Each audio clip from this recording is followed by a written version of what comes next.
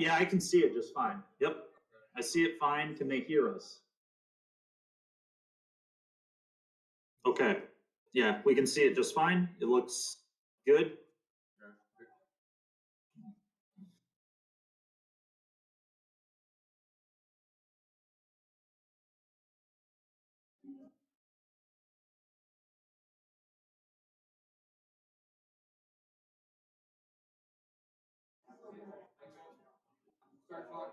All right, I'm talking. Can you guys hear?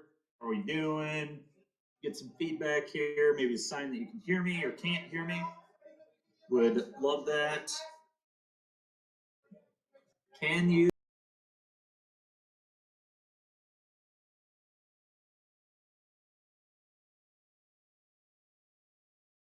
Can they hear? Yes? Sure. Cool. All right. Start talking. Okay.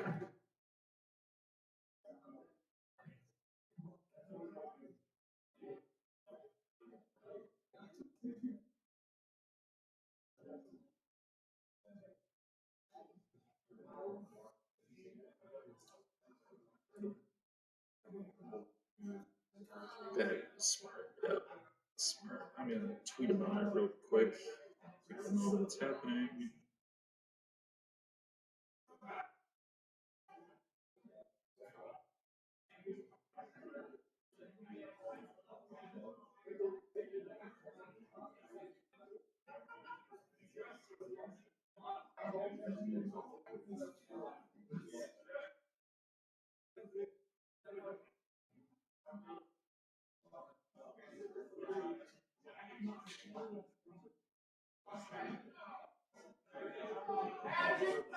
Pairings for round one have been posted. Please go to your table, but do not stop.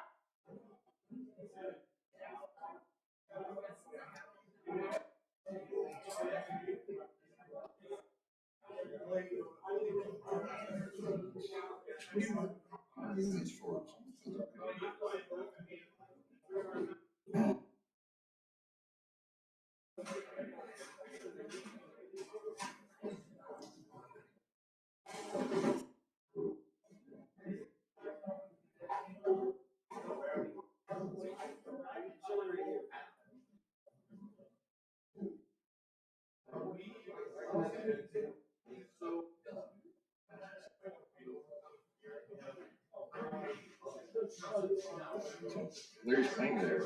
Yes, he is indeed playing today.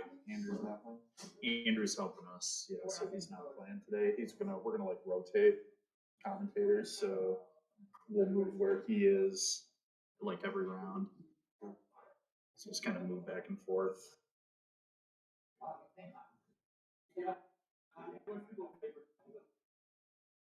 So they're getting parents for round one up. Yep.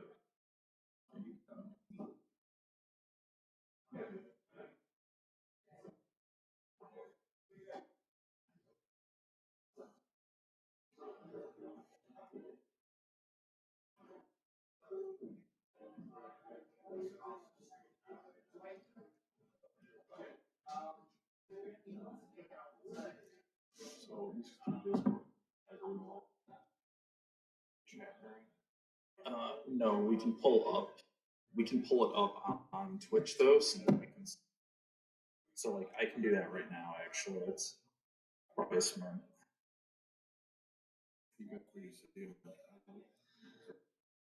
All right, hello everybody, and welcome to our live RPTQ coverage today at Galactic Toys and Games here on Alpine. I am joined by teammate, fellow RPTQ winner, James Johnston. How are you doing today, man? Pretty good. A little sad I can't play, Yeah, but yeah. it's still fun. So I get to hang out, watch some good Pioneer games. It'd be good. Yeah, bittersweet for sure not being able to play in these events, but you know, I'll take winning an event any day. So not too sad about it. It looks like we're actually going to have Larry Fields. I'm pretty sure those are his hands shuffling up over there. Almost positive. So we got Larry Fields, and he is going to be on the Rakdos Indomitable Creativity deck, which kind of took off last weekend. It had some good finishes in some online events, and since then, it's also had some pretty good results in some RPTQs. I don't know if it's won any, but I know a good friend of ours. Oh, there goes Larry's deck. But a good friend of ours, Chase Masters, top board an event with it as well, and he and Larry were discussing it a little bit this week. So that's what Larry's going to be on. I know the decks aren't up quite yet, but we'll get those up in a moment. And as far as his opponent, I think I recognize this shirt here. I forget his name, but also a pretty strong player. We'll get the names up in a moment. The deck lists up, still getting things finished, getting set up. But James, what do you expect to see today? What decks do you expect to see? What do you think of Pioneer? Things like that. Well, so Pioneer's a pretty great format right now. It's kind of similar to Golden Age Modern, where there's 20 decks that are playable. Yep. There's obviously like a top tier. That being said, a good friend of mine, Steve Hamilton, I used to grind with a lot back in the day. We're at a smaller event now, and so we call this Steve Hamilton rules. Whenever you're playing like a small local event with 100 players or less, you're gonna have at least a few players that just show up with literally whatever they want. So it won't be an entirely defined meta game here today. It's something to watch out for. Yep. I know Larry's been working on various Rakdos builds, like Rakdos midrange, Rakdos sag for a long time. He was tuning those quite a lot, so to see him change decks after all that work, he must think pretty highly of what he's playing today. Yeah, it's pretty much all he's played in Pioneer actually, are just these Rakdos decks. So, hopefully he'll have a good weekend. Obviously, a teammate of ours. Unfortunately for us, a friend of ours, but yeah, hopefully he does well. Okay. But yeah, this is going to be a sweet matchup. It's Joseph. I'm not even going to attempt the last name there. I'll probably mess it up. But Joey D here, and he is a pretty solid player. He's on Mono Green midrange. He actually top 8'd the one that you won at the Gaming Warehouse. Yeah, he was on the Mono Green Devotion list. And Yep. I beat him in the semifinals. That's right. Yep. So he was in top 4. He was in top 4. Yeah. Yep. So this will be a good matchup here. What I understand, this matchup's just kind of a race.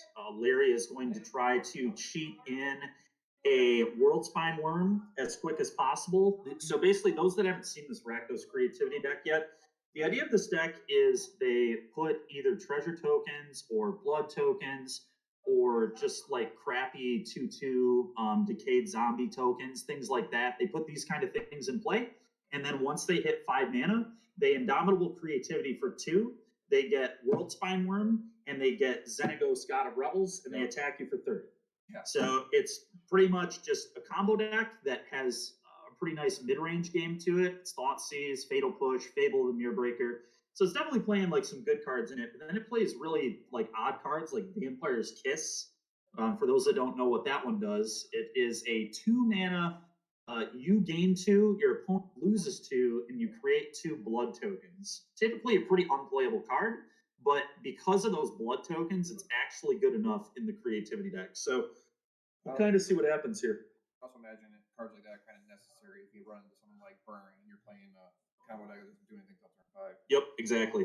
So Joey leads on Elf, and Larry does not have a removal spell, so that's a little unfortunate for him. Joey really wants to get on the board here. He either wants a Kiora or a what's the name of the 3-mana creature? Troll. Yep, that's the one. Yep. Okay. Well, this works for Joey too. So he's already representing 5 mana on turn 3, which could be a turn 3 Cavalier. It's exactly what Joey wants to do. So Larry really wants something to deal with this Elf next turn if he can help it. Would like to keep Joey off the board. That's hard to get the 3 on turn 2 also. Yep, it is. This Oath, Joey's resolving this Oath here. What's he going to take? Thinking about it, so he's got options. It's never a good sign. All right, so he's taking the Troll. Interesting. Probably good for Joey because Troll just is going to let him start pressuring, and he wants to end this game as quick as possible because I do think Larry has a bit of inevitability.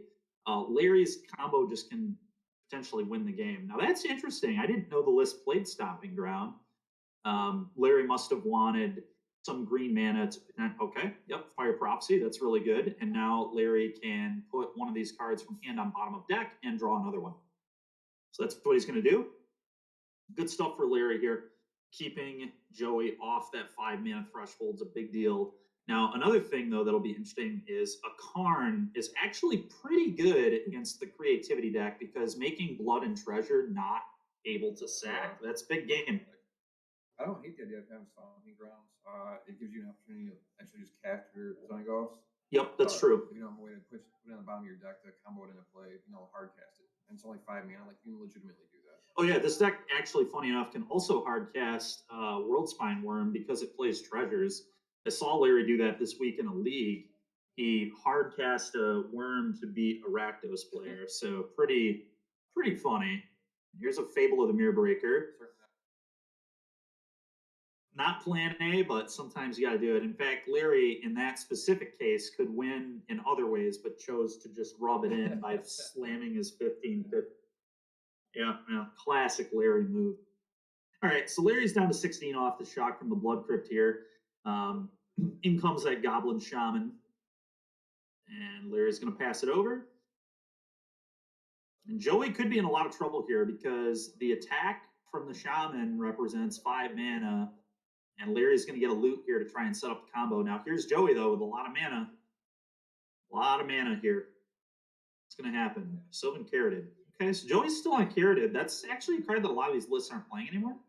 Well, 5 mana. Yep, here comes Cavalier, I assume. Oh, it's a Karn, and that's actually a lot better because making the treasure not able to sack for mana is a big deal. And we'll see what Joey gets. I would imagine it is going to probably be God Pharaoh's Statue, but we'll see. God Pharaoh's Statue is really going to be rough for the Creativity deck because that means you need 6 mana, right, to do the thing. Yeah, you would need 6 mana to even get 1 creature. So you would need 7 to get the 2 creatures. And there's 2 green mana floating. That's an awesome thing to add to the screen there. Thank you very much. I wonder if he's going to first grab an artifact that he can cast this turn for 2 or less, or if he's going to try and go for something bigger for next turn. Yeah, I think I would just set up for next turn, but I'm not the most experienced green player. Sure. So the reason I don't like this is now we're forcing the Karn to have to minus next turn. And if our Karn gets like Dreadboard or something, we can't get that God Pharaoh Statue, right? And I feel like Statue is just a massive, massive card in this spot. Whereas I don't think the Shadow Spear matters that much, I guess. But who knows? Well, so the Shadow Spear, though, gives lifelink. It So he does. gets a couple hits in, because the combo hits him for 30 damage, right? It does. So if maybe he's just trying to get his life total above 30? He could be, yeah. And I mean, he did get to play it there. Maybe he's just not thinking the Karn is able to get killed. Maybe he's just not respecting Dreadboard. I personally would respect Dreadboard there. You have no idea what Larry's list 100% looks like. He's Rakdos. He could easily have thrown a copy of Dreadboard in his main deck. There's nothing that would say that he didn't do that.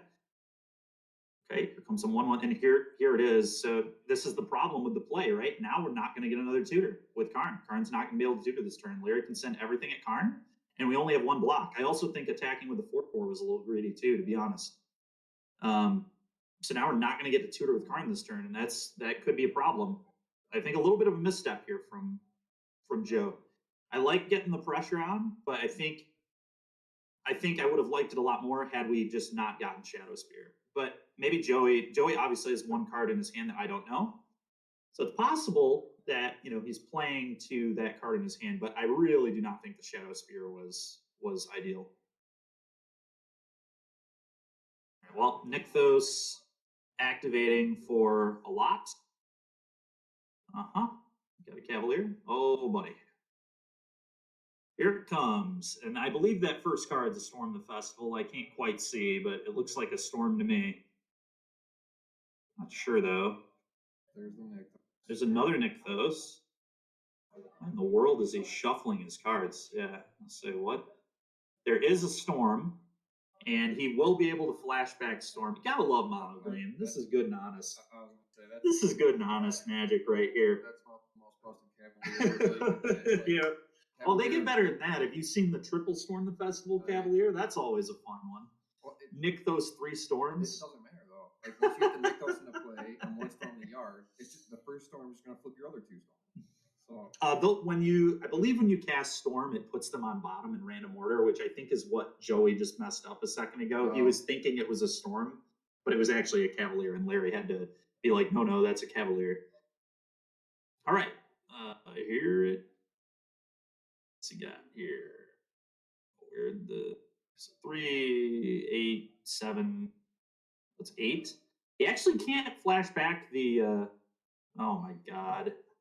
All right, so he had another card in hand, which is why he did not go get the God Pharaoh statue. I still think it was a little bit of a misstep, to be honest. But I really hope he gets it now. Just get the God Pharaoh statue.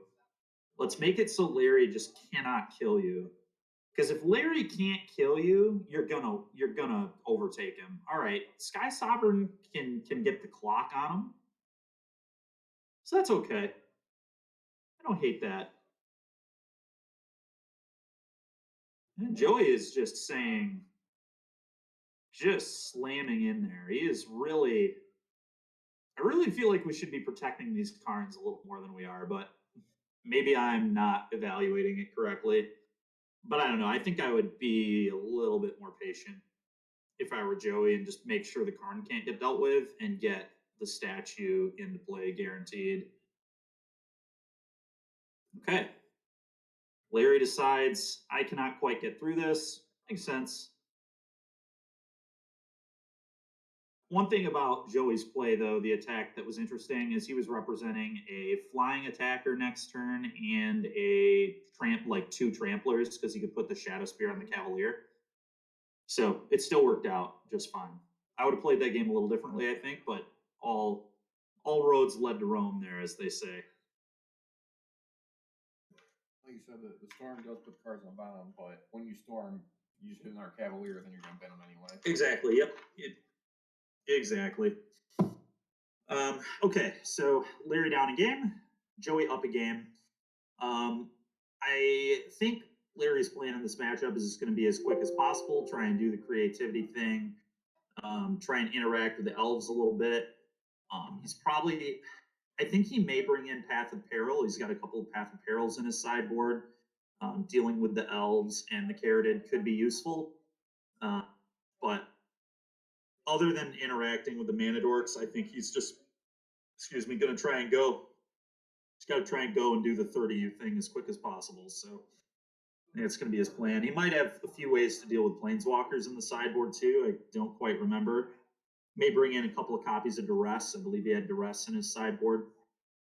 But Joey probably won't sideboard at all. The mono green deck often has like two or three real cards that they sideboard, and the rest of it's a Karn package. So I don't expect any of Joey's cards were for creativity matchup. So I imagine he's just going to resubmit. Yeah, I mean, when you're playing Goldfish deck like that, you really don't need much of a sideboard. Yeah. So looks like Larry's ready to go. Presented the deck. Joey's still shuffling up. I would have said before the match started that I thought the creativity deck may have been a little bit favored, but maybe I'm wrong on that. Karn is really good against them, and the turn one elf draw is like so dangerous. Just always so dangerous. The fact that Joey won the die roll here was huge because turn 1 Elf was able to live for a turn where it wouldn't have been able to live for a turn had he lost the die roll because Larry had the 2-mana removal spell. So that did make a lot of a difference in that game, I think. At least a little bit of a difference. Now Larry is on the play. So he is going to try and execute his combo. Yeah, the mono green deck is just absurdly fast, really consistent. It's Pioneer Tron. Yeah. Really. I mean, it really is. It's super busted. just a crazy mana deck. It has insane amounts of mana. I've been watching a buddy of ours in the Discord has been playing the Black Splash. I don't know if you've seen that one yet. They loop Ugin's Nexus and Vraska plus. So they plus 4 mana Vraska to sack Ugin's Nexus, which then gives them an extra turn.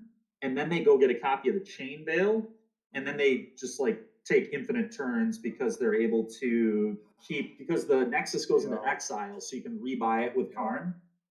No, it's very cool. It's actually, at least, it's one of the more interesting ways that mono green kills you.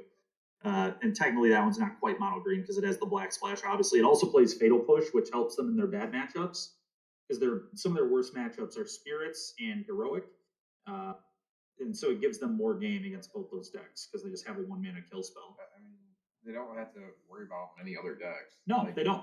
It turns out just winning turn 4 or 5 of every game. Right. It gives you a good matchup. Yeah, and Fatal Push gives them a lot more like leverage even against like Phoenix too, because Thing in the Ice and Shredder can be real problems, but if you can just deal with those in a really efficient way, that's really good. I love the versions where, because like all you're just trying to play ultimate, so how cool I get to play Nicol Bolas. Oh yeah, they're almost all playing one Bolas now, which is hilarious. Yeah, very funny. Plus they can storm into it. Exactly. Yeah. It's just good honest magic. Yep. And you gotta love that the Nicol Bolas can activate Karn's ability or Kiora's ability too. So it's just more copies of Karn and Kiora potentially. Very, very funny. I agree. I've enjoyed that innovation, to be honest. As ridiculous as it is, it's pretty funny. All right, 1 mana. It's another Oath. Joey is having a pretty slow start here, which is good for Larry. This is what he needs. Yeah, honestly, pretty much the best you can hope for as an opponent mono green is that they spend the first few turns just spinning their wheels well. Yeah. Oh yeah. That's like the worst draw from them. Yeah, he didn't even play. So this is like, Joey has had a super slow draw. I'm surprised he kept this hand, to be completely honest. No mana accelerant on turn 1 or 2. Makes one what he's got. Yeah, I mean, it's pretty obvious, I would imagine, what he has. He just has all plain. He's probably going to go Kiora into Cavalier, would be my guess. That's my guess as to what is going to happen. I assume next turn is Kiora, the following turn is Cavalier, but we'll see. Probably got multiple payoffs. That's a Vampire's Kiss. Larry's giving him a smooch.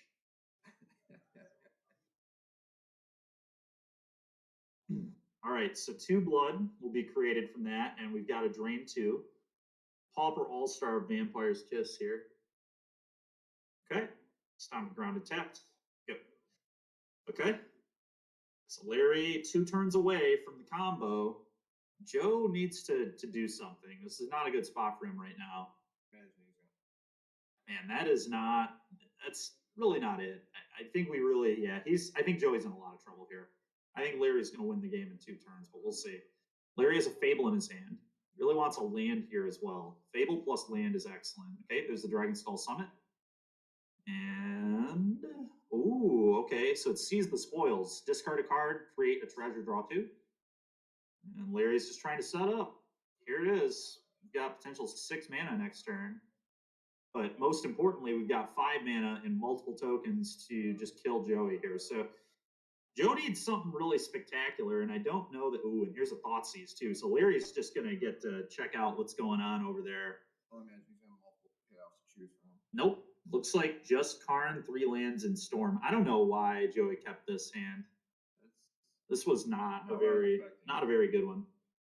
But anyway, it was going to be a tough game for Joey anyway, being on the draw. I think play draw in this matchup is huge. It's obviously always like good to be on the play in Magic typically, but in a matchup like this where it's just kind of racing, I think it's much more important. It's Forest to go. Sure. All right. Well, if Larry has it, he's going to win right here. Is there creativity in hand? Even without a land, he would win. Yo, he's got it. Here it is. Larry's tapping confidently. Boom! Creativity. 30U. Good game. And maybe Joey doesn't know what's going to happen to him yet. I guess he just, yeah, no matter what, you would force your opponent to show it to you. Just because you never know. Your opponent might have boarded one of them out. Yeah. I know there was like a pro at like a KCI event one time that just like always boarded out of their win condition and everybody just conceded because the deck took so long or whatever. Yeah. So it's just like leveling people all weekend long, just board out the win. Yeah. This is smart by Joe too. Yeah. You see, I assume like most people, he's not super familiar with creativity decks. Yep. So he's just looking through. Cards there. Yeah. That's smart.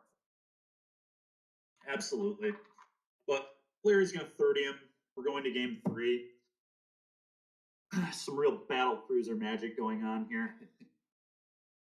Real battle cruiser stuff going on. All right. This has been a very quick first round for us going into game 3 already, and it feels like it's been about 15 minutes tops. So yeah, unfortunately for Larry, he's going to be on the draw now. I do not think that necessarily bodes well for him, but I will say Larry is a Fatal Push Thoughtseize deck, so like he can kind of hope to set up. He can kind of interact with Joe, whereas Joe almost can't interact with him at all. Almost not at all. Karn's like one of the only ways that Joe stops what Larry is doing in any facet at all. Right. So I think it's super important for Joe to get a hand like what he had in game 1. You want to go Elf into like 2 more mana effects into bombs. You just want the bombs as quick as possible. You'd obviously like a Karn, but you would accept a turn 3 Cavalier. Another thing, way Karn can interact that could be good is if Joe's already getting ahead on board and like he's about to crush Larry, he can start plussing Karn. Yeah. Nuke all of his blood and treasure tokens. Larry has nothing to sack. Exactly. They can't combo. Yep. Very important interaction for sure, the plussing of Karn in this matchup. But I also just think Larry, like Godpharaoh's Gift is so good against Larry's deck. So good. Yeah, he doesn't have 50 mana like Joe does. No. The 2 mana attacks will be absolutely huge. Especially if he also cannot activate artifacts. If he like can't use Lotus Petals and just has to spend like 6-7 mana on his cards, it's gonna be really hard to win the game.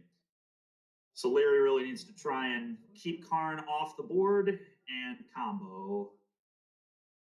And Joe just needs to be quick. I think the only way he's going to win this game is going to have to interact on turn 1 or 2 to slow Joe down. Yep. And then beat him. Yep, for sure. So we'll see how this game goes. It's been really quick, really interesting, honestly, so far. I don't know. Interesting might be the wrong word, but they haven't been like, there's not been too much thought in most. I do think game 1 was kind of interesting with the Karn minuses. There was a lot of decisions with the Karn minus. Game 2 was really just kind of a beating. All right, Larry's just taking a quick mull. He's not going to keep a hand that he doesn't like, and Joe is keeping another 7. But after what he kept in game 2, I don't know that necessarily means his hand is good. So we'll see. I guess in game 2, he was just leaning on Oath and hoping Oath would find elves or something, but that's clearly not what happened. Yeah. Clearly not what happened.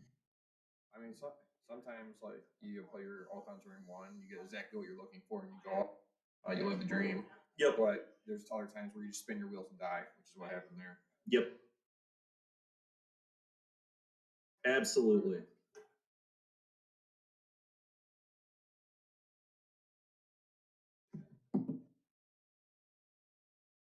See what Larry's got. Hopefully something better. Hopefully something about as good as his game 2 hand. That's what he really wants.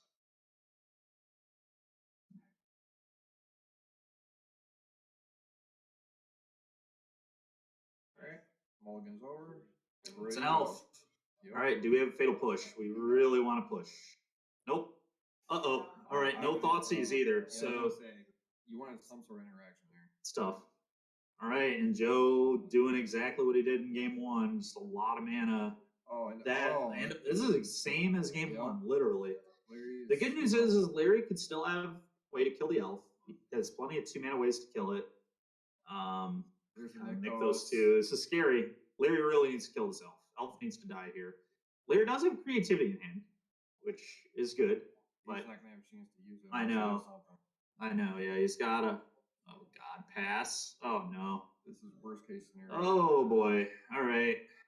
I'm expecting Cavalier here. No Cavalier. Maybe he's no. He's just adding devotion more before he activates. That's all. It's possible. He doesn't quite have enough devotion yet to. Some more devotion. Yeah. So he's just not. Wait, what? Oh, okay. He still has the Nykthos in hand, but he only has one other card, so it looks like Joe is missing the payoff. He doesn't the payoff. He had all mana, no payoff is kind of what or maybe he had Storm. He couldn't Storm that turn because he only had 5 mana. So maybe his hand is Nykthos Storm. That would be my guess. Yeah. If I were playing from Larry's position here, I would expect Joe's hand to be Storm the Festival and the Nykthos that we obviously know about. Honestly, Joe should have played the Nykthos. I have no idea why you would. Oh, and there it is. A go blank. Huge. It was 2 lands. Why would you not play the Nykthos instead of the Forest there? I don't know. Really bad play. Oh. Oh God. All right. We just need to hope for Larry's sake that he doesn't get top decked. I think Larry is in a favorable position. Oh my God, it's a Cavalier. Are you kidding me? Oh man, dude. That warrants an eye roll right there. I'd be rolling the eyes if I were playing this game. I'm not gonna lie to you. I'd be pissed. Jeez, oh Pete's, dude. That is so ridiculous. All right, well, at least he didn't hit.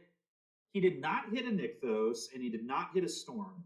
So Larry, if he can get 2 tokens into play here, he can still rep an attack for 30 on the next turn. And he's not going to die. Larry's at 15, and on the other side of the board, we got 9, 10, 11. So Larry will not die to Joey here. And it looks like Larry has a Seize the Spoils, which could give him 1 token, but he needs 2. He also has a Fable, which technically represents 2 tokens, because it makes a 2/2, then you attack and get a treasure. Problem is, we need 2 lands here too. Okay? What's he doing? He has an Urborg. If I'm Larry, I'm just playing Fable and hoping Joey turns the Cavalier and the Old Growth, because he very aggressively attacked in game 1. Okay. He's seizing. He's pitching a land. Okay.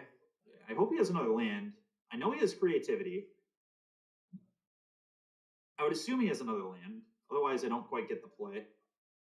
He does have another land now, for sure. He has a swamp in hand that I see. What's he going to do? He's got a treasure.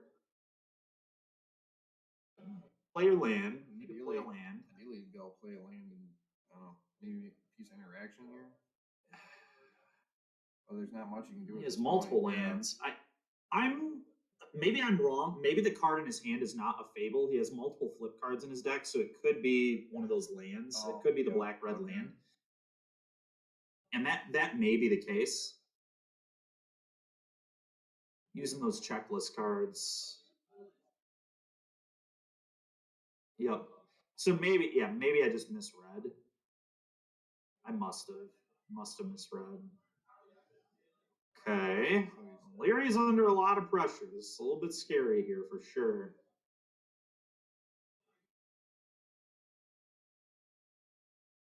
But, Larry, if he has a way to get another token for 1 mana specifically, if he has the zombie spell, Rotten Reunion. If he has Rotten Reunion, he can eat a thing, get a zombie, and then creativity for both creatures in 30. Oh my God, dude. Oh my goodness, man. If you Blood Moon and Urza's Mine, it's libraries, Urza's Mine. That's how it works. That's rough. Hopefully Larry doesn't get too, he couldn't have done anything about this game. This is rough. I mean, you go blank, you hellbend your opponent, they just draw 2 perfect cards. It's rough, but that's the life you live when you play Thoughtseize go blank decks. Yeah. You know, I mean, you're signing up to potentially, like, if you're going to lose games, this is how you're going to lose a lot of your games, is to the top of your opponent's deck. So, but I do think, I think that's pretty much a nail in the coffin here. Although I will say Joey not plussing there is a little loose. I actually hate not plussing Karn here. Because because literally the way Larry can still win this game is Rotten Reunion, land drop 30, and now Joey can still lose to that. Joey, if he kills the treasure, there are not 2 tokens, so Larry would not have had the out that I just talked about. But now Larry can still win the game if he has Rotten Reunion or some other way to make a body for 1 mana, a treasure or a blood. He could still win. And we were talking about that right before game 3. Yeah, how you could do that to cut him off the combo. Yeah. So here we go. Joey has given Larry a shot. Larry has a chance. We need Rotten Reunion land drop. Gotta be Rotten Reunion. And Joey has no blockers, so he will die to 30 damage. Yeah. Shadow Spear lifelink wasn't enough this turn. No. Shadow Spear here didn't make a lot of sense. We needed to plus the Karn. Plussing the Karn, I think, made it impossible to lose. I really do. All right, so Larry trying to figure out. So I would take it he does not have Rotten Reunion, or this would be pretty obvious. Which, again, I think that's another one of the strengths of the Mono Green deck is, Tron type decks, they really often, they don't punish play mistakes. No, you don't need to play perfect when you play a deck that's that powerful. I mean, similar kind. It's a little different with Phoenix because that deck is just like a million decision points, and I think that deck really rewards type play, which is why I consider that to be the best deck in Pioneer. I think like really good players on that deck are really gonna thrive. But I kind of feel that way about like Rakdos Sack is kind of that way too. I feel like a lot of people who are having success with that deck are very, very good Magic players. Oh, the creativity for how much? Just one? Oh, he creativity the Shadow Spear? The Cavalier? He creativity the Cavalier. So those were the 2 targets. He creativity his own thing and Cavalier. So he needs to hit World Spine Worm, and then he would have a blocker, and he could potentially live. So he needs to not flip Xenagos. Flipping Xenagos is game over. All right, he did hit the worm. So in theory, he could still win, but the problem is Joe can just minus this Karn and go get something else. Also, Joe can just move the Shadow Spear now onto an elf and have lethal. So, because Larry, I believe, is at 4. Maybe I'm wrong about that.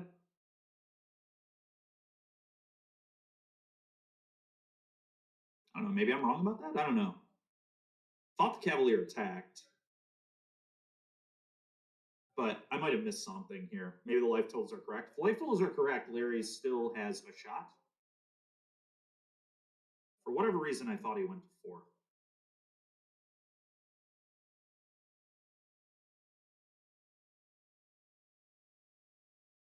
Oh, either way, we'll see what happens. Larry's given himself a chance. Tried his best here. Hard. You gotta. If you feel for him, I feel for Larry here. I know he's had a couple of events that didn't go his way the last few weeks, and there's nothing he can do about this game. Literally nothing. He played his best. He had a good sideboard plan. The Go Blank lined up beautifully, and his opponent just drew 2 perfects off the top. Like, what can you do? And I feel like we've talked about, I think Joey made a couple mistakes too, and unfortunately for Larry, not going to get punished. But like you said, that's the nature of the battle cruiser decks. Sometimes is you don't have to do everything perfectly, and that's a good reason to play those decks. Yeah. Right? Like, if your goal is trying to queue, just play the deck that gives you the best chance to win. And Mono Green is definitely a very powerful deck. Very, very powerful. If your options are 2 decks, they're equally strong. One, you lose if you misplay. One, you don't lose if you misplay. Pick that one. Yeah, you'll play the one that you don't lose. Yeah, exactly. I hate Mono Green the deck, but I don't blame people for playing it. No, of course not. No. And it obviously, like, when any deck rewards you for like doing everything right too. So like players who played and then also don't make mistakes are like obviously much more dangerous than the guy who is making a couple small mistakes here or there. And the thing here too is like Joe's mistakes haven't been massive, and like Right. this is like Right. a matchup that he probably doesn't know. So he probably was not thinking, "Oh, my opponent can go land Rotten Reunion, kill me," right? Because Rotten Yeah. Reunion, who was thinking about Rotten Right. Reunion, right? In constructed ever. But it's a card now that you have to respect and think about because Yeah, that's the thing is Joe's a good player. Like I know Oh, yeah, he's I play in the solid. top Yeah. 4, but like you said, creativity is not a deck everyone's super familiar with. no. And I'm at a bit of an advantage because I've watched Larry play the deck. I've played against it in a few leagues because I stream 7 hours a day, so I play a lot of matchups. And I've seen this one a couple times, so I'm probably more familiar with it than other people would be. Okay.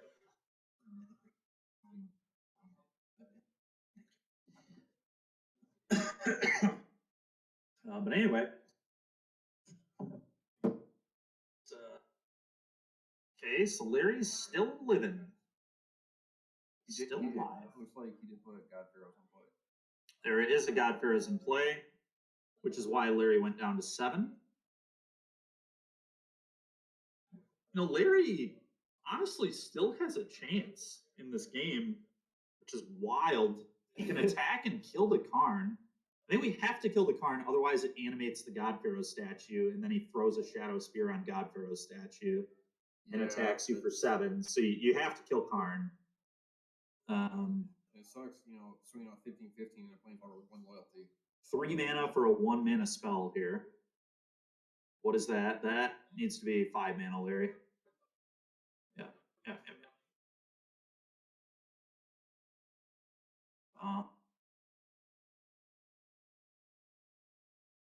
Oh God, Larry went at Joe. I think I saw him point at Joe. You better have a way to deal with this Karn. We have to kill Karn or we lose to it plussing on God Pharaoh's statue, I think. Okay, he went at Joe. All right, Larry, we need a way to kill that Karn. I think Fire Prophecy, can Fire Prophecy go at walkers? I don't think so. Okay. It's creatures. Okay, that one might just be, oh no. Yeah. Oh wait, Larry, you know what? Larry might have Cake Command. If Larry has Cake Command, he can win this game. Because Joey would plus on the God Pharaoh statue and attack, and then Larry has exactly, looks like 5 mana. So Ken's Oh. blockers. Well, if he equips Shadow Spear to trample. So he's going to need Cake Command, but he might have Cake Command. I don't know. Oh, you know what? I just saw Larry's hand. He has Deadly Dispute. So he can Deadly Dispute off the World Spine Worm and then get a treasure and get 3 5/5s and put all of the 5/5s on the statue, which would make him not dead. Larry actually still has a really real shot to win this game. Oh my goodness. Storm off the top here too. Yeah, okay. Oh man, another Karn. Joey is drawn really hot right now. Well, the good news is Joey did not plus his Karn first though, so he doesn't really get to utilize the second Karn as much, unless he can somehow combo off here. But I don't think his devotion is anywhere near enough to do the thing right now.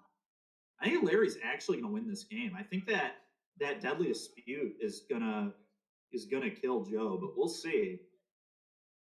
Wild comeback here from Larry if he does win this game. Really, really well done. A few turns ago, it looked like he had almost no chance. Yep. And it's crazy because Joe's drawn really well too. Super well. Yep. Larry's done a really good job of rolling with it here. Okay. Now, the second Karn is. It's only 5. It's only 5. That's not that much. Is that a troll in the forest over there though? Oh, it is a troll. I missed that there's a troll under the forest. You're right. So it's actually 8. Yeah, so 8. 8 mana. Okay. A good sign on manage your mana. No, it's not. Cavalier.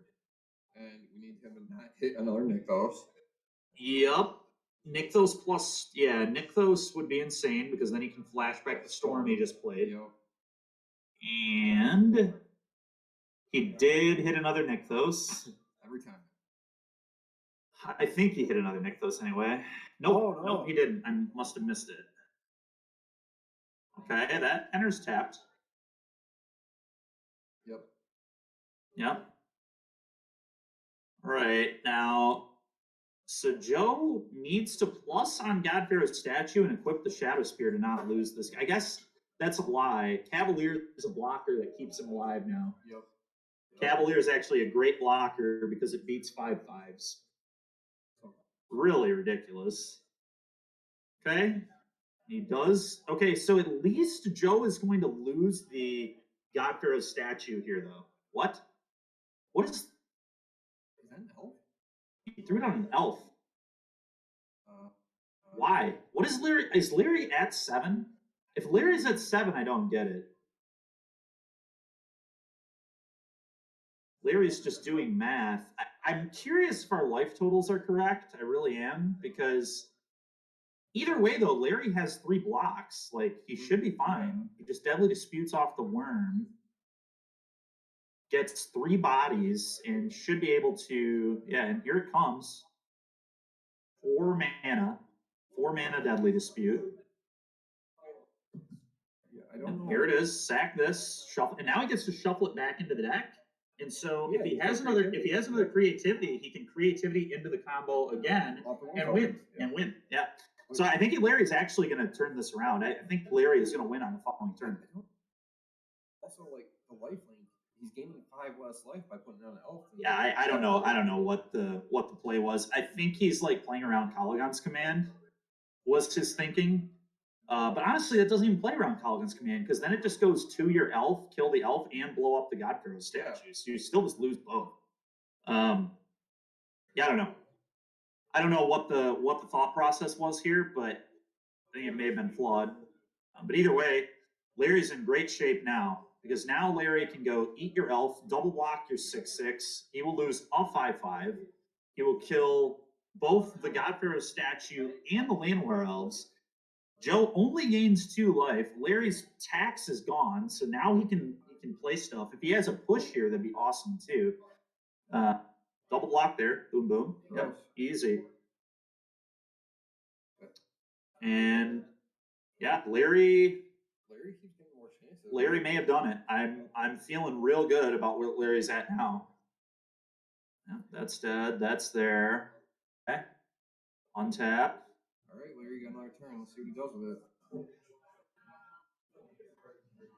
This was actually a pretty interesting game, I will say. This one actually gave us a pretty in-depth game. A lot of turns. I was gonna say, I thought this game was gonna be over very quickly. Pretty back and forth stuff. Does he have it? What are we doing?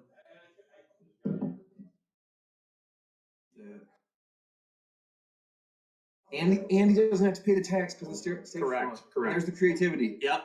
So way. Larry's gonna win. Larry is going to win the game. Pretty awesome.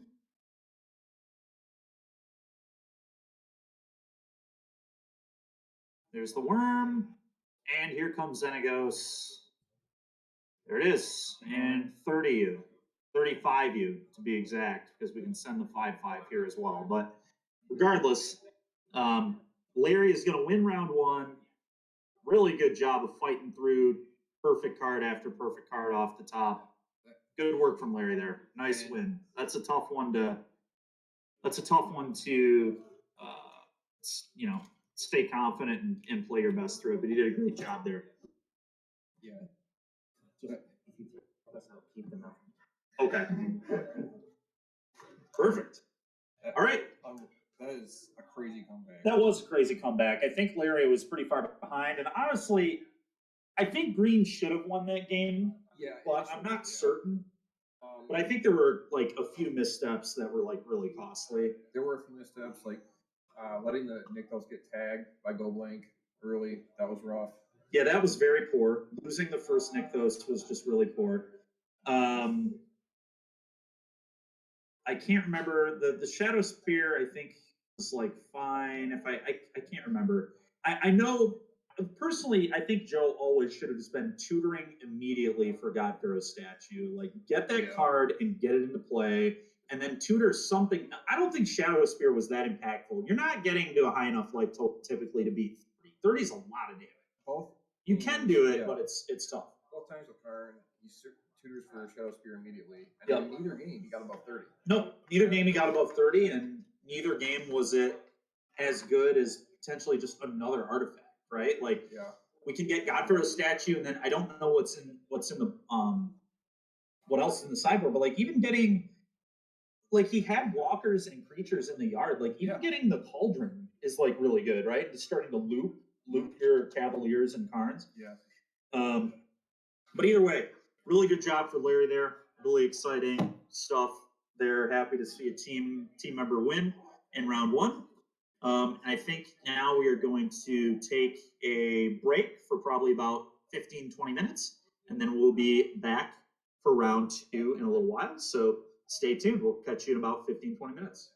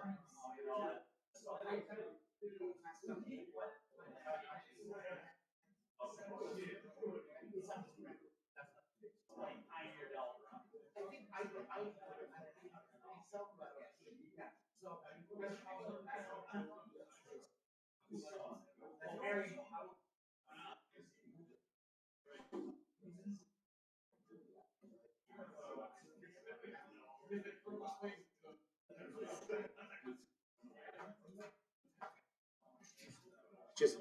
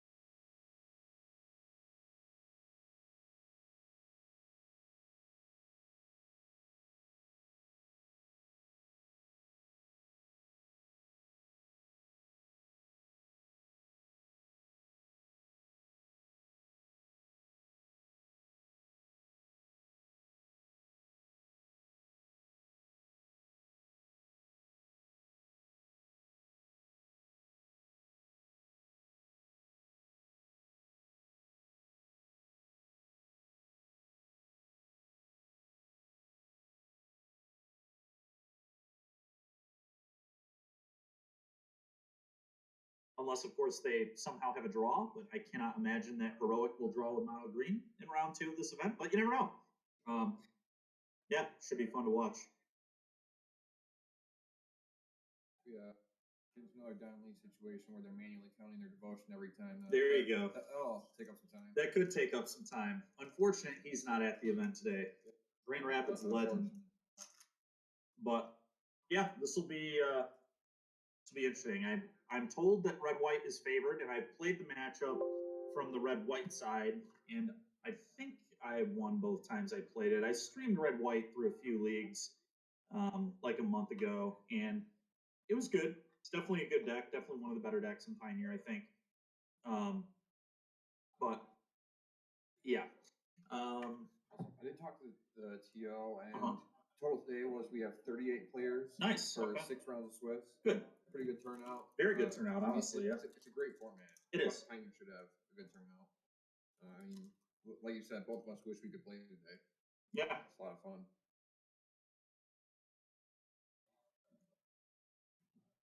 There's Giganta. Typical Heroic card. Yeah. Well, These two, I mean, being that we're teammates, they know what each other are playing. I don't know that they know exact 75s, but. And typically, like, just revealing Giganta really doesn't give you that much information because there's so many decks doing it. There are a couple different Giganta decks in this format. Same thing with Modern, too. A few different decks that can play Giganta.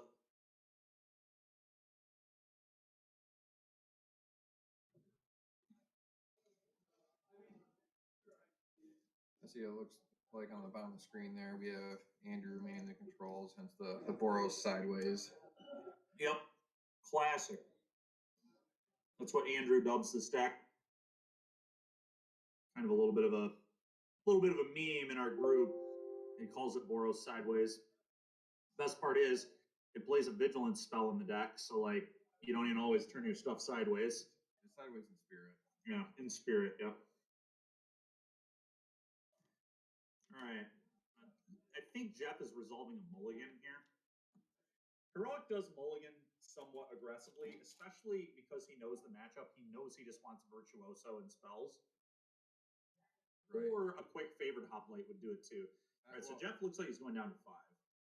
Well, also he knows he doesn't have to play around Fatal Push with Aussies.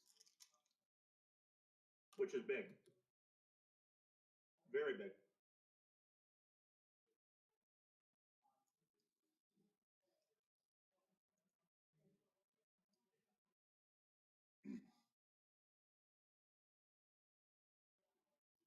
Unfortunate for Jeff that he's going to 5, but this is definitely a deck that can recover.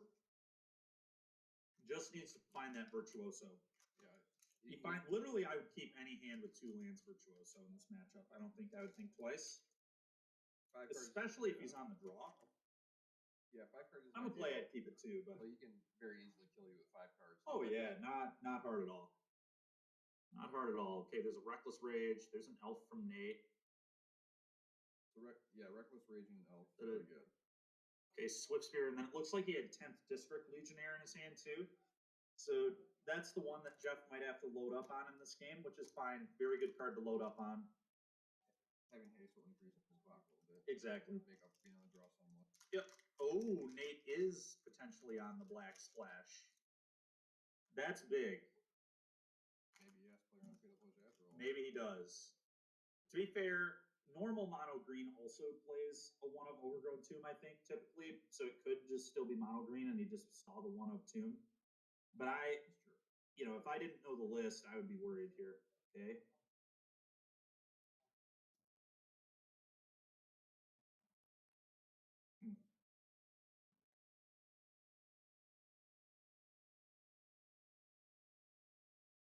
Yep, there's the Reckless Rage.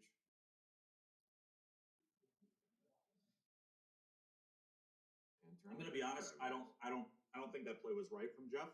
I would have played the 10th District and just not attacked. Well, the problem is like killing the troll is great, but he's actually not slowing down because and you're giving him mana. Yeah, you're speeding him up. You're actually just making him more explosive. Yeah, you don't need to ramp green. No, and also targeting Swift Spear just sucks. That's like one of the worst creatures in the deck to target with your spells. because you don't get any, it doesn't stay. The value doesn't stay, right? So like we're not getting permanent pumps. Like if we waited a turn and just Reckless Rage on the 10th district, it would get buffed forever, not just one time. Right. I will say though, Jeff kind of battling with his own mana situation, which is awkward for him. Actually, no, he had 2 red sources. So yeah, had he played the Legionnaire, he could have just like double raged. That's a storm. That he ramped him into too. Yep, exactly. Questing Beast and Nykthos. My goodness. All right. Questing Beast is a card. It is. It's also a card. Yeah. Yeah, Jeff's in trouble. What?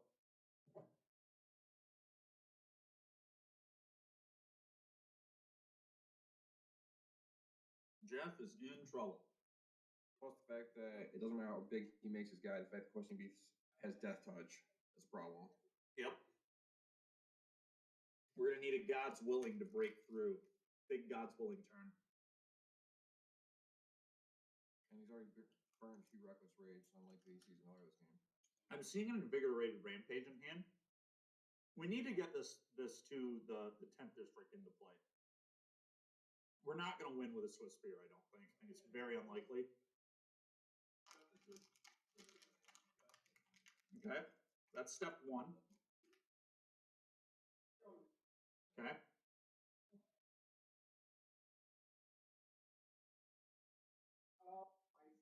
Yep. God's Willing, pro green, get a scry. 2 scries, actually. 1 from God's Willing and 1 from the 10th district. He must have liked what he saw on top. He only took the 1 scry. Okay.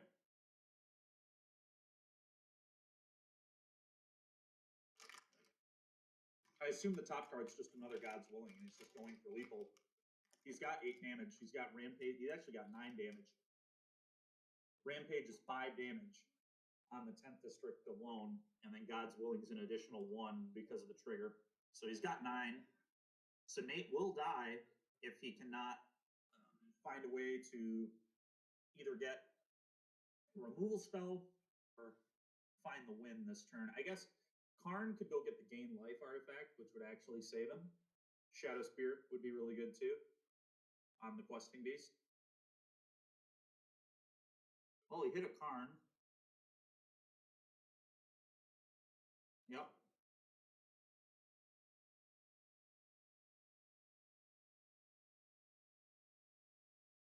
I don't think he'll be able to cast it this turn unless he gets some crazy hits on Nykthos, etc. But he could also get a Meteor Golem, which can block. Yeah, I think what he's going to do here is just grab Shadow Spear. That's what I would do. Shadow Spear, throw it on the beast. This is a situation where grabbing Shadow Spear makes sense. Right, because he's not going to get hit for 30. Oh, he grabbed Sky Sovereign. That's even better. Yep, kill your guy. Actually, though, oh, God, I think Jeff can 7 him. Yeah, Jeff can only get in for 7. And it wouldn't matter anyway because Sky Sovereign can block through a God's Willing, so Jeff's in big trouble.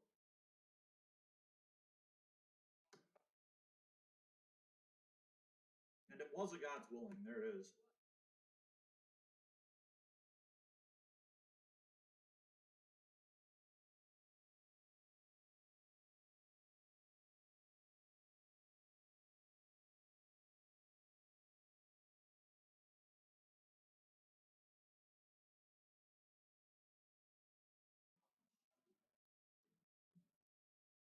Yeah, I'm not certain, but I think Jeff over-evaluated killing the troll this game.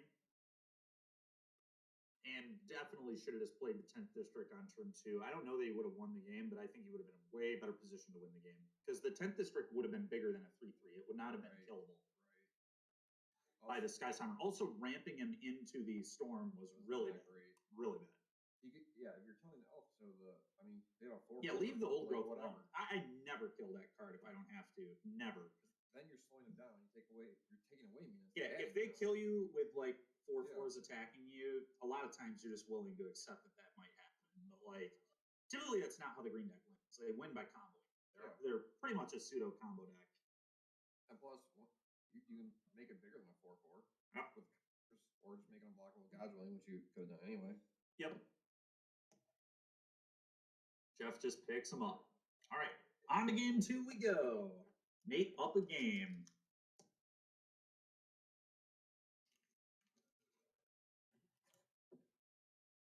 Yeah. No, I mean, you know, Game we one- actually keep talking, James. Game I'm one gonna is- get rid of some deck lists here. all right, yeah. Game 1 is Mono Green's best game. Because they don't have a sideboard anyway, so they're not game much in games 2 and 3. But often they're gonna have the extra edge. Combo decks always have the extra edge in game 1 against a non-sideboarded opponent. Yep. Absolutely. Real quick, I'm trying to find these deck lists. There's Jeff. Yep.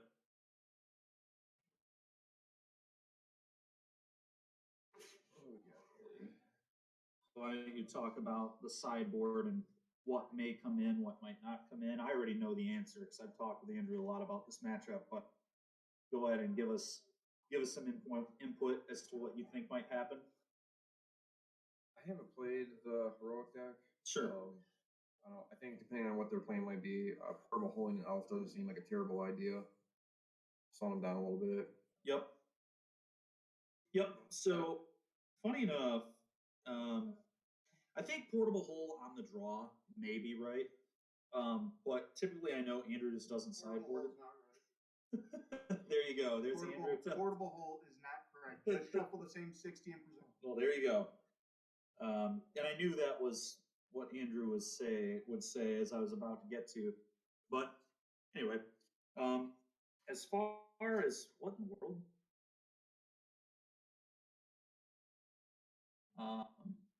Oh, I see. He wrote his sideboard up. Okay, I was trying to figure out what was going on. So he's got Treasure Vault, Tormod Script, Shadow Spear, Pithing Needle, Grafdigger's Cage, Damping Sphere, Heart of Kieran, Godpharaoh Statue, Meteor Golem, the Chain Veil, Sky Sovereign, Cauldron, the Great Henge, Too Voracious, and he is just on mono green. Yeah, I don't think he'll sideboard. He might bring in Voracious Hydra, but this, yeah, They will bring that in. we'll see. Yeah, you're right. It was just the one of Overgrown Tomb. Yep. Okay. Oh, here we go. Keeping 7 would be a lot better for Jeff also. It would, yes. Having more resources is obviously always good. But yeah, there's very little talk about the sideboards here. Mono green may bring in Hydra. If they don't bring in Hydra, they're bringing in nothing.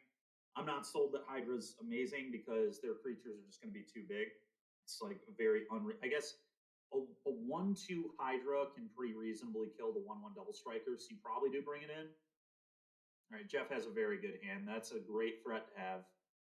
And again, another racing matchup going first is huge. Going first is absolutely massive, yeah. So Jeff just wants to start going in on this as quick as possible. Really like a Reckless Rage here. God, do we not have a land? We don't have a land. Oh boy. Jeff might actually be in trouble. Keeping the one lander was dangerous. I get the logic behind it though. You had one of the best threats in the matchup and you got to redraw. The deck does have a surprising amount of cycling. Oh, yeah. spells. Oh yeah.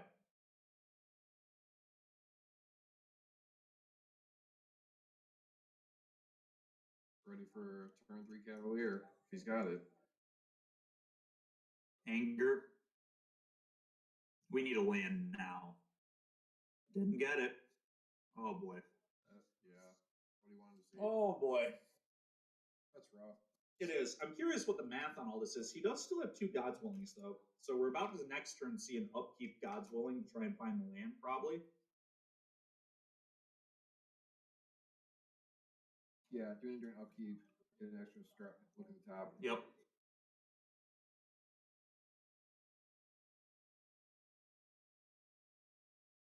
But Like top light's pretty big. No turn 3 Cavalier. Yeah, that's huge.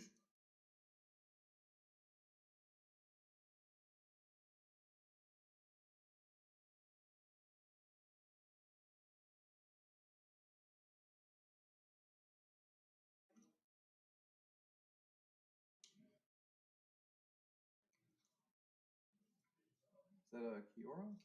Yep. Okay. Yeah, there's a die for it. I couldn't figure out what it was either. The art is interesting. Maybe it's just where the die is. Made it hard to tell. Either way, looks like Jeff missed the land again. He made a mistake not upkeep God's Willing in there, I think. Unless he has, like, maybe he has Defiant Strike. Yeah, it's Defiant Strike. Draw a card.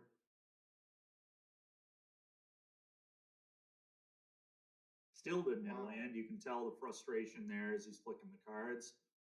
Maybe if you're Nate, you block.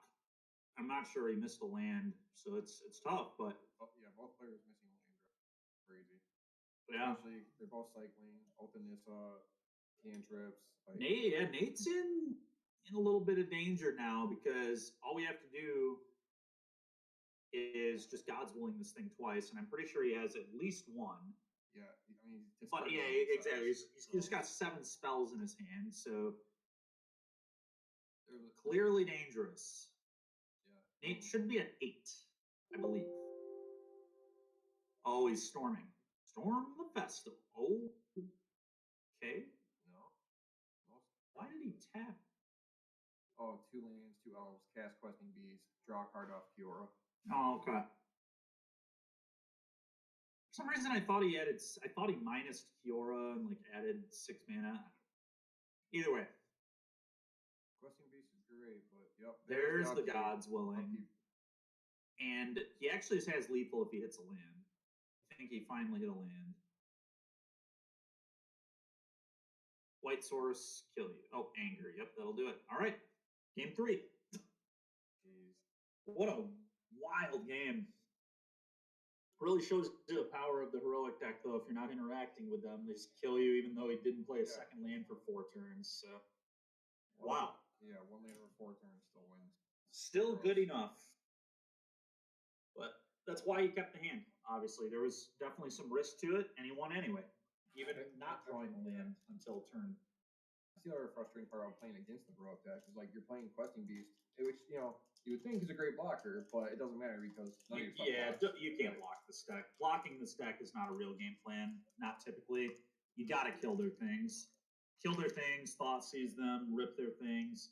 Just try and keep them off the board, I think, is the best way to approach this deck. Again, sideboarding is not really going to be a thing here. Maybe portable pulls from red white, but almost certainly, no.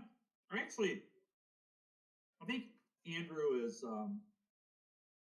I don't know. I don't think he respects it enough on the draw. I think it's way reasonable on the draw. I don't like it on the play, but I think having a way to deal with a dork is pretty relevant, especially when your main game plan is play a virtuoso. That's like your best threat.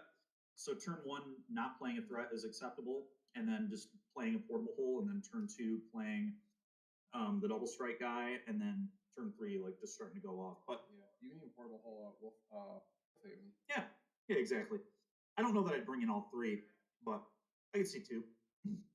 I think Arcanist is nonsense. That's a very bad card. I would not leave an Arcanist personally. I don't know that Andrew is even playing Arcanist anymore, though, so that might be part of his reason he resubmits. Actually, I think Jeff's playing the same list. I don't agree that Dreadboard should be in this matchup. I think it's way slow. But regardless, There's nothing else inside we can bring in. yeah, it'd be portable hole, probably about it. If you were worried about the Hydra, maybe you'd bring in Fight as 1, but I think it would just be 2 portable hole for 2 Dreadboard. That'd be what I would do on the draw. Honestly, maybe even on the play. I don't think Arcanist is very good against green at all. The recursion is nice, but like a 1/3 swing on turn 3 is not excite me. No, it's terrible.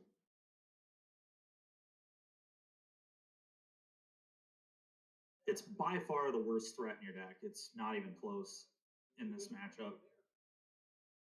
I think, honestly, I would probably say it's the worst threat in the deck in general.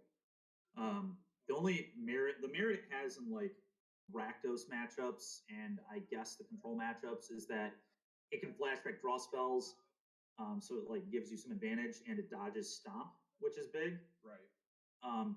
But against control, like giving them all, like it just doesn't pressure them very hard, which is awkward. You don't want that game to go super long because their deck is constructed to go really long. So you'd like to kill them fairly quickly, but In any case, Nate starts with an elf mulligan count. Funny. Yep, so Nate's on a mold of 1. Or not mold of 1. He's mulligan 1, so he's on a mold of 6. The old turn 2 Kiora. Jeff had a turn 1 Swift Spear. Nate should be at 19, right? I think. Yeah, not for long. Yeah, obviously. Well, yeah, it depends if Jeff wants to pressure the Kiora, but it looks like he just goes at Nate. So, okay. All right. Is it Cavalier time? Sure could be. Sure could be Cavalier time. 5 mana. It's Cavalier time, I think. Seems quite good. Oh, voracious. We just double the counters on this, right? Or is that red mana up? And then, okay, it was red mana, so we just fought it off. Yeah. Okay, so what's Jeff do now? He needs another threat. Here it comes. Nope. Uh-oh.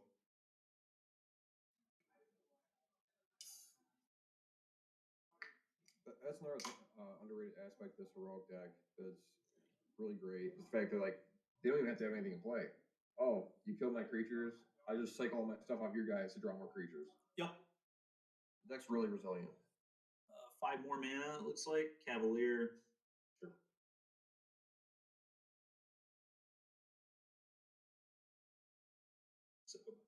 So we can't be sure. I don't know what was in his hand, but I think Nate, if he had Cavalier last turn, he definitely should have Cavaliered first. Swift Spear is like the worst threat post board against you, unless Dread Horde's still in the deck, and that's an even worse threat. But I don't know, maybe he's thinking like you're not gonna have a lot of opportunities when they don't have white mana up to protect. that's true. That was obviously what he was thinking. I think I would have certainly gone Cavalier first though.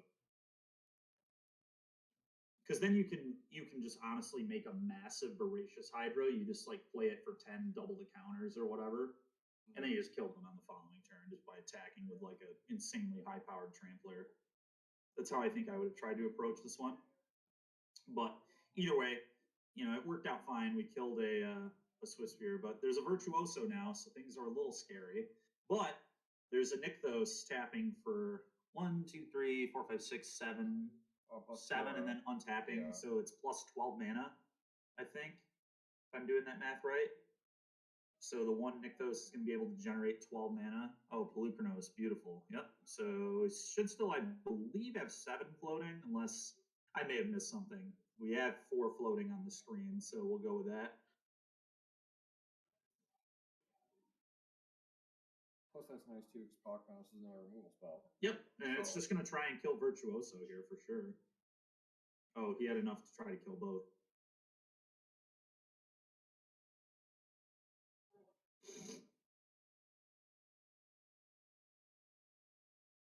Yep. So Jeff's going to save the Virtuoso, which is obviously what you would do here. I will say a bit of a misstep here maybe from Nate. I wonder if he was supposed to attack before performing all these actions. I don't know. Because now he can't really get an attack. I guess he can get an attack in because he has 2 creatures. We definitely want to attack. We want to get some damage in. You've got to close the door. Sitting back doesn't really do anything. Yeah. What? Did Jeff not block? Jeff just didn't block. Isn't that indestructible? It's pro-green. Yeah. That's a mistake. Okay. So Jeff took 5, 6, 7, I believe. So should be at 8. Fine strike. Still not very big, and Nate's at a pretty healthy life total at the moment. Getting bigger. Wait, we discarded a Rampage? Why? We have another one? Why would we ever discard a Rampage? That confuses me. I feel like that's the type of card we're going to need to win the game. He must, yeah, he has another one in his hand.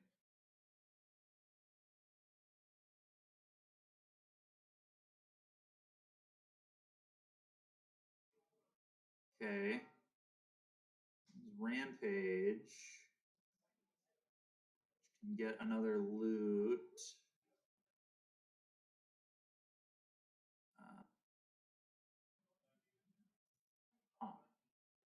I'm losing track a little bit of what has happened here. It was a 1-1 at the start of the turn, so I'm confused how it could have 3 counters on it. Unless somebody missed a counter on the end step. I discarded a land on the end step. I thought he did too, so I'm pretty confused why this has 3 counters. Very confused, in fact. Did he flash back a Homestead Courage on it? That's what he did. He flashed back the Homestead Courage on it.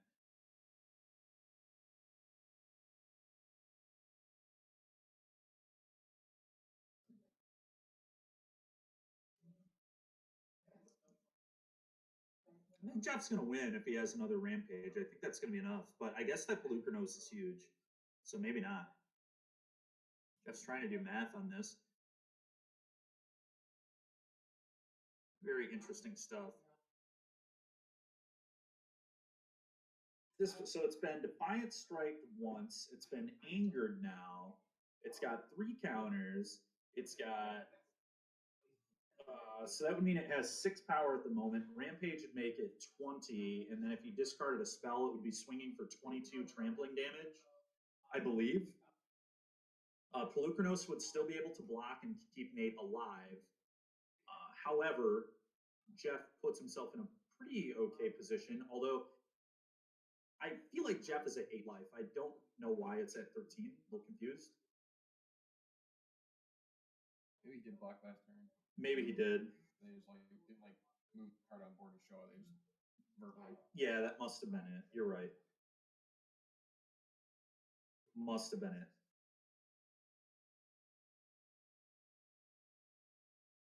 Mark Virtuoso is a messed up card. Very good. Very good card.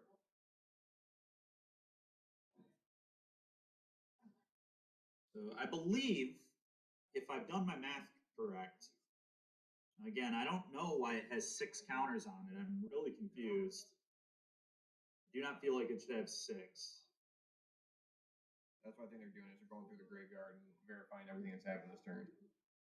It's really hard to keep track, but I feel like that's too many. It should be swinging for 22 was the math that I did, and I think that was right given what was being shown, but I don't obviously know for sure.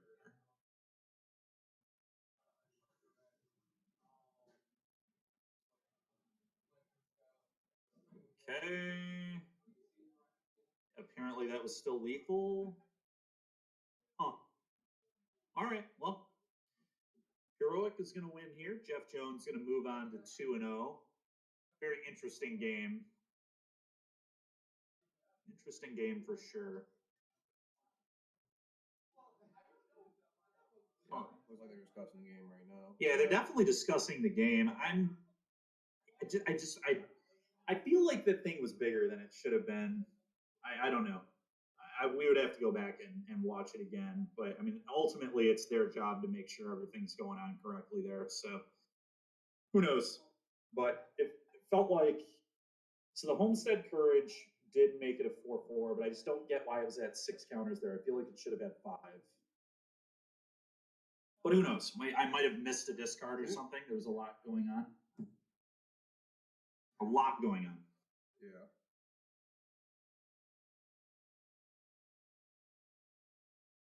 Okay.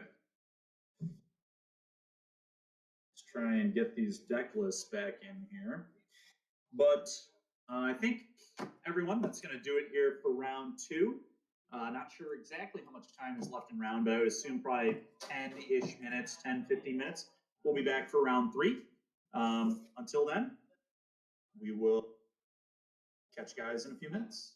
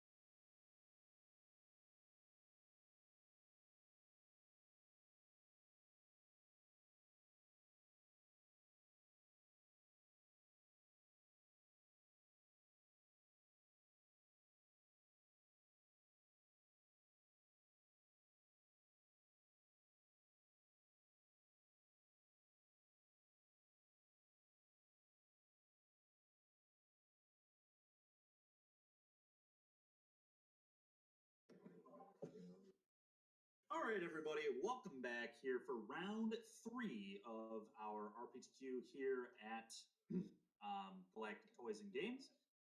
This round, it looks like we're going to have Noah Huizinga. I believe he is also playing Mono Green Devotion. So we get to see that yet again. By the way, just to let everybody know, last round, Nate Kainz did win the match. Jeff did not have enough for lethal and was going to die in the crackback. We had the life totals incorrect on the screen, which made things a little confusing for us. Jeff did indeed forget to block. So he was at 4, not 13. And he was very dead on the crackback. The Virtuoso did not swing for lethal through 10-10 Blue Chronos. So Nate Kainz is 2-0 this round. Larry Fields is also 2-0. Jeff Jones is 1-1. He'll have to try battling back. But here we've got another teammate, Noah Huizinga, yet again, Mono Green Devotion. A very Noah deck. He loves big mana decks, big Tron guy in Modern. And we'll be figuring out who his opponent here is in a moment. But I saw a Concealed Courtyard. Does that mean something interesting is coming? I think I saw a Sky Sovereign. So I think it's going to be Grease Fang versus Mono Green here, but we'll see. I think I saw Grease. Yep, makes sense. Yep, there's Perihelion. It's definitely Grease Fang. So we're going to have Grease Fang versus Mono Green. I think a pretty close matchup, to be honest. Karn's really important in the matchup, but sometimes you just can't even get to Karn before they Grease Fang you. I'm not sure if this is, it's probably Abzan Grease Fang, more than likely, but there are other builds of Grease Fang, obviously. And once we get the names up here, I can pull up deck lists too. So we'll get that in a moment. Honestly, Noah's deck list, it's not going to be too exciting. I think it's probably going to be almost exactly the same as Nate's because I think they're both playing Dewey's 75. But the Mono Green list is pretty stock at this point. it's stock, and they just like don't sideboard, right? It just it's just what the deck does. It just kind of does its thing, and it looks like it's actually Mardu. And are they both 1-1? Looks like they're both 1-1. Okay, so loser here probably dead for top 8, but you never know. Possible that an X2 or so would make it in. Yeah. Like that, X2 sneaks in. Exactly. You never quite know for sure. So we'll kind of see what happens here. Also interesting because 3 matches in a row, and we've yet to have like the really interactive deck featured yet. No, we haven't. A lot of battle cruiser magic, as you would say. So we'll kind of see what happens. But I mean, honestly, that's a lot of Pioneer does have a lot of like busted. There are a lot of busted decks. A lot of people try and do. Like Noah's on a mulligan here. I believe.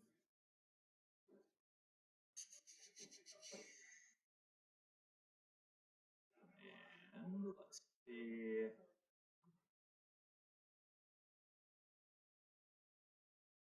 It's like he found a hand that he might like. Yep, bottom's a card.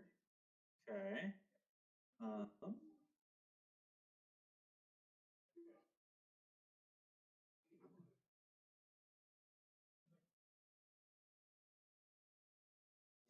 Okay, and so give me 1 second here. Okay, we've got an Oath. It's Oath of Nissa in play here. And Noah finds, it's like, is that an elf? Elf got killed, maybe? Yeah, Fatal pushed. Here we go. All right, there we go. Sorry, chat, we had to use my phone there for a moment. Okay, looks like a Seasoned Hollowblade. Pressuring Kiora here.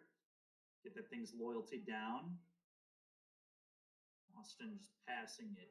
I think I was watching Austin test this yesterday, actually. So the deck he's a pretty big fan of.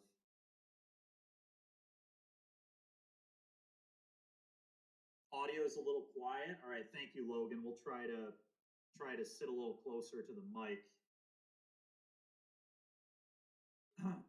Okay, Kiora in play at 4 loyalty. Here comes Old Growth Troll. Let's draw a card. Draw a card. Yep, Noah. Not gonna miss that. Looks like he has a Nykthos in hand too. Yeah, that's coming to the party real soon. Untap a land, play. Okay, he has Beseiju in hand. That's the only reason you would make that play, right? So that's a huge sell to Austin that there's a Beseju in Noah's hand. Either, or at least bluffing it. At least bluffing it, yeah. Most players would not bluff. Okay. I feel like most players in this situation would not bluff, but there are some really, really high level players that would just minus to bluff. But I think typically you're not going to bluff that. And you're only going to bluff it too if it like makes sense. I think in this case, I don't know that bluffing would have made that much sense. We'll see if he uses it on the Fable. Ramping your opponent's awkward, but Fable's a very powerful card. I kind of like blowing it up, to be honest. I don't want my opponent getting any sort of manipulation, but I guess saving it means you can beat. Saving it means you can beat a Parahelion coming into play. The Parahelian's already in the yard. Yeah. And blowing up a Parahelion only stalls it for one turn because they just do it again the following turn. They have a Hollow Blade in play, so it's just always going to be in the yard. Okay. I think things are looking pretty good here for Noah. Kiora, Old Growth, Nykthos, both. So Nykthos is tapping for currently 5 mana. Here it comes, 5 mana. Cavalier time. Time for a Cavalier, perhaps. Maybe. Let's see. No, I think definitely ahead in this game. It's Pelucranos. Draw a card. Yep. Draw a card. Untap the Nykthos. Do the Nykthos. For 7 now. 7 mana floating. And there's a Karn in hand. I think there's a Storm in hand too. It might be a Carroted. I can't tell. Although I think we're just going for Karn. Yep, Karn. Uh-oh. This isn't where Austin wants to be. There's a 3-1 versus a 5-5, a 4-4, and a Karn right now. So we also have a 2-2, but the board here not looking great for the Mardu player, Austin McD. We'll see if he can come back here, but looks to be a very bad situation. Seasoned Hollowblade, name of the white 2-drop that's in play right now. Really just a discard outlet. We'll see what he gets. Is that a... Oh, it's a crypt. Yep, makes sense. Just get the crypt. Make sure no nonsense can happen. Yep, pass it. Next turn, he'll go get God Pharaoh's statue, probably. Who knows? You can get whatever you want next turn. I mean, this is... I think Austin is going to really struggle here. Sky Sovereign killed a Karn. Okay. Well, there goes Karn. But the issue here is that... Crypt is great because you don't need mana up or anything. No, yeah, I mean, that's just going to sit. And the problem now is Pelucranos is just going to run rampant on this board. It is going to get massive. We have a Nykthos activation for 7, then we can untap it and do it again. So we have 13 mana here. Oh, and we had the Storm. Here comes Storm. Add more devotion. Exactly, yep. We're going to do this first. Oh, a Bolus, yes. So now we get to Kiora the Nykthos twice. Yeah. Can I read that, please? What's Nickel Bolus do? What's your Grixis Planeswalker do, please? Oh, this deck's great, man. Mono green playing a Nickel Bolus is just one of the coolest things that's going on in Pioneer right now, honestly. It's pretty funny. He's not added devotion, but he is dangerous. You're correct. He does not add to devotion, but he is dangerous. Oh my god. Oh my god. All right, well, here we go. Ah, yes, flashing back, Storm the Festival, of course. Yep, another Karn and a Cavalier. Now our Bolus can do the Karn thing. I think as long we can untap this Nykthos again. I don't know if we can do it twice, if we can untap lands twice here, but I think we can just combo off with the Chain Veil. Oh. Cavalier into another Nykthos. Yeah, Cavalier hits another Nykthos, and I believe if we can activate the Nykthos here, the game is going to end, because what's going to happen is the Chain Veil is going to come in, and they think we can manage to combo off from here. Even if we can't like combo off, just activating Bolus multiple times, edicting your opponent, all sorts of awful things going on here for Yep. Austin. Even if you can't go infinite right now, I don't see how Austin is coming Oh, back. there is no way. There is the chain veil, as I thought. Yep, here it comes. And now we get to activate the chain veil. So now we can activate all our walkers an additional time. Why not? And we can also untap the chain veil and then do it again if we have enough mana, Yep. which I think we do, but I'm not certain. All kinds of nonsense happening right now. Yep. A lot of bolus activations incoming. Yep. Untapping Nykthos and Nykthosing again and chain veiling again in the near future, I assume. Here it comes, yeah. Why only spend 20 mana on one turn? Yeah, exactly. I've seen mono green have over 100 mana in a turn on turn 4. So that can do some really nice stuff. Good healthy play patterns. Yeah, good healthy play patterns indeed. Okay, Karn's gonna tutor. We're gonna go get, yep, and I think Noah's just gonna win the game this turn. Yeah, he's gonna just loop. Yep, demonstrate the loop. Go to sideboard. Yep. This is absolutely ridiculous. Holy moly, dude. Untap Nykthos again. Yeah, just hard to keep track of. Yeah, 14 green mana floating, it looks like. And so now I don't know if we have any more walker activations here, but I assume we do. We can untap the chain veil, give them all another activation. We can minus and he's just, Austin knows he's dead. The Kiora and the Karn are starting to loop. We also have a bolus that can sack itself to untap it. Just ridiculous. Just completely ridiculous. But yeah, effectively infinite mana there. So yeah, all right, on to game 2 we go. Greasefang did not look particularly good in that game, I'll tell you that much. Mono green just doing what mono green does, just doing the thing. Yeah, 3 rounds in a row we've seen mono green do his thing. Yep. We've seen consistently. This is the 3rd time we've seen mono green. It's currently 1-1 on stream. It probably should have won round 1 though. Probably, So, if Noah wins here, we probably should have seen it win every single round. If you're playing in an RCQ or any Pioneer event really right now, you need to account for mono green. Oh yeah, it's one of the 3 best decks.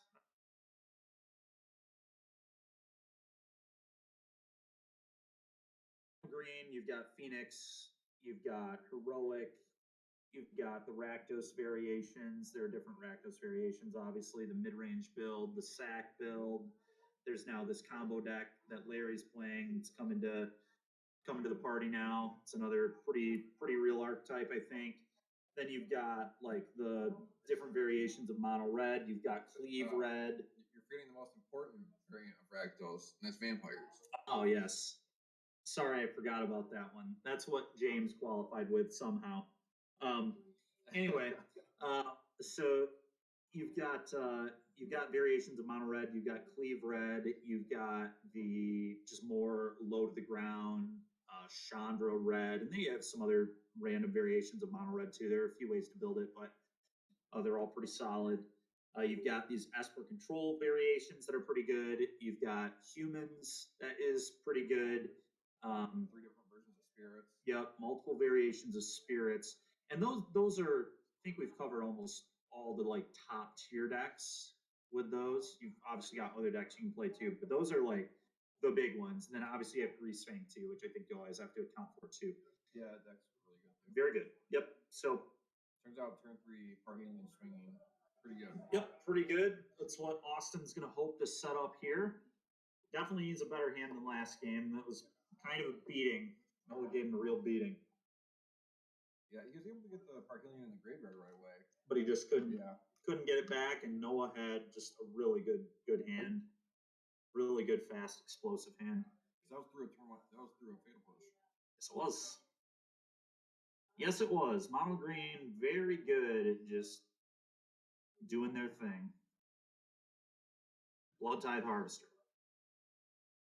So that could kill the elf next turn. Yeah, very good card, but Lets you pitch a Perihelion and kill elf. So it sets up nicely for a potential. Okay, that won't play a troll, so that's nice. 2 mana, Wolf Willow, yeah. Willow Haven, tap this. Play an Oath. All right, well, we need to kill this elf now because this represents a turn 3 Cavalier. So we're gonna need to kill elf or and turn 3 Nickel Bolt. Yeah, it could. It could wrap a turn. You're right. I forgot about the classic turn 3 Nicol Bolas out of mono green, but you're right. That could be what's coming here. So if you're Austin, next turn's very likely going to be pop my guy, kill your elf, play land, maybe play a 2-drop go, hope to pitch Perihelion into the graveyard, and then Grease Fang it on turn 4. The scary thing is we can get Karn, though, even if we kill the elf. So we need to hope to dodge Karn. Now, looking at Noah's hand, it does not look like he has a Karn. So he will be in big trouble to a Perihelion. And there goes the elf. You could also Thought Seize the card. Hopefully tag the card with Thought Seize and then put Perihelion in the yard. And there's the Perihelion. I thought I saw it in his hand. It looks like he has a Thought Seize in hand too, which is pretty nice. Does he have a Grease Fang? And does he have a land is the question. Oh, there's the No, card. there's the Karn. All right, and this hand's really bad, honestly, from Noah. He's just going to have to play a big Hydra here, I think. Not that big. Doesn't have. Yeah, no, it's pretty, but it doubles. So what? It's a 4/5. Oh well, QB was a pretty reasonable draw for him. A good one. Gets some pressure going and lets you play a much bigger Hydra next turn. Like, much bigger Hydra. Also missed a land drop. Austin did miss a land, so he needs a land. Found it, and here's Grease Fang. Yep, you Yep. knew it. Yeah, here it is. So get this back, 13U. Noah goes to 7. I think Noah's going to lose this one. It's going to be really hard to beat this. The Perihelion goes back to hand. You can fight the Grease Fang, but it just doesn't matter because then you get aided in the air again. So Yeah. this is an easy 21 through 2 turns here. The Voracious Hydra's not going to save him. No. Not even certain that card should come in this matchup, honestly. I don't think I would bring it in. I mean, If Grease Fang did the Yeah. thing, you lost. Like, if it's you know. sorcery speed. You're I don't know. not- Maybe it's fine because, like, I guess the argument behind bringing it in is hopefully you have a Karn in play, and then they can't do the thing, and then you kill it with like Karn protecting you from the crew thing. So then later they can't like deal with your Karn and then kill you. So maybe it's fine. I'm curious what we cut for it, but I think you're just trying to do your thing. If you're the green deck here, I imagine we're dead. I have no idea how Noah can, but maybe he can. I don't know. Okay. That could do it, I guess. Cavalier has reach for the Angels. It does. So I think he needed to like hit another Nykthos there. Oh, he has another one in hand. Yeah, he has more in hand. But he only has 1 land drop here, so I don't. Oh, he needs to hope Austin blocks. Oh no, Austin. No, dude. I still think he wins anyway, though. Did Noah play a land that turn? I think he did, yeah. Okay. All right, game 3. Yep. More battle cruiser magic today. A lot of battle cruiser games today. Turns out when you get mono green every single round, this is just what happens, I guess.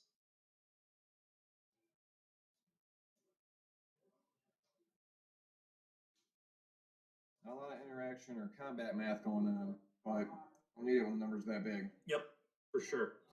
All right, so Noah's on the play. I think that's a big thing for him.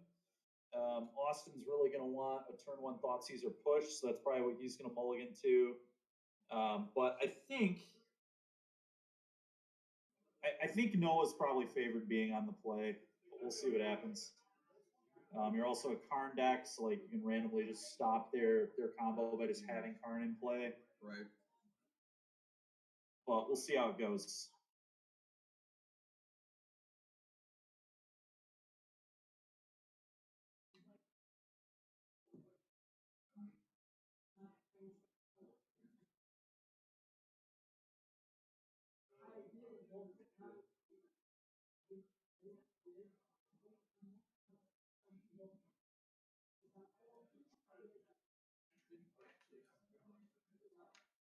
Let's see if they both keep 7.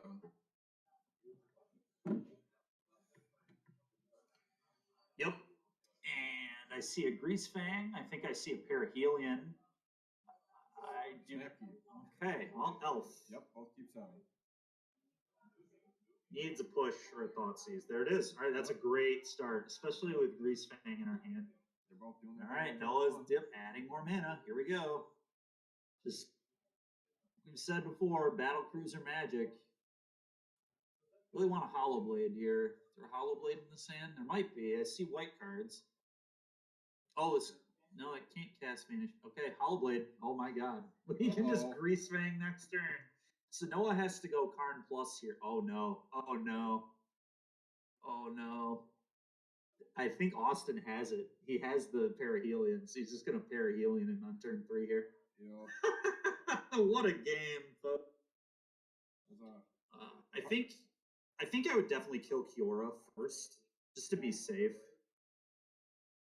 I'm not trying to let my opponent have a bunch of mana here. I would kill Kiora in 5, Noah. Personally.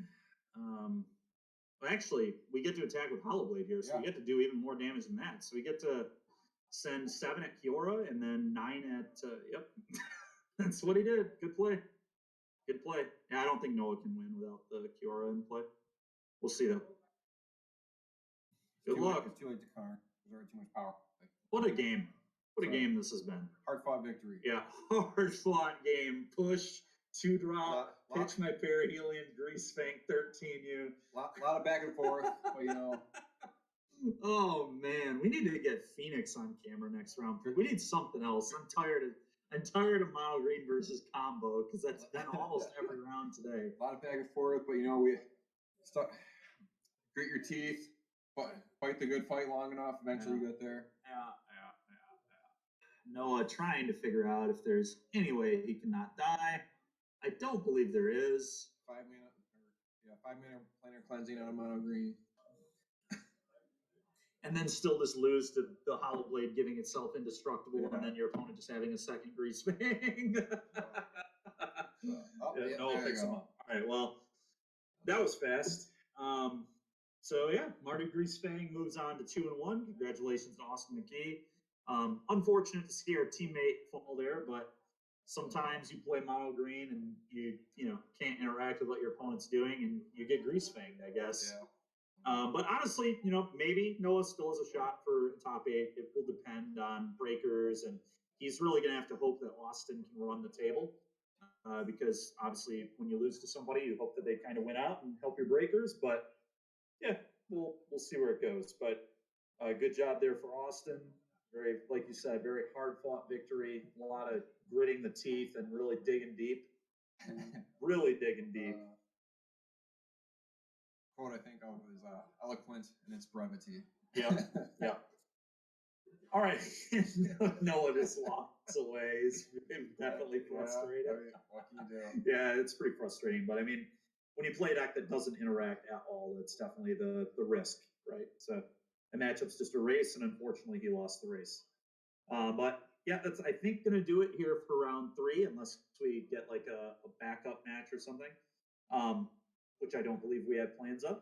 So we will catch you guys for round 4 in probably about 25, 30 minutes. I think we've got quite a bit of time left in this round that went pretty fast. So we'll see you guys in about 25 minutes.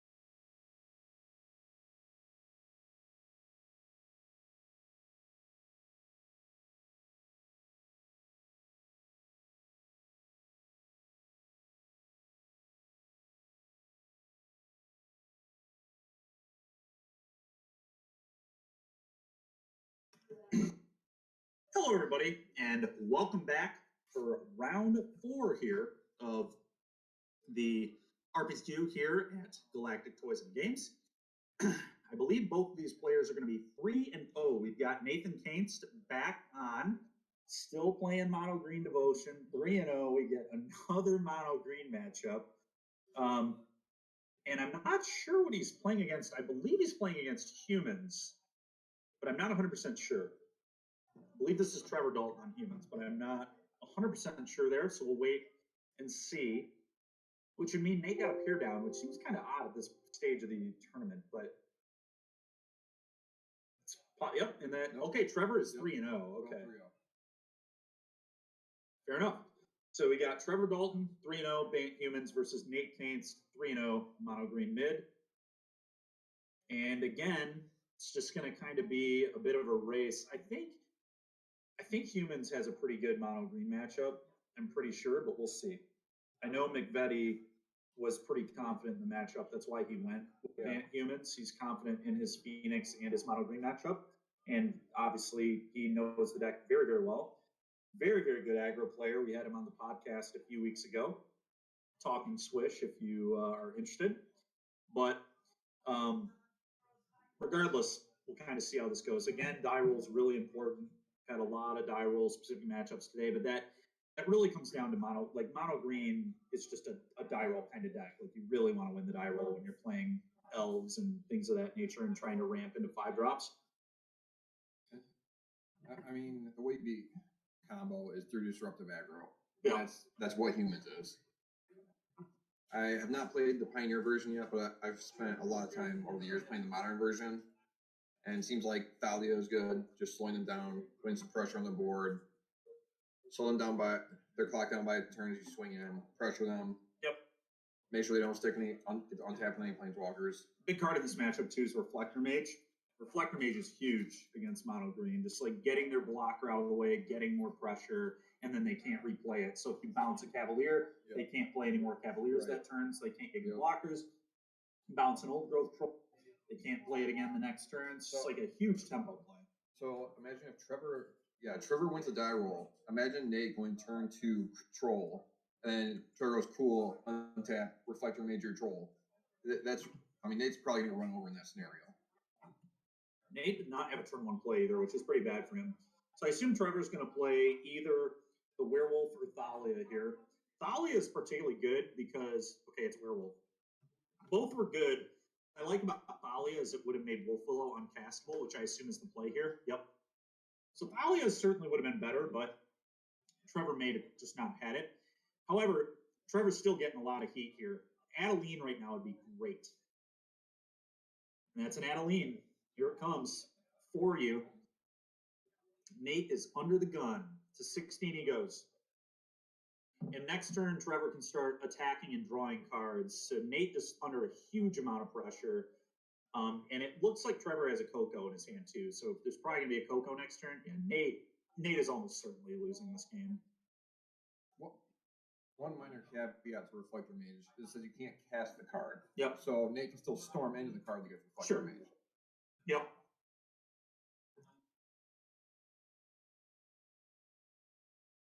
Here, it's not quite going to matter. I think Trevor's just going to run him over. Oh, there's a Reflector Mage in hand. Yeah. Yeah, this is going to be really punishing. Adeline is hitting for 5. The Werewolf's hitting for 3. We're going to have 2 1-1s. So this is going to attack for 10. Nate's going to 6. And even a Cavalier doesn't save him now. Pretty quick clock. Oh, he's just dead. And don't forget Trevor drawing a card here too. Right. Well, Trevor won the die roll. Yep. Really huge. Oh yeah, this is just an actual spanking. I mean, Werewolf into Adeline was just way too good. 1, 2, 3, 8, 9, 10. That was 10 damage, so I think Nate should be at 6. But regardless, I don't think it matters. Nate is not going to get another turn, I don't think. Adeline just really putting the Jets on here and just crushing Nate.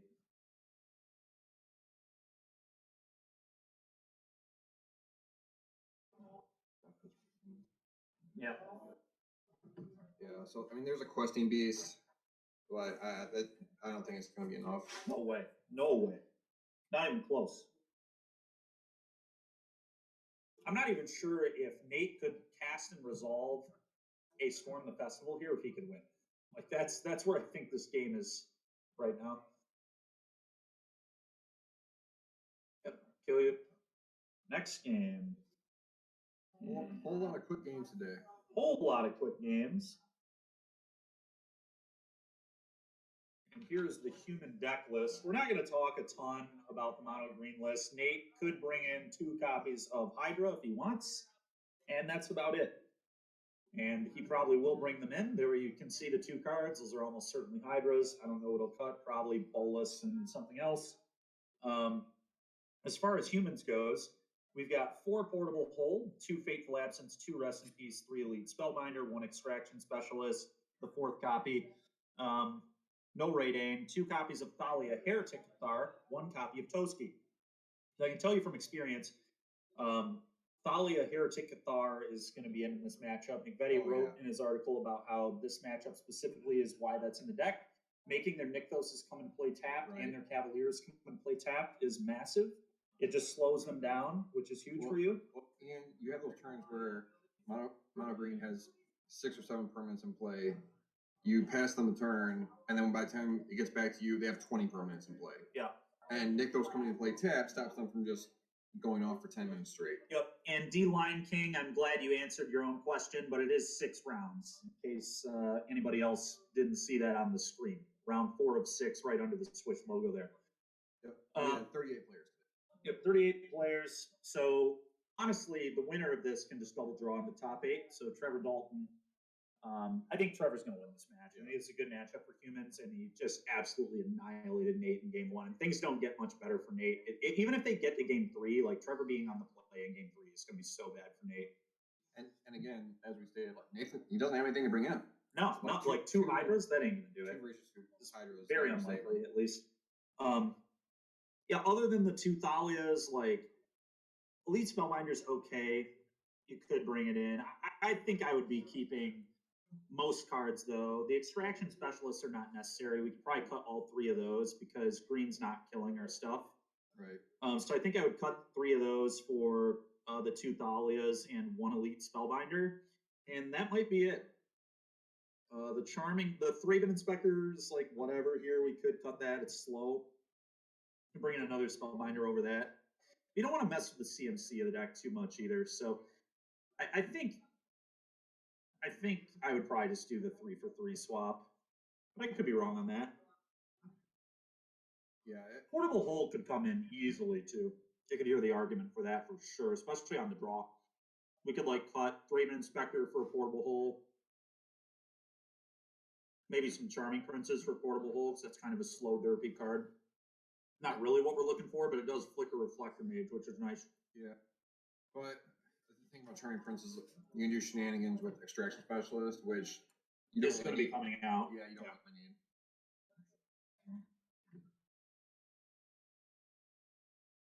Heck yeah.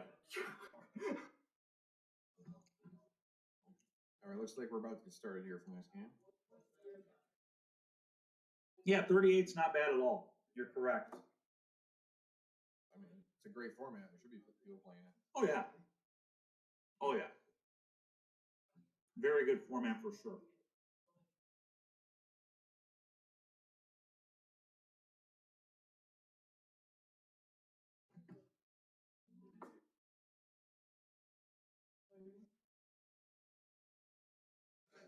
And game 1 was, like we were saying, that's your ideal sequence of events for humans. Establish clock, time walk them with Reflector Mage, untap, kill you. Kill 'em. Like, Yep. That's the game plan as you draw it up.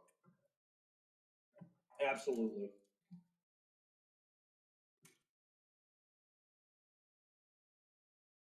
Now Nate is going to be on the play this game though. He is. So That helps. That helps a lot. Turn 1 Elf and turn 2 more mana. Turn 3 Cavalier. It's what we're looking for here. yeah.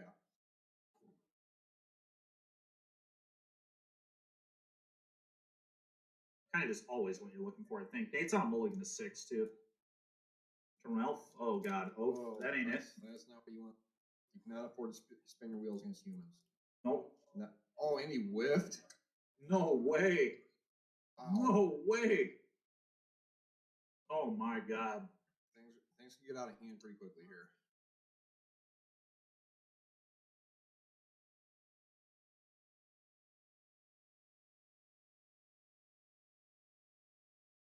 Well, congratulations to Trevor Dalton on his top 8.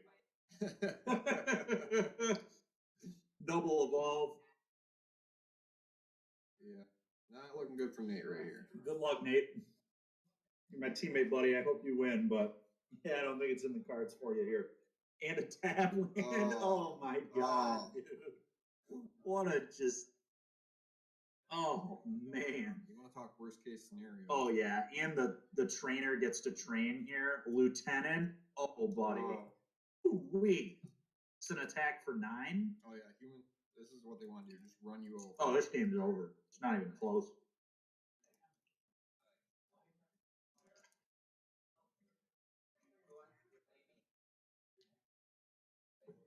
Not even close.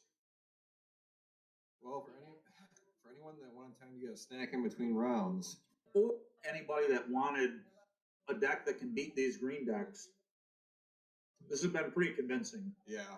These games were not even mildly close. To be fair, Nate had a really bad 6. Yeah. This is worst case scenario. But... Yeah, Oath missing is heinous. No acceleration in this game. Like, yeah, this hand was just horrendous. Oh, Trevor hit the land here too.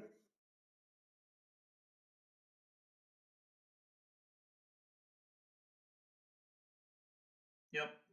Good game. Portable. Yep, there's the portable hole we talked about. All right, well. What an unmerciful beating, Eli. Yeah, this is very not merciful at all. But yeah, again, congratulations to Trevor Dalton on his top 8. Yet again, by the way, he top 8'd the last Galactic event and made it to the finals. So congratulations to him. I think a really good deck selection, honestly. Humans is pretty good against Esper Control too, and there were 7 of those in the room today. I think large in part due to Raja Solomon winning one a few weeks ago with Esper Control, and Zach Allen has probably been trying to convince people to play that deck locally too, so people are probably listening to that. Well, Raj also put out his article this week. Yeah, highly would recommend checking that out. That's he's a very good player. Yep, very I believe on riw.com. Yeah, I'm pretty sure. And Max McVetti has some content over there too regarding the Humans deck that we just watched absolutely smoke mono green. Like D-Line King said, this was an unmerciful beating. I mean, this was not even kind of close. It was never in question in either game. It just felt like Trevor just completely stomped him. So kind of a rough one there for Nate. Hopefully he can bounce back in the next round. But we saw a breakdown. And it looks like we actually have a backup match here, folks. Blue-white up a game against Phoenix. So, all right. Good. I'm happy we can get another match in here. This match only lasting 10 minutes. Yeah, definitely a good one to get a backup match. Yeah, good that we can get some more magic going. Now, Phoenix versus Blue-white is interesting. Typically, Blue-white's a little bit favored, but it depends if they have Rest in Peace post-board or not. It's typically a really good one. Either way, though, Blue-white has a lot of incidental exile effects via Wandering Emperor and March of Otherworldly Light. So they can deal with Phoenixes pretty well. They can deal with your threats pretty well. It's just hard to kill Blue-white with Phoenix. Yeah. Can be very difficult. So I would say Blue-white is favored. One of the reasons Blue-white is playable in Pioneer is because it has a pretty good Phoenix matchup. And I think it has an okay green matchup too. Yeah. So I think it's a pretty reasonable deck. There's been a lot of really, really powerful blue-white control cards. Oh, yeah. The Wandering Emperor is insane. Wandering Emperor is nuts. March, insane card, answers everything. Yeah. They've gotten a lot of tools lately that really bring them up. And of course, Teferi is just a messed up magic card. They've always had that. Yeah. Teferi is obviously incredible. One of the best planeswalkers ever. I think it's like right up there with Chase the Mind Sculptor as far as blue planeswalkers. Power level wise, obviously it's no Oko, but nothing's Oko. I mean, that may actually just be the best planeswalker of all time. In any case, that's going to be the matchup. And Blue-White is currently up a game, which is really good for Blue-White because game one is their harder game typically. It's Greg Johnston versus Cameron Lamont. Now, Cameron's a very good player. He's also been top 8ing a lot of these events lately. He's been playing a lot of Phoenix. He's getting better and better with it every week. So it's no surprise to see him doing well here. I actually picked Cameron to win like the first event at Galactic Toys months ago. And although he didn't win it, he's a very strong player and he's only been improving. So it's good to see him doing well. And Greg Johnston actually, I think, has made it to the finals of a different RPTQ, and I'm pretty sure scooped his opponent in the last round, if I remember correctly. But in any case, let's try and get the deck lists here. Greg Johnston. Cameron Lamont.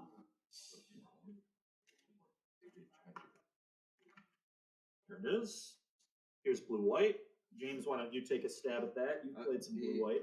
I certainly have. And he does have the Rest in Peace on the sideboard, so we're going to be seeing 2 of them. And he is a Yorion deck, so it's not very likely to find it early, but we'll see. But they'll definitely be coming in. Oh, of course. We'll see those.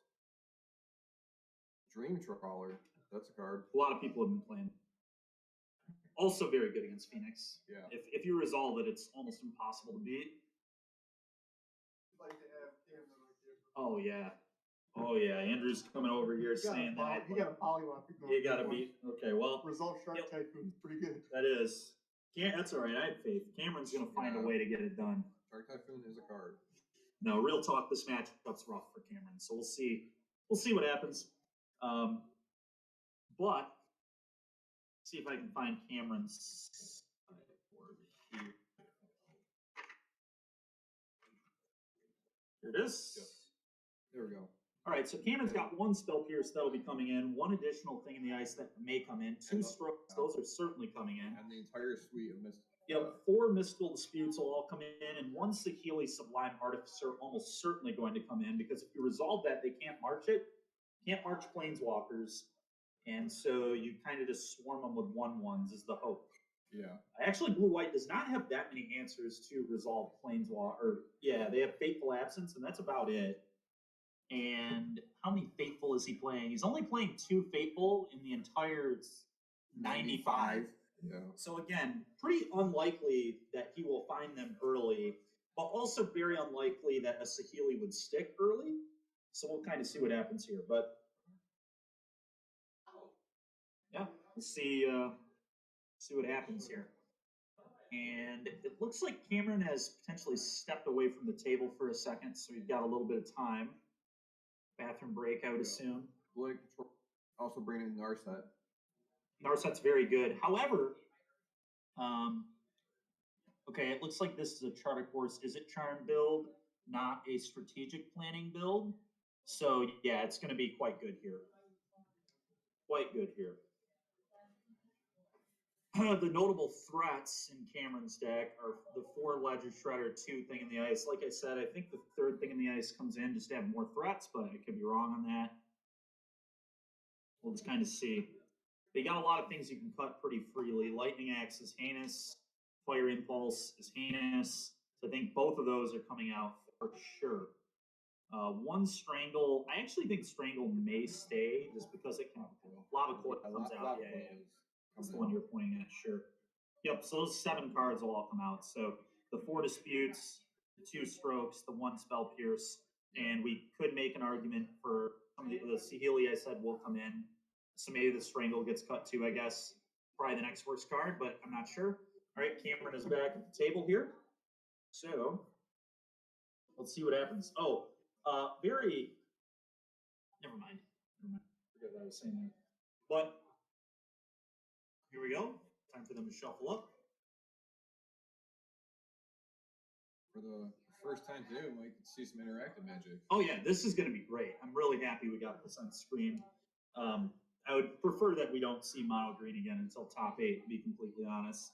Regardless if it's a Swish member or not. That deck is, it's a good deck, but like, it's just every match, a lot of matchups are a race. Like if it's playing against Rakdos mid, sure, I'd dig watching that, because that's like at least or if it plays against one of the control decks. There's 7 control decks in the room, and we haven't had one on camera yet. That's like crazy to me. Like, yeah, 7 Esper control out. Yeah, let's put one of those on camera if they're doing well. That's heavy. Yeah, it's very heavy, very heavy. It's Yeah. almost 20% of the room. More. 7, yeah.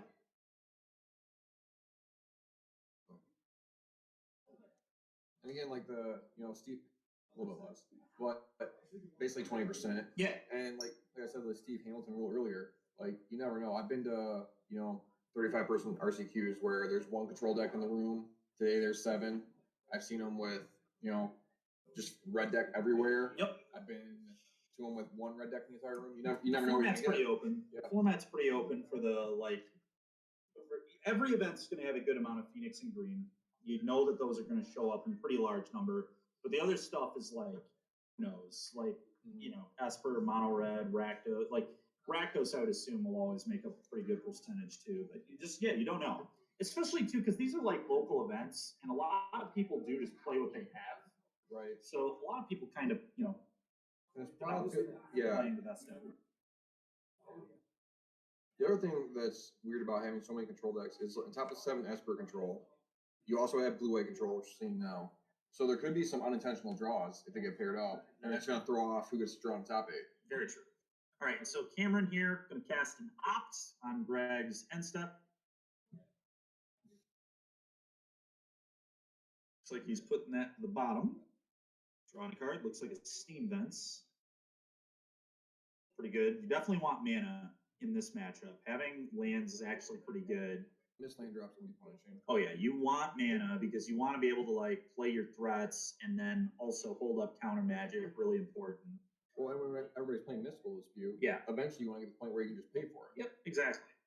So that's definitely what's happening here.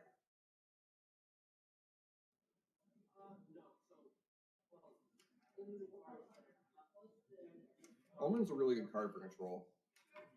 Just the fact that it's card advantage, you can play instant speed, hold up counter magic, and flash it in. Like real good. That's another huge card for the deck. Yep.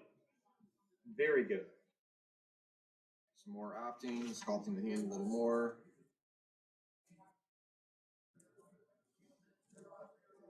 Okay. So Cameron thinking about what he wants to do next. How to set things up. So there's a Stormcarved Coast in hand. So there'll be another land drop. There it is. What to do? Wants to be patient with his spells because he does want to set up potentially just like a Phoenix turn, right? So you want to triple spell. Right. Field of Ruin. Okay.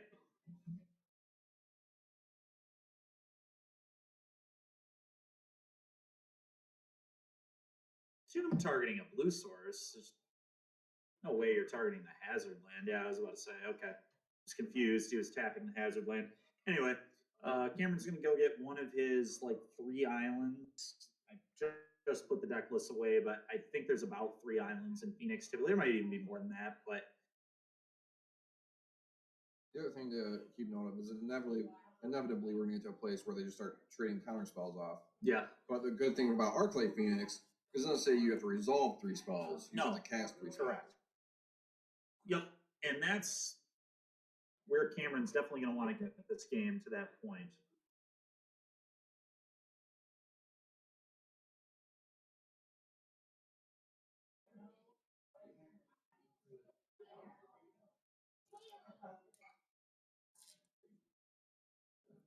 Okay, and Greg just doing the blue-white control thing, just land go, and Cameron's trying to do it too. The good news for Cameron is his spells are a lot cheaper than Greg's, so Greg's are harder to resolve. But they are very impactful if they do resolve. All right, so he's shocking that in. I'm guessing he's planning to make it a move this turn. I agree. Or he just wants as many options as possible, and his life total is pretty irrelevant. Blue-white does not have a lot of ways to punish your life total. Although, a lot more than they used to have. The Wandering Emperor is real good at pressure. All right, so that's going to get countered by Greg for sure. No way.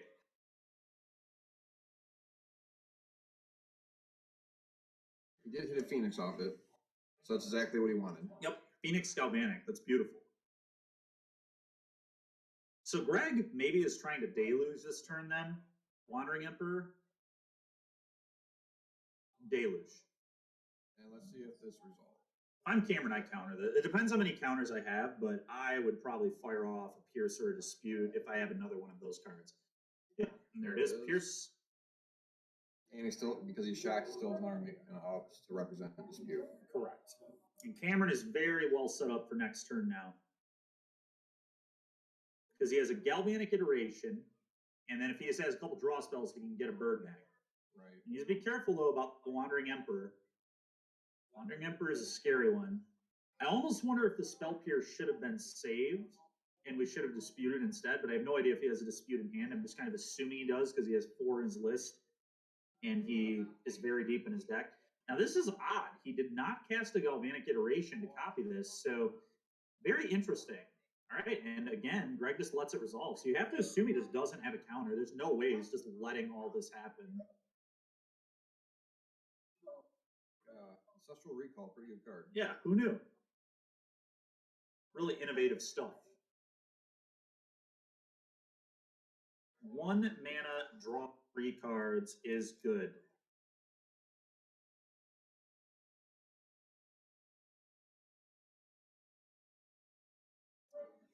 All right. Having to think over his options when he's got that many cards in hand. Yeah. Let's see what he goes with.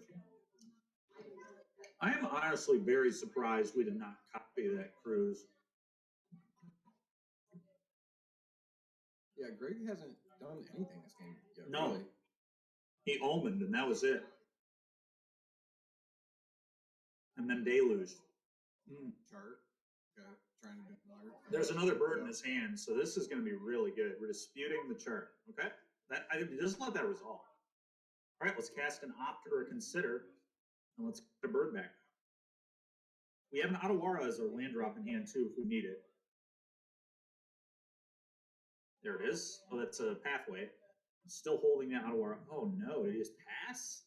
He's not going to bring the bird back? Oh, jeez. All right. A little awkward, but Not expecting that. Wandering Emperor.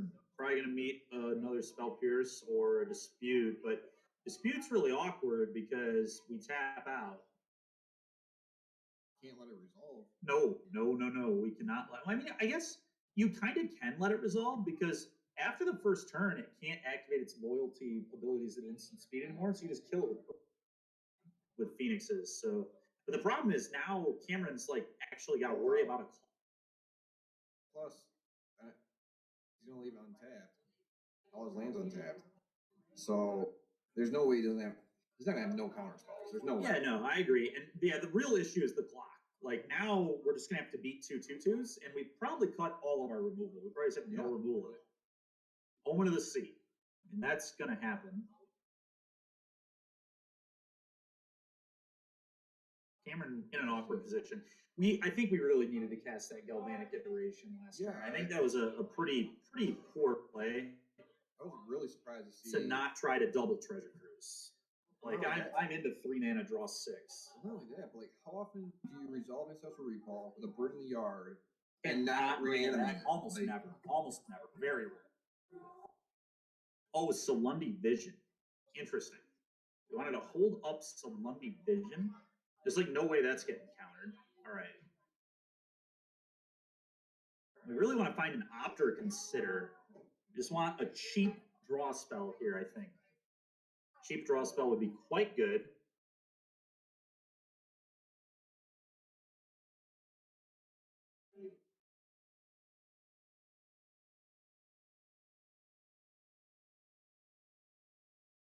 Cameron pondering here. Thinking this over. Curious how many cards are in Greg's hand. It looks like about 3, 4.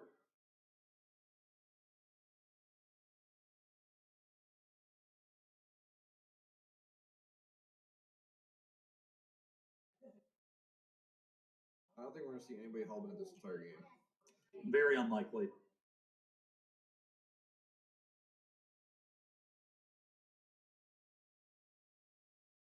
maybe 4 cards in Greg's hand. Pieces? That's awkward. That's a good card, but it's very expensive.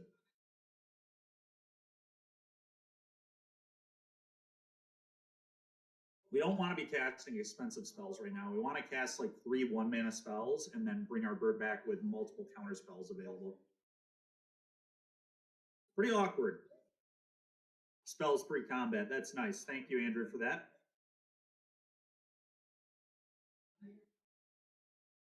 Okay. I was surprised to see him not reanimate last turn. There's no way he doesn't this turn. Well, there's certainly a way he doesn't. If he didn't do it last turn, he might not do it this turn either. Yeah, and he's got to try to resolve the pieces. If I'm Greg, I might counter. The only awkward thing about countering this is now Cameron can use his own counter spell, and that adds to the spell count. Now counter spells are adding to the Phoenix. Okay, it's going to just get countered. Jeez, dude. What is in our hand? Is it just all threats? I wonder if his hand is just all threats. Oh, Galvanic. Okay, so he's going to tap out. This is scary. Is it a cruise again? How many cards do we have in the yard? I don't even know. Strangle. I love it. Let's kill both your tokens and get my bird back, kill your Wandering Emperor. And now, even if Greg like resolves it to fairy, we can pressure this to fairy because we have a bird in place. This isn't that bad. It's not amazing because we're tapped out, but it's also like not horrible. Greg, thinking about, and he's going to shock. Go to 21. 4 mana. Wandering Emperor, eat your bird. 1 loyalty, but that's 1 Phoenix down. And go back to 23. Holding up likely a veto. Maybe an Aether Gust. Likely veto, though. Very safe life total. Oh, yeah, 23. And Cameron now down a bird. This game is going with my camera, too. Not at the moment, but he does have a lot of mana. Okay, here's a Ledger Shredder.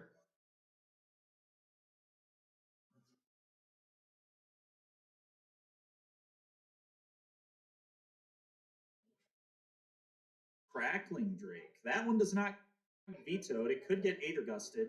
Okay, trigger the Ledger Shredder.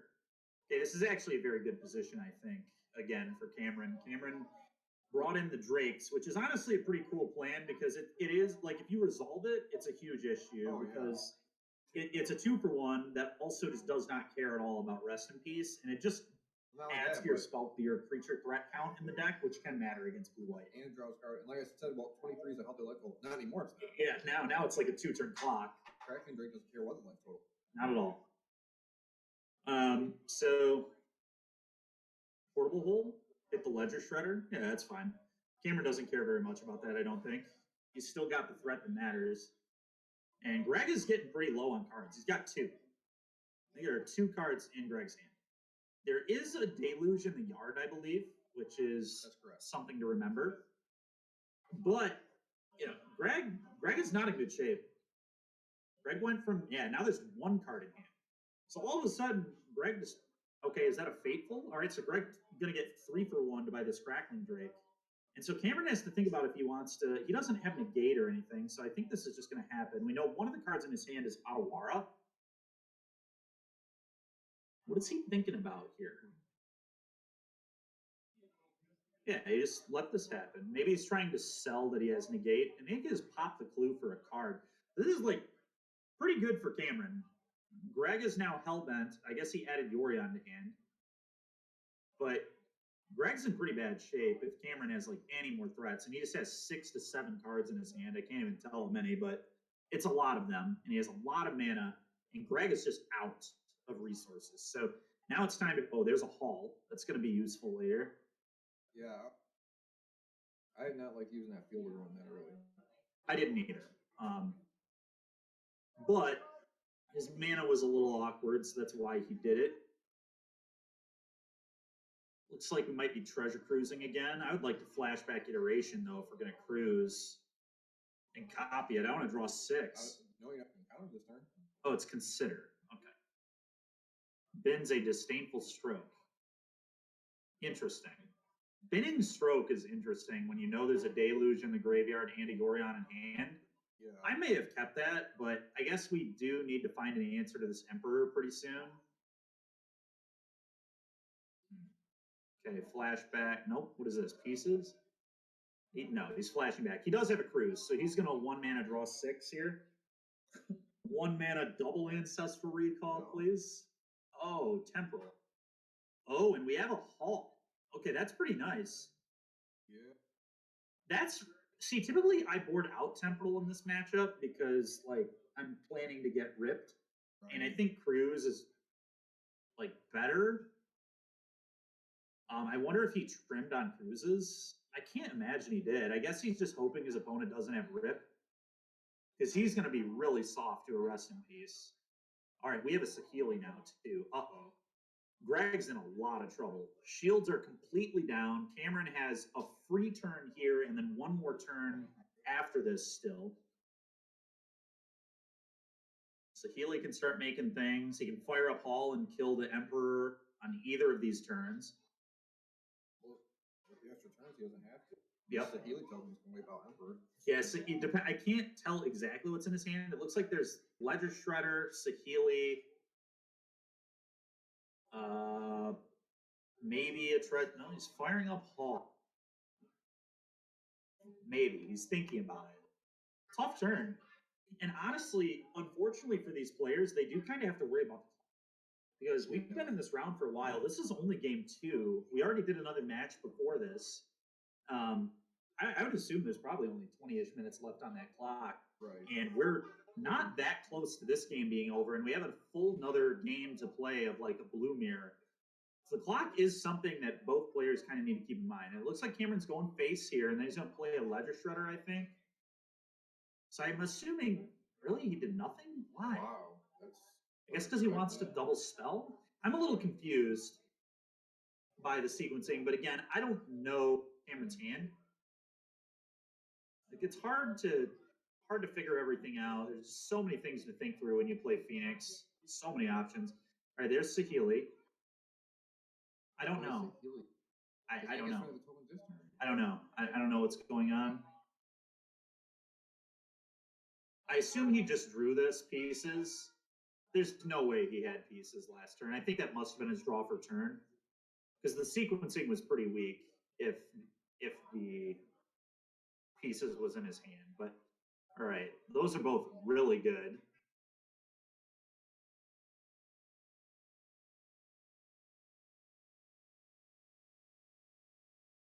Okay, so we've done 1 spell pre-combat. So he just passed back the Wandering Emperor. That's not ideal. Not ideal, but it's so awkward. I think Cameron is playing to respect the clock, I guess. I don't love that. I definitely would have just killed. All right, he has another stroke, which makes a lot of sense. Gets another token. Now the Emperor's toast. So everything's still going to work out well here for Cameron. But I probably would have fired up the Hall and killed the Emperor instead of getting a dome for 7 on Greg. But either way, Cameron's in a very commanding spot now, I think. He would have to draw insanely poorly to lose from this because Greg has nothing. Greg has just actual nothing, so he's in top deck mode against the deck that's just all cantrips and manipulation. So it's just going to be really tough to win. He doesn't crack an Omen, Scribe. He does, but like, it's you know, really it's still hellbent, and he has a Delusion Yard anyway that's kind of like incentivized to try to go for, but that probably won't resolve. It's just bad. Greg almost certainly going to lose this game because he didn't draw his rip. Rips are so big. This is one spot where being the Gorion build of blue-white is a huge downfall. You don't get to find those sideboard cards nearly as often. Like a 2 of in an 80-card deck, it's not that high of odds at all. You can't mulligan for it. No, you can't. You can't mulligan for it, and like you said, you absolutely cannot count on it. It's, much higher odds that it won't be in your hand or that you won't even find it in the game than you would if you were playing a 60-card deck. But either way, Cameron's just going off. We got 5 tokens in play now, it looks like, 2 of which can attack and kill the Emperor. And we've got a Hall in play too. So just all sorts of disaster going on here for Greg. And Cameron, though, does just kind of need to, okay, the bird's back. 2, yep. And Cameron just wants to win the game as quick as possible so he can go to a game 3. But honestly, both players are probably okay with a draw here. Because a draw at this stage of the tournament is almost a win. Because they're both they're both in a spot where win plus draw, like guarantee, will get them into top 8. So, and it looks like Greg concedes. He's just doing that in the interest of time, I would imagine. So here we go to game 3.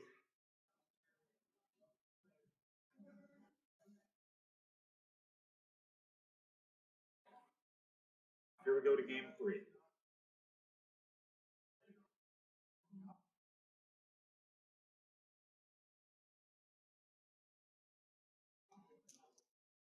Like Greg remembered to put his yarn off the side. That doesn't always happen in paper when people are playing companions. You're not wrong. You are not wrong. Player's probably going to shuffle up pretty quick here. I like control. It's really fun. The first few years I played Magic, I played a lot of control. Yep. And then after a few years, I basically swore off control. Sure. I only played on rare occasions because of things like this, you know. You can only afford to have 2 rounds go bad in a tournament, and having to fight the clock every round is just one more thing to go wrong. It's true. Very true. So, I mean, it's a notorious known issue that there's really no recourse for like incidental or slow play. Even not, you know. And it's gray area too. It's Yeah. very much gray area. Different judges will call it totally differently, have different opinions. And they're usually like pretty lax. Yeah. With warnings and all that. So, but it's tough, man. I mean, like Magic's a really complex game. It's hard to like get angry at a Phoenix player for like tanking on their decisions because they have a million of them. They really do. Like they just see so many cards. There's so much manipulation. It's hard to, you know. There's obviously, you know, you can tell when someone's playing like ridiculously slow, but like making decisions is like just gonna happen. It's a spike field and tapped. Cameron just trying to build up the mana. Greg playing land, stay and go. And you have to imagine counter shields are up. Oh, of course. Yeah, both players try and pick their spots. It's all about picking spots. Ledger Shredder. So if Greg has an answer to it, he won't counter it. If he doesn't have an answer to it, he may counter it, which I think is great for Cameron. You want your creatures to get countered. I think that's good for you in the matchup. Let it resolve. I'm thinking probably Portable Hole, very likely incoming. Yep, here it is. Yep, no surprise there at all. Archon of Emeria. I forgot that he had 2 of those in the sideboard, but he definitely did. Archon of Emeria says each player can only play one spell a turn. You cannot play more than 1 spell in a turn. It's very good here. And non-basic lands your opponent control enter the battlefield tapped. Right, and I forget that one. Which taxes their mana. Yep. Mystical Dispute. Yeah, no, this card's gonna be a huge problem. If Cameron doesn't have the Strangle, he might not be able to beat this. The Otawara he could have too, I guess, but he really needs Strangle, like right now. Plus the fact that it's flying, even if he reanimates a Phoenix, he can trade with it if he wants to. Like, yep. It can swing over Sahili tokens and kill Sahili. Yep. I would imagine Greg will he will never trade this with him. He will just not block. There's no way. He wants this in play in this matchup for sure. Terrible situation for Cameron. Chips in damage. Yep. And the race is on. Okay, here comes an Optra Consider. Yeah. Opt is one of the few spells you can count on to resolve. But here's the issue.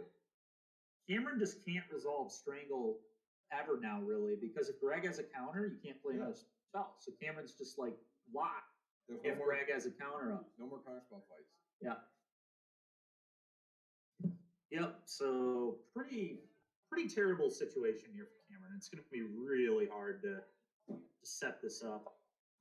Really got all spells in hand too. It's like pretty awkward. Like a land drop here, but he's not going to get one. Oh, he does have one. Never mind. And he does remember that the Archon makes that enter tapped, so good on Cameron. Shark Typhoon cycling. Uh-oh. And Greg's just getting the beats going here. Just 4 power is going to add up real quick. Yeah, with Archon, you can't reanimate things. You only hard cast it, and that's just terrible. Yep. And yet again, I know it's a little early, but Congratulations to Greg on his top 8. He's very likely going to win here. This is, I don't know, it is so unlikely that Cameron can get out of this situation. I do think this is a little greedy to home and main phase if we miss the land, but I guess if he has veto, it's fine. He just needs to not. If Strangle can't kill Arkin, he cannot lose. Actually impossible to lose this game as long as you keep the Arkin in play. Is that Adawara? No, it's a Solundi Vision. That's true. You could try an Adawara. Adawara could make untap. this a game and then do your thing, but Give yourself a window. I believe Greg Johnston will be winning. If there were an advantage bar, it would be heavily in Greg's favor at the moment. Because Cameron is on out 2 outs, and he can only cast 1 spell a turn, so he can't dig nearly as far as he would normally be able to dig. So he's really going to need to hope that the Adawara or the Strangle are like in the top 25 cards of his deck. And you just gotta consider off that. Looks like that's not gonna get it done. No, it's like fine, obviously, but you know, bad spot. Yeah, and there's another land entering tapped because of that pesky Arcan of Emeria. Arcan of Emeria is actually a really good card in Pioneer right now. It's good against obviously Phoenix, as we're seeing right now, but it's also very good against green because they can have as much mana as they want. They can only play 1 spell in a turn, and when you're a counter spell deck, you just counter that spell, and then it's over, and they're done. Yeah. And then next turn, you do the same thing. They play 1 spell, you counter it. And you just do that, you know, for as long as you need to until you kill them. Definitely cost as much as you want. Yeah, have fun. Have fun with your mana. You can play 1 spell a turn, and I'm going to counter it every turn. Is the hope. Ledger Shredder, significantly worse card when you can never turn on Kanai thanks to Archon. Yep. Actually impossible to get Kanai's. Oh boy. Cameron down to 12. Oh! He blocks and is So that's unfortunate. Greg's obviously going to counter it, but like, you know, awkward that Greg had to dispute that there. It's kind of a dispute. But Greg's trying to win the match. He can't afford to draw. But that does suck. That's not a dispute you're happy about. It's a dispute you'll use, but is a charm is not what I'm trying to dispute. Right. Cracking Drake coming up? Oh, Treasure Cruise. Yep, and so Greg, thinking about if he cares, Greg has to be very careful because you don't want to run out of counter spells and then just get strangled because that is how you can lose still. And so it looks like he let it resolve. So, and there's a Wandering Emperor. Cameron cannot do anything about it. He's already played his 1 spell this turn. Really bad news here. And now, yep, exactly. I love this. Just plus and make the Archon too big. Now it's out of Strangle range. Strangle no longer matters. And you know Lightning Axe isn't in the deck. So now Cameron's only out. Would be 5, but he doesn't have it in his 75. So I think that locks it up. yeah, I do too. This is going to be a tough one now for Cameron to get out of. And D Lion King says, where are those prowling serpopods in mono green? Yeah, they don't play those, fortunately for the blue decks. So I say again, congratulations to Greg Johnston on his top 8 because just massively in the driver's seat now. And hopefully Cameron can pick it up next round and get the W and work his way into top 8 as well. Looks like we're just now seeing a comment on slow play there. The problem is you know, you play a deck that allows you to play within the rules. But that was a large reason why, like, KC, I got banned in Modern. Is like, because the deck was hateable. I played the deck. Yeah. And I got hated out of events where every round they just bring in like 10 cards against you and you're just dead. But it hurts tournament organizers because you have somebody new that would just play the deck, take 20 minutes to take a turn, not realize they have a kill on board. That's part of why I got banned. Part of that's like part of the issue with 4-color in Modern right now too, right? Is it just is a deck that causes every round to go way deep in time, even if people play it fast, because the mirrors just go so long. They play like 30 plus turns. Yeah, and you know, like you say, just you know, play within the rules or you're good at the game. But that's the problem. Is like there's inevitably people that won't play test the deck. They'll show up, and you can't punish them because again, like we were saying, like it's really hard to enforce slow play and get a judge to enforce it sometimes. Yeah, and even if you do those things, sometimes it still takes forever. Like, it just doesn't matter. Like, the nature, the problem is not necessarily the player, but more the nature of the deck and how it plays, right? Yeah, I mean, there's legitimate draws where both players are playing decent speed. Yeah. And, everybody kills everybody else's threats. Nobody gets to kill anybody. Yep. And you go to time. Yeah. Anyway, that's the end of round 4 here. We'll be back soon for round 5.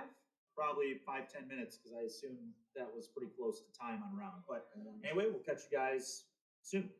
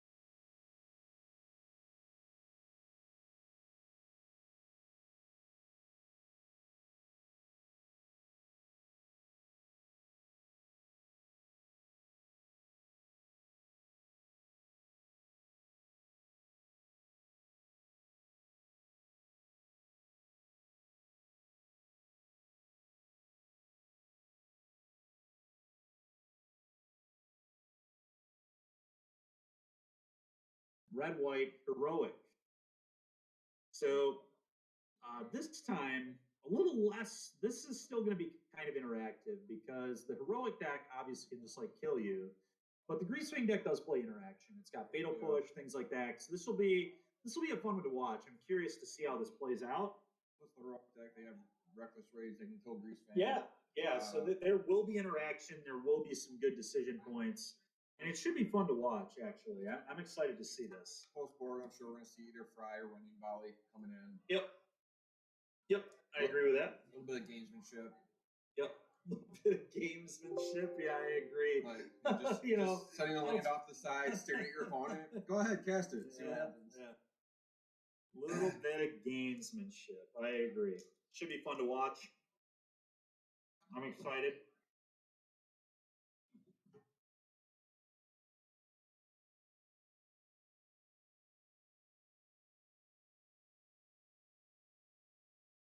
We're shuffling up. Taking their open sevens here.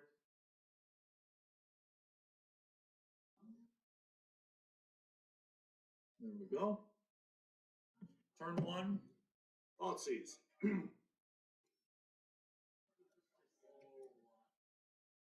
Favorite hoplite gone.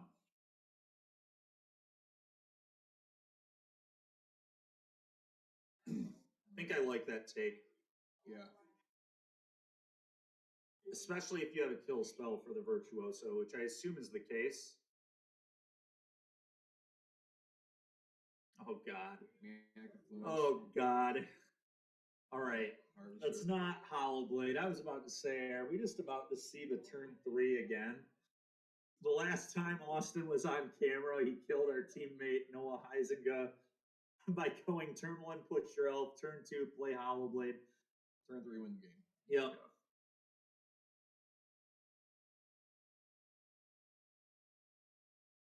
It's an attack, yeah.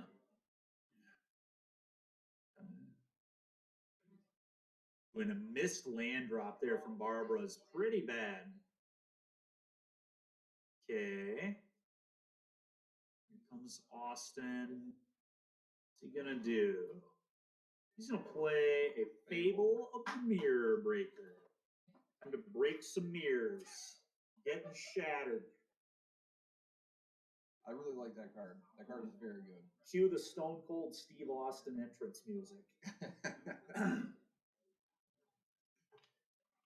Nice. Anyway, another non-land there for Barbara. That is not good. This is not what we want. Austin is about to. There it is. Okay, all right. 2U, or I guess 3U. Yep. McKee's thinking about if he wants to force a God's Willing here. It's kind of interesting to think about. Say no. So what's interesting about forcing the spell there is then Barbara cannot play the Virtuoso here. But honestly, Austin may just not care, because if Barbara taps out, he can just kill one of the threats with Blood Tithe. Okay. I don't. See, I just don't get it. I don't really understand Dreadhorde Arcanist in this deck. I know that, like, most people play too, but, like, what is this doing? Like, it's not. I don't know. It's just so unlikely to live. It's flashing back draw spells, I guess. I guess maybe that was the right play, but I feel like Austin's just going to kill both threats. I feel like Austin's just going to sack my guy, Fatal Push, and combo here, but we'll see. There's Perihelion. No surprise there. Does he also have Fatal Push? Well, there's Greasefang. What everybody's doing with that? He needs to tap another mana, right? It's only 2 mana. There we go. Yep. Is that 3 plus 13? But so not quite lethal. Unless, I mean, if he has push, it's over. But I'm assuming no Fatal Push. Well, and God's Willing doesn't do anything here because he has more than one color of creatures. Correct. Okay, he's going to attack here. Okay. Barbara did get to block, which means there's no... And treasure token. Yeah, there's no copy of Fatal Push for McKee. Okay, treasure. Blood Tithe is just going to kill Monastery Swiftspear here. There's, like, the Dreadhorde Arcanist is just so unlikely to kill you. It could, but it's just, like, by far the weakest creature in the deck, like, threat-wise. He needs to sack off the Harvester now that because the Dreadhorde Arcanist did block, I think. Yeah. Which means now we just killed the Swiftspear anyway. Wait, did he say go? He Oh, dude, come on, man. Kill the Swift Spear. Kill something. Harvester's not blocking anyway. That was real dangerous from Austin. I don't like that at all. I would have absolutely killed the Swift Spear there. Yep. Oh boy. Uh-oh. Yeah, like blockers don't work against this deck. Leaving it back to block is not. I do not like that. There's no way he has push here, because if he had push, he had leaf.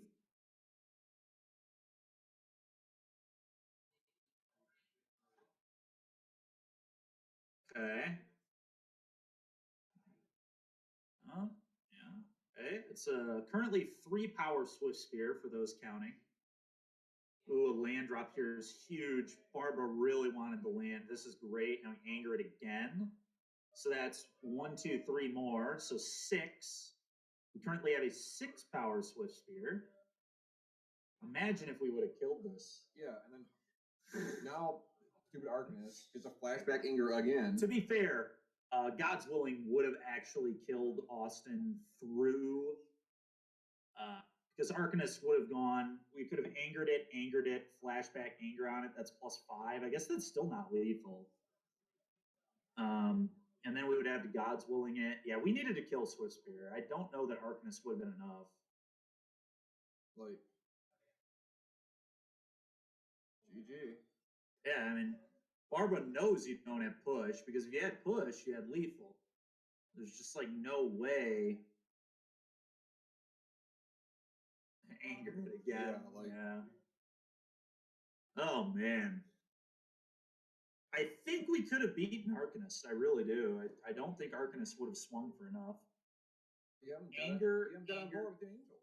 Yeah, I'm just thinking. I'm trying to do the math. So anger is +3, and then flashback anger is +5. God's Willing would have done nothing, but I think we had double Defiant Strike, but we still had blockers. So you have to cast God's Willing, and that doesn't give you any power. Right. So I think McKee could have survived at 1 had he killed the Swift Spear there. Because Defiant Strike plus anger, flashback anger is 7. And Barbara then would have had 1 mana left to either cast God's Willing to give it pro, which lets it get through the Angels and put McKee to 1, or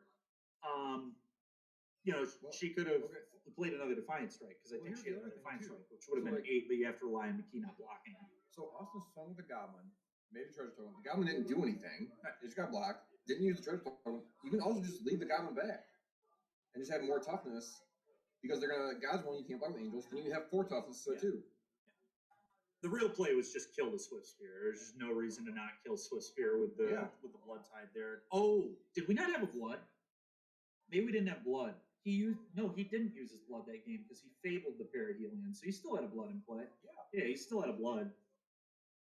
I was trying to make some sense of that play, but yeah, no, he did have a blood. Maybe he forgot he had a blood. I mean, Possibly forgot he had a blood, but then why wouldn't you? I guess you wouldn't attack to have more colors of creatures back. So maybe he was. Yeah, I think maybe he thought he didn't have a blood, or he just didn't respect the Swift Spear for some reason. That one doesn't make any sense. Like, Swift Spear is definitely worse than the heroic creatures, but you certainly kill it in that spot. And even if you forget the blood, just leave the Goblin back, and you probably live anyway. Funny enough, I think I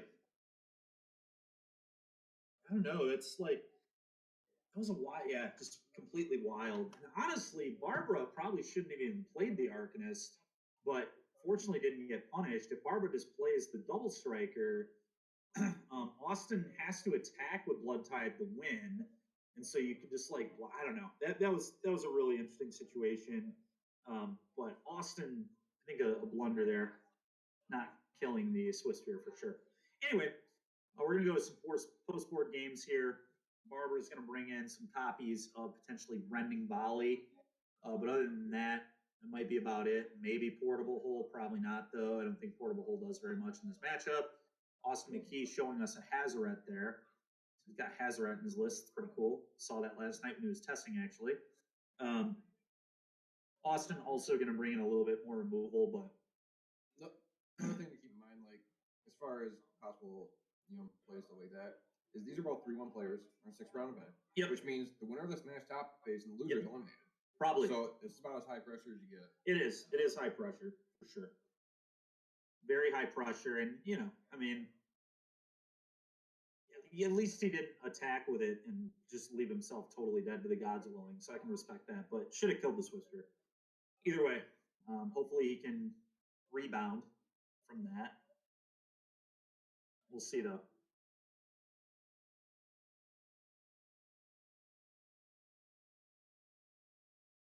And to be fair too, maybe our life totals weren't right. Like maybe he was dead to maybe he wasn't at 8. I don't know. Hard to be 100% sure, but anyway, let's see if Austin can bounce back. Definitely a bounce back game. And force a game 3.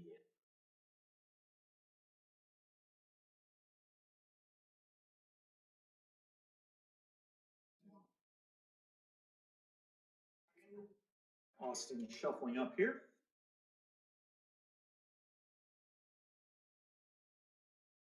Key for Austin is a bit of interaction, maybe, and quick combo.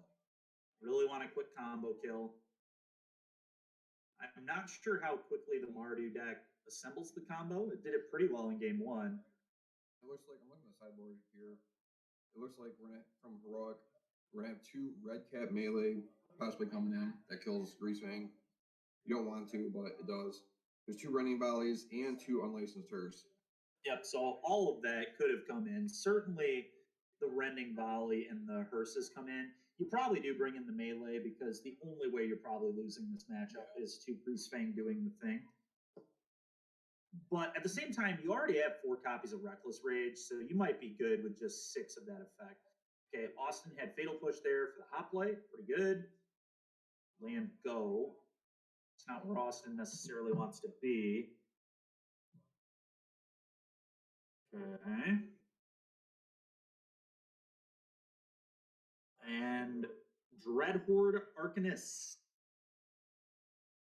Getting killed. Makes sense. So Austin kept a pretty reactive hand here, which is good. It's what he wants. Oh, he just missed the land, though.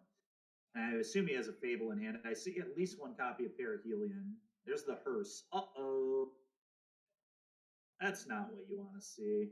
Barbara just being patient. Austin just draw a card. There's the land. That's big. Here comes Fable. Yeah. Or no, Portable Hold. Wowza. That's a big one there. Deal with that. Okay, nice. What an answer. Huge. Okay, Barbara, shocking. Got some plans here. 2 mana. It's the Haster. Nope, it's Virtuoso. Pretty good too. Got 3 in hand, maybe 4. I think 3. Right. Okay, Key just Obviously, gonna force a move. What? It still will die. That gives it +4/+0, not +4/+4. So Connive. Barbara needed a connive. So Barbara just did that to connive. I guess it's a pretty heads-up play there if your hand's that bad. I don't know, though. I would almost just... Okay. I personally may have saved that and just tried to use it on Giganta later, but maybe it's right. Who knows? But here we are. Austin drawing a card. Tap land. And kind of Portable Hold. So Austin has just drawn all interaction in this game. No combo. And now Barbara just slams a 5/5. And this is like, this is where Giganta just being a free companion in almost every deck is just like so stupid, right? Imagine if Barbara just didn't have a free 5/5. This game would be so much different. But McKee in huge trouble. You can tell he's flooding, very obviously. Just doing actual nothing.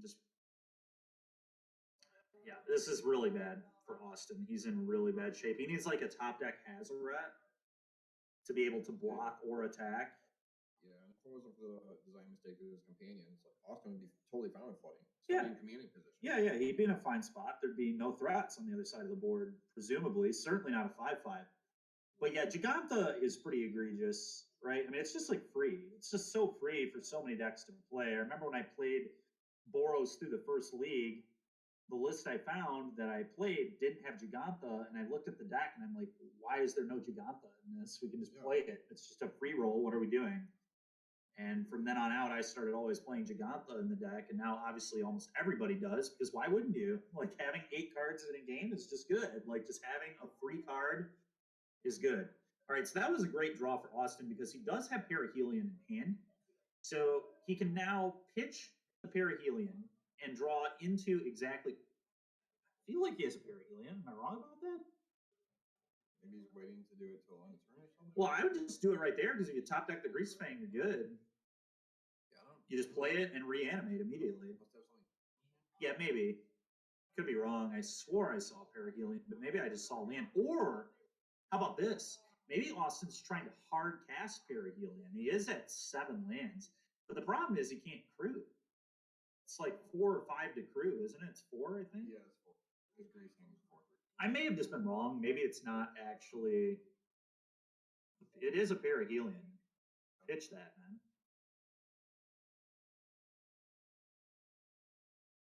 Trade both of his harvesters to kill Giganta. And that's clearly the thought process here, which is good. I think that's fine. I think it's a fine play. I think I forced this chump block.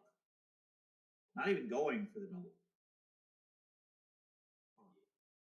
Interesting. I guess he just doesn't want to get blown out by God's willing. I'm really confused why we have not just done this already. Strange match. Not given ourselves as many options as we would want to. 2 mana, another Harvester, or a Hollow Blade. Hollow Blade would be sick. It's another Harvester.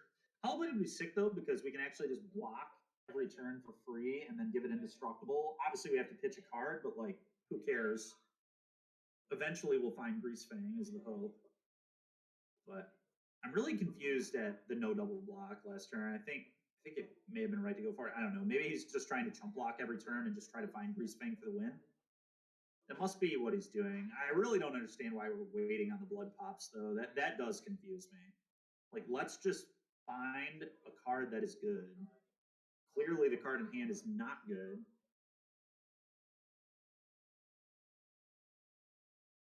Chump.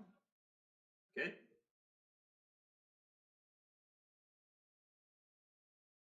Another threat. Yep.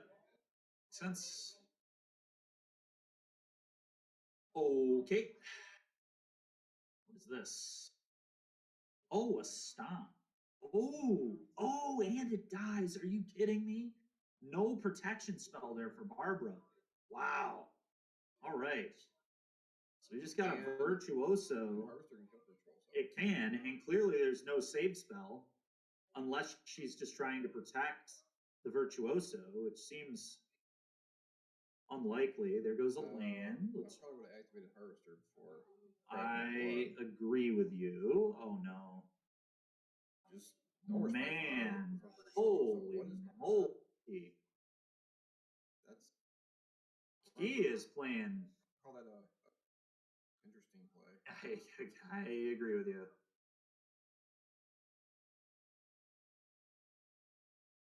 Yeah, McKee is not played incredibly tight. Yep, is that invigorated? It is. That's gonna be game. That's trample. Good game. I mean, that's just gonna almost end it immediately. If we pitch a spell, which we did, now we have a 12 power double striker. We have 5 that's lethal. It's literally lethal right there.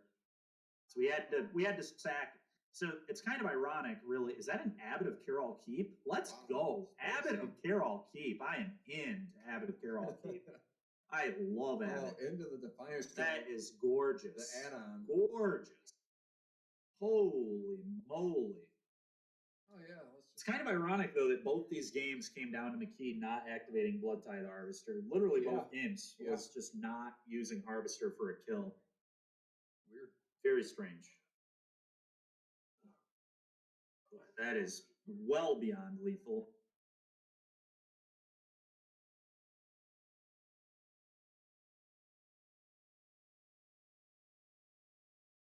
Sick magic card. Harvester's good. It's even better when you try and kill things with it when you need to.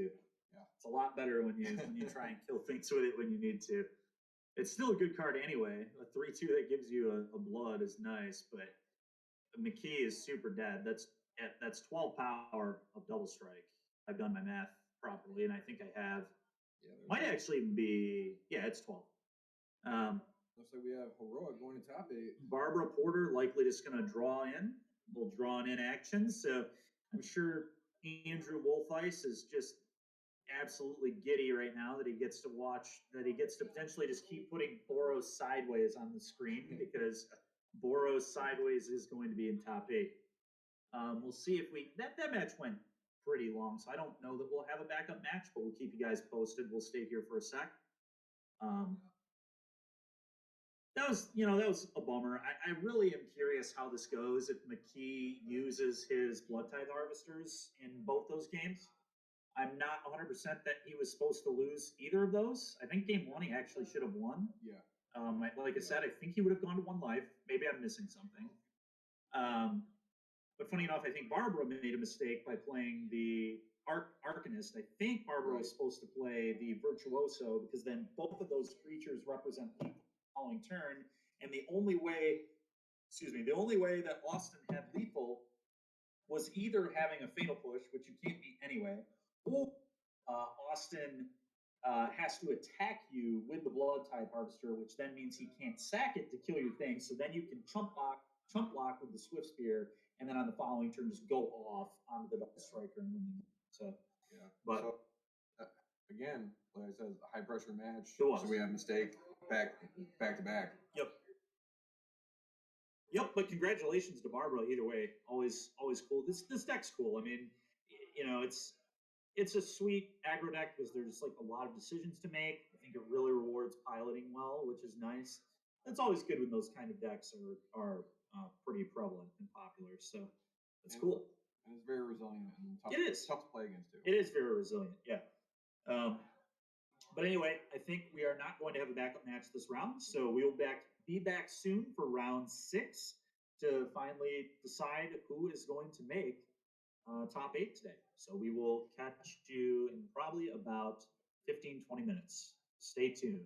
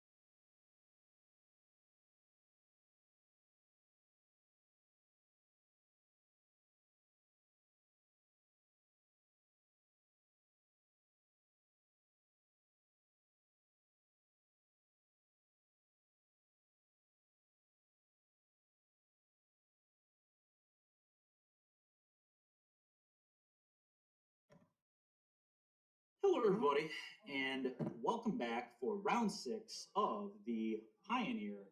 Oh my goodness, it's mono green devotion again, just every single round. We got Luke on mono green. So, interesting thing about Trevor Dalton, we actually had the record incorrect in round 4 when he won. So he was actually 2-1 and got the pair up. So Trevor, which is interesting because I thought I had heard Larry say he had beaten Trevor earlier, so I wondered how he was XO. But so Trevor was 3-1 after winning that and then lost last round, but he's in 9th place right now. So if he wins this round, he will still be top 8.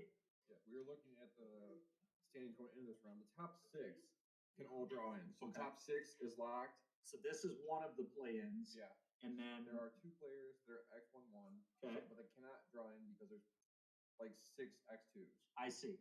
So it is not going to be clean cut. Okay, interesting. So where was Larry Fields at in the standing, just out of curiosity? I didn't look at the names. Okay. I just got a quick look to try and see if people had to play in or if it was going to be a clean cut. Okay. Well, you got Green Devotion here with a turn 1 elf into a turn 2 oath, plus another elf, plus another oath.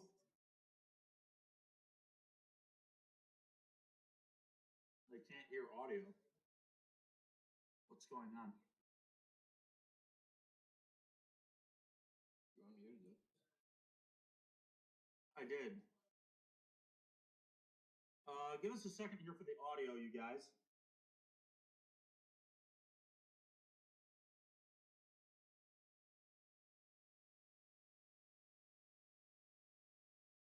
Hold the volume, maybe? Did this get... No, it's where it's supposed to be. Okay.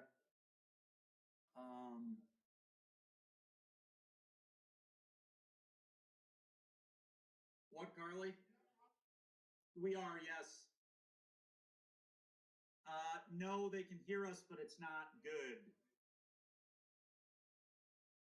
I don't know what the deal is. Like right now, they can hear you? Testing. 1, 2, testing. We also can't see, Carly. We're watching it on my phone right now. So multiple issues, really. I'm going to blame it on mono green again. James. Oh, man. Funny.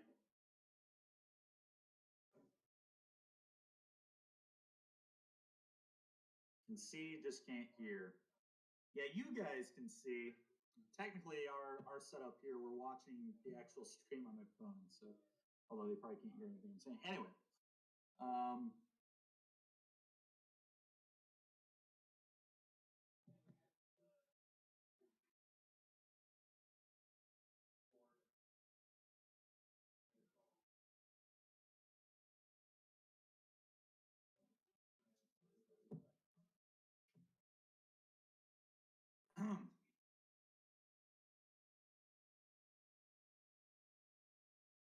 curious what the deal is. We're going to find all day. Yeah, very odd.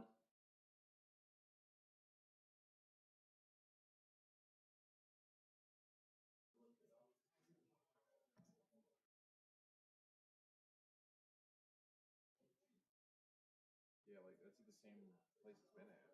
Down. Yeah. Can see and hear, but volume is low. Hey, thanks a lot. We really appreciate the positive feedback. Thank you very much.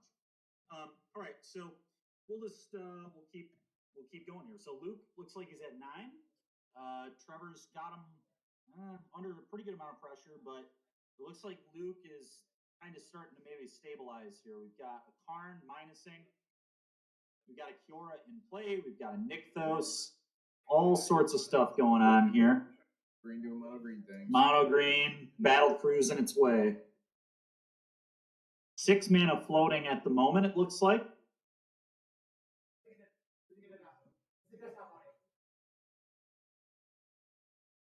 We can't. Can we can't see on the computer.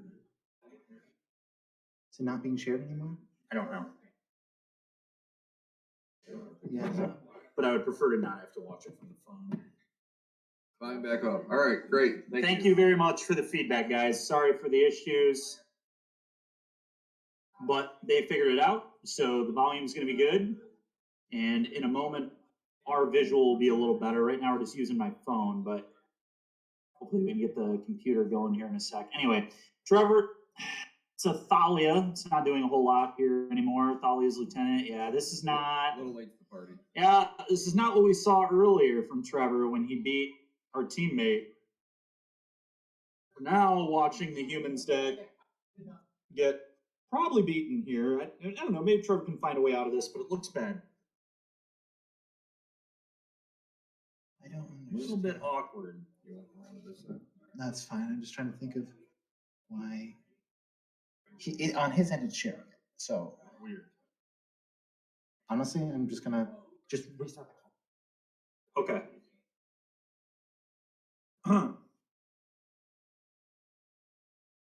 Okay.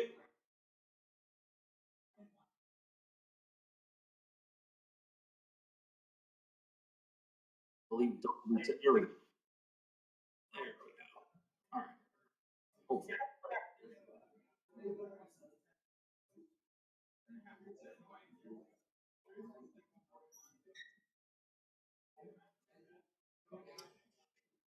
Okay, well, Trevor here. I think he's turning a few things sideways. A big experiment one. And I can't. Oh, it's an Adeline and an Adeline token.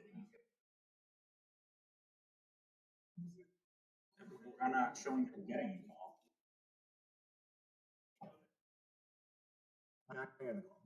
We've been. But we're still not seeing the screen. He says that you need to answer the call. He's trying to call you right now. Oh, it's not.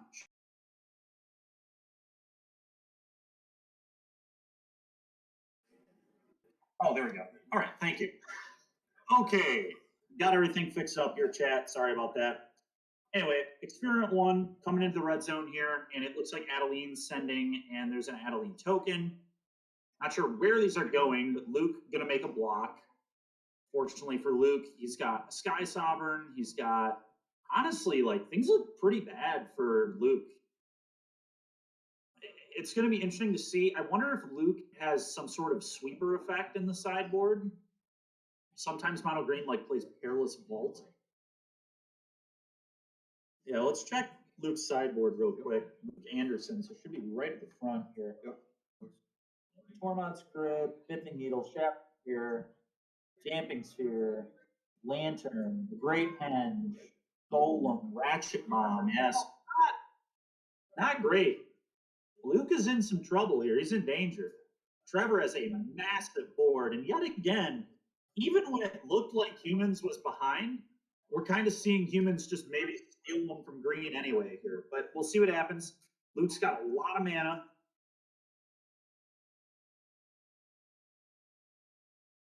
Here we go. Hits the land, puts the forest in play, draws a card off Kiora. Believe we have a Storm the Festival in our hand there. We can't quite tell. We certainly have another Karn. Minusing Karn. What do we get? The Great Henge. Okay. It's unfortunate for Luke that he doesn't have a copy of the Chain Veil. The Chain Veil would have been really nice on this turn, but it's all right.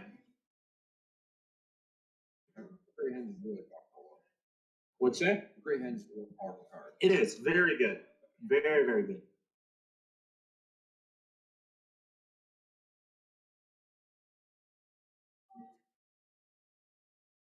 Okay, so Luke adding a lot of mana here.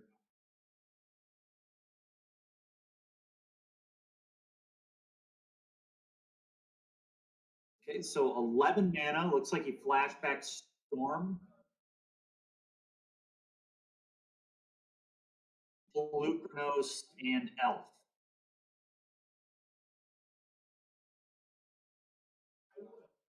It's going to trigger Kiora. It's going to draw us another card. It's going to trigger the Great Henge twice. So we're actually going to draw 3 cards off this. Pretty gross. Pretty insane. And so maybe I was wrong. Maybe humans actually is in a bad spot here. Looked like we were maybe coming back, but I don't know. This is close. Does Luke have enough blockers? I think he does. Obviously, Trevor's board looks pretty good, but Luke's looks a little better, I think. Currently has 1, 2, 3, 4. He only has 4 blockers for 1, 2, 3, 4, 5, 6, 7 attackers next turn, 2 of which will be 1/1s. Adeline is absolutely huge. This is very interesting. This is definitely not out of reach for Trevor. Scary position for Luke, and if Trevor top decks like a Reflector Mage or a Coco, that would be disgusting. Ollie as Lieutenant would be really good too. Oh my goodness. Collected Company? Oh no. Yeah, it is Collected Company. That's what I thought. Alright. Oh, buddy. That was the best draw on the deck by a mile. Did he hit well? Nope. Pretty bad Collected Company, but even a bad Collected Company is acceptable here. Putting a counter on everything is really solid. That's going to put 2 counters on this Lieutenant that's already in play, and then our attack from Adeline is going to make this a 5/5. I guess Cavalier can eat that one for free, but like this is a huge attack incoming. We're going to have to chump multiple things. We're going to have to chump Adeline and Experiment 1. I don't think Trevor really has much of a choice. I think he just has to send everything. I don't think we can afford to sit back with anything.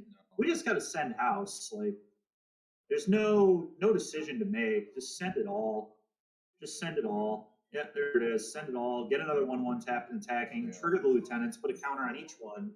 Yeah. One becomes a 5/5. One becomes a 2/2.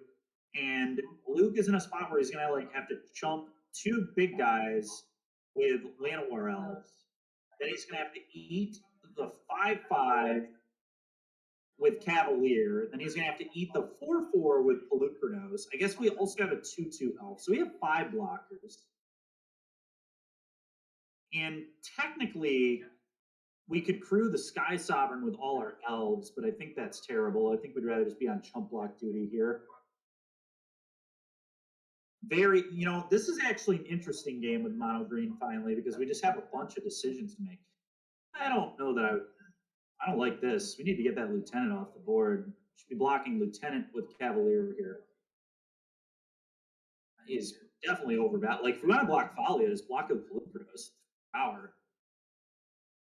I'm not missing anything, I don't think. So, a little confused at this. We also have a 2/2 Llanowar Elves. That should just jump in front of the 1/1 and eat it. I don't think it matters, but Italian inflation, the Coco costs 5. The Coco should have cost 5 mana, but yes, he did have enough mana to catch it anyway, but it's a good catch. It absolutely should have cost 5 mana. Okay. Not a fan of necessarily how he blocked there, but it's pretty much Luke's either going to win right now or he's dead. I don't think there's much in between. The most important thing was just getting another draw step. Yeah, getting another draw step, getting another turn. We have just insane mana here, and we have another Karn in hand. So I think we can actually just combo off. And maybe that's why he blocked Thalia. He just didn't want to pay that tax for every spell. Yeah, 3 henchmen, 1 more cards. Yeah. He's gonna go off. So maybe the block just wasn't relevant, and Luke just wanted to be sure he didn't die. Because it didn't matter. Like, you just need to get Thalia off the board, so who cares about the perfect block? Get Thalia off the table. Makes sense. 1, 2, 3, 4, 5, 6, 7, 8, 9, 10, 11, 12. So Nykthos currently taps for 12 mana. That's just currently. That's in the first activation. Yeah. Exactly. I would be very surprised if Luke cannot win the game from this spot. He has another old growth in hand, too. So the first Nykthos is actually going to add 15 before the untap. And there it is. Draw a card. Oh, 2 cards. Draw 2 cards. We get a counter as well for a great hand. Yeah, this is insane. Luke is just having his way. Animate there first. Why not?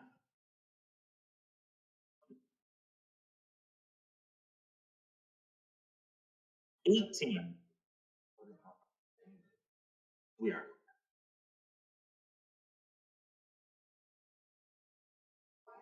Oh, he's flukernosing. Oh, he's just gonna kill. He's just gonna attack. He doesn't even want any part of comboing off. Forget that. I'm just gonna attack you I'm just gonna play with a Pelukernos. and then I'm gonna untap Nick though. And I'm gonna do more dumb stuff. He didn't even do any of those things. He's just going for lethal right now. He's not trying to be fancy. He's just doing it. Yeah. Oh yeah. Trevor's dead. All right. Well, next game. Oh man. All right. Trevor with his back against the wall. Things were looking really good for him a few rounds ago, but all of a sudden, we're a game away from being done.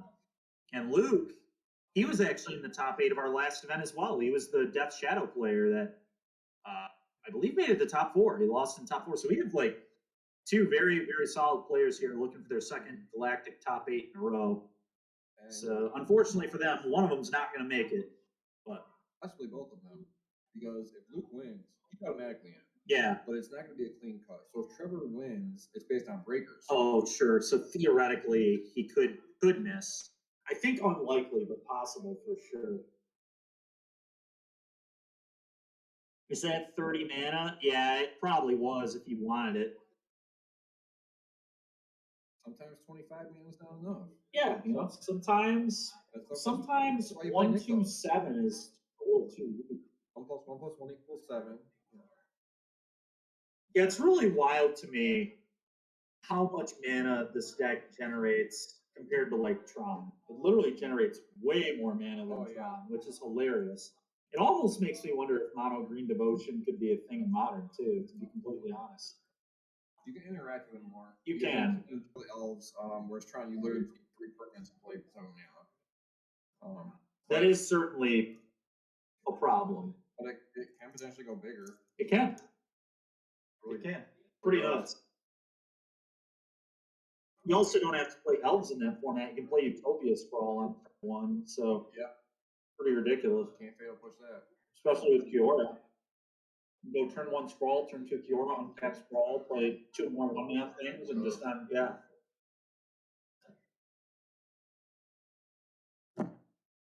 Obviously, it has issues. It's probably not good, but it's fun to think about at least. Pioneer also doesn't really have a way to attack Nykthos. Whereas modern, there's Blood Moon, there's actual ways to interact with lands. Yep.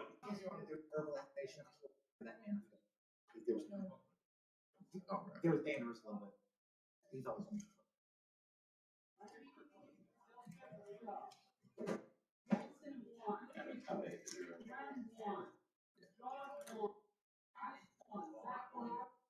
Okay.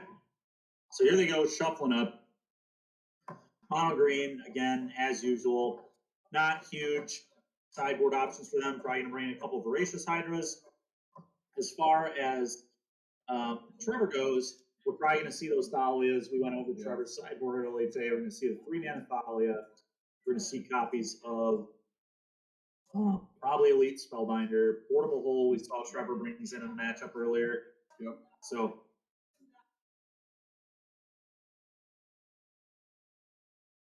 Trevor will be on the play. He gets sideboard more cards. I definitely think he's favored. Oh, Trevor, I think will force game 3. I would be shocked if Trevor loses. I think he'd have to draw really poorly to lose. That's why you play Magic though. It is, yeah. I mean, to be fair, game 1, like he got really lucky to top deck that Coco, but then he like whiffed pretty hard. Yeah. 1 Lieutenant was pretty bad Coco, and that probably lost him the game. Coco's a wild card, man. Some games where it just feels so bad. I had a game where I was playing during the pandemic. I was playing a junk food mirror, and I was pretty deep into a tournament. And game 3, I cast a Coco on their turn and missed entirely, hit no creature. And then they Coco'd me on the following turn and hit double Mayhem Devils. So I cast 4 mana, discard a card, do nothing, and they cast 4 mana, put 2 of the best cards in my deck into play. 4 mana. Yeah, 4 mana, 6 mana worth of things at instant speed. All right, let's see what we got here.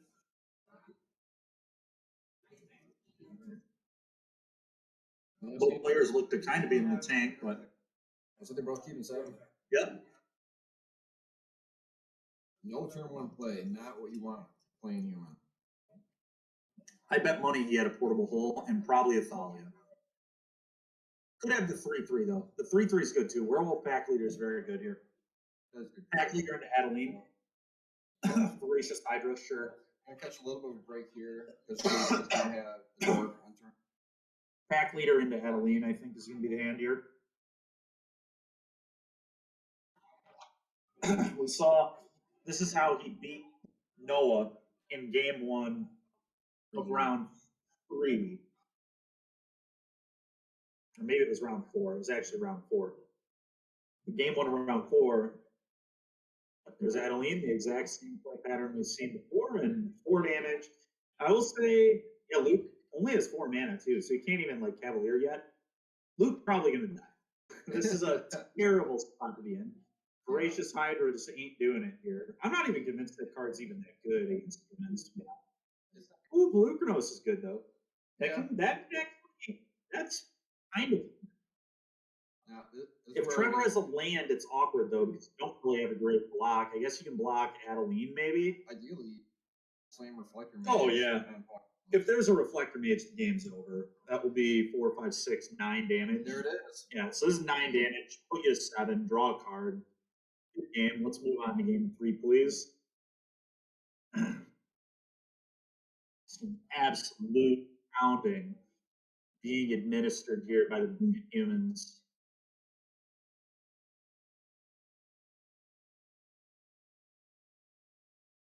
Andy has a land drop. And not casting that power cream to block next turn, Nope. Oh, Luke's dead. We're going to game 3. There's not a draw on their deck. which is what we thought would happen. Yeah, we We said, I mean, favored Trevor's Mercury. very favored on the play. I think he's pretty favored in the matchup to begin with, but certainly on the play. Oh yeah, sure, add on. Yeah, this is just go- embarrassing. Embarrassing. I'm gonna be honest. Luke hasn't seen Portable Hole yet. I don't even know if I cast that there if I'm Trevor. This is like a really small thing. But I don't think Trevor could possibly lose that game. So I may have just withheld the Portable Hole information. I don't know that really matters that much, but Trevor could not lose that game. It's like actually impossible to lose. I got him scoop on the spot. And what's Luke gonna do? He's not gonna sideboard it Link as a portable. It's true. And it's probably not going to alter how he plays much either because, like, Yeah.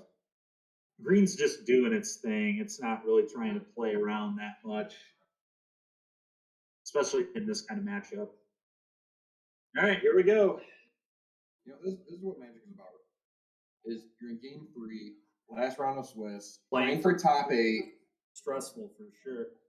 Like this is why you play the game. It is. It's really fun. Really fun to watch. Really fun to play.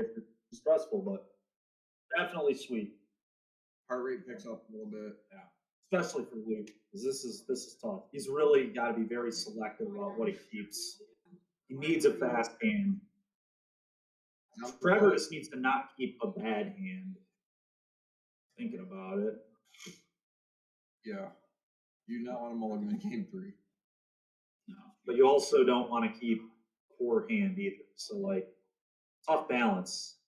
Trevor kept it, and this is a turn 1 elf. That's exactly what you need. Do we have the turn 1 portable hole? Maybe. Get the real cop. It's a flip that's land. right. Yeah. Portable hole. There Yep. it is. In the hole. Well, that's a big start there for Trevor, and he's got Thalia next turn too. So if Luke can't deploy the Wolf Willow, okay, Carrot. That's actually a really good one in this matchup because it blocks. So Thalia will be good, but not honestly. Like, Thalia is kind of bad here. Like, it's fine. You're gonna play it, but like, it can't even attack through the Carrot, so it's like a little awkward. Gonna need like a lieutenant or something to buff it. If you're Luke, you got an oath hand. Not sure what else we got. Okay, Forest, 2 mana for the oath. Actually, no, 3 mana. Wolf Willow into oath. That's beautiful. So we're still this function is fine there. And Luke now has 1, 2, 3, 4, 5, 6 mana next turn potentially. There's an old growth troll. We just need the Cavalier. Like if Luke he only has Cavalier, 2 cards in hand. really? Oh, you're right. He has Nykthos And the troll, right? Nykthos, Or does he Troll, have and three Besage cards? You. He has 3. Okay. It's Besage You, Nykthos. He doesn't have and any Troll. payoffs, though. No, he doesn't. He's in big trouble. He kept a hand with ramp, which I think was a good call. You just need the ramp. In this You don't matchup. want to pitch. You don't want to pitch that hand. No. You have to just hope that you're going to draw into some payoff. Because against you, like you had the ramp, and you just need the ramp so badly against humans that you're not going to ship on. The elite spellbinder here is pretty.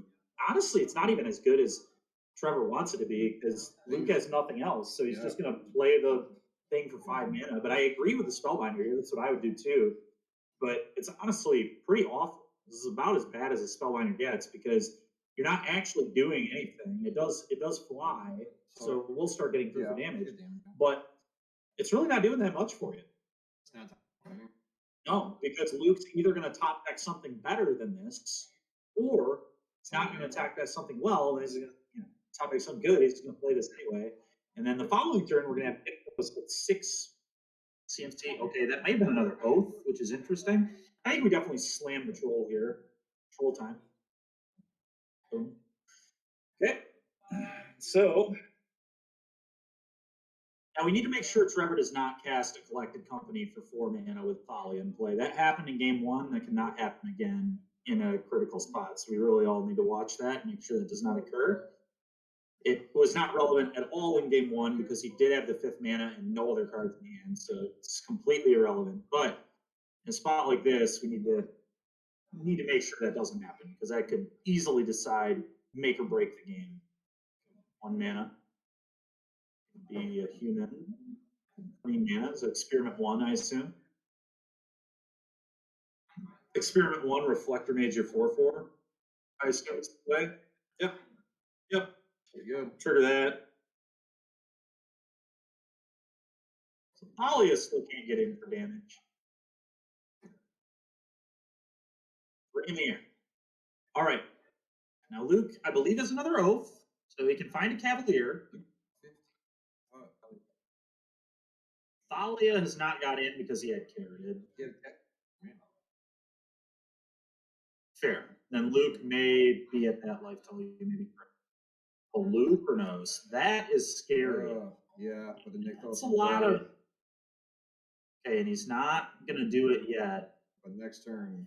Honestly, I like waiting if you're Luke because you don't even want to kill the Thalia here. Thalia is preventing Trevor from casting Coco, so it's actually kind of good for you. You want Trevor to have the 5th land to resolve the Coco. I think that's smart to know. Well, he has the 5th land. He has a Plains in his hand. I think I saw Plains at least. It's a Plains, right? Yeah. Okay. 2 mana. Pack Leader, trigger Evolve. Okay. 2 more mana. Lieutenant. Oh, buddy. Ooh. Putting some power on the board now. Oh, my God. Well, Lucaros is still a really good blocker, though. This is very interesting. What? So Trevor just has to try and figure out how he wants to attack. Our life total really should be updated there on Luke. I believe he's at 15. There it is. Pretty important right now. So how does Trevor play from here? He has no cards in hand, so this is going to be a lot of math. Really interesting game to think about, but I think he just needs to turn because if you don't, I mean, the Lucaros is just going to monstrous and start killing everything. So we just want to get as much damage as possible, as quickly as possible. And that's what he, Turn them all sideways. you just have to do this. There's no choice. You don't sleeve up humans to not just do this. Like, you just want to turn them sideways. One of Andrew's favorite pastimes, just turning them sideways. Very interesting spot. I think if I am Luke, I might just eat the Reflector Mage. Well, yeah, I think I would eat the Reflector Mage because it has the most toughness. I don't want to block the Experiment one because then Trevor just regenerates it. And then I would take 3, 7, plus 4, 11. I'd go to 4, and then we try to. Can't block with here. Correct. You want the mana. You really want the mana for the Lucaros. I believe the play here for Luke is just take 11, eat the Reflector Mage, and then on his turn, he can monstrous for quite a bit. Certainly enough to kill Thalia and Spellbinder, and probably Lieutenant too. He can probably do 5 damage with Lucaros. That's 9 mana. I think he has 9 mana. He has 1, 2, 3, 4, 5. 5 devotion, 6, 7, 8, 9. So he has exactly 9 mana. So that's a monstrous for 5, which can go kill 3 of your creatures. So you just need to eat the Reflector Mage and then kill off 3 more bodies. Yep, and that's what he is going to go with, I think.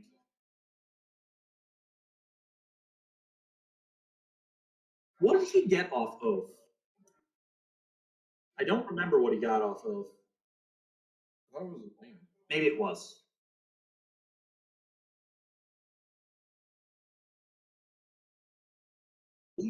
Goes to 4.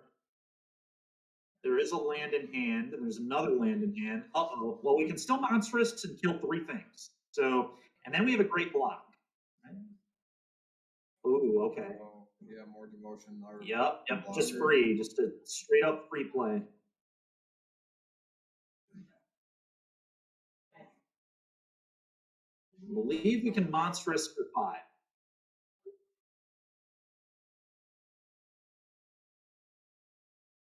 Count up devotion. Count up devotion. Everybody's making sure he's right here. Definitely want to be clear. You do, of course. That's a monstrous for 4. Kill the flyer and kill Thalia. Yeah. See, now, I think,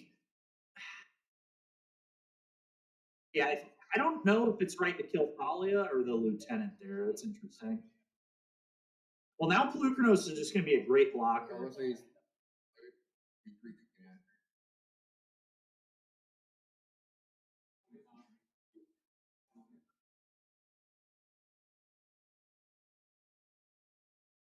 Trevor just wants to make sure everything was done correctly, I guess.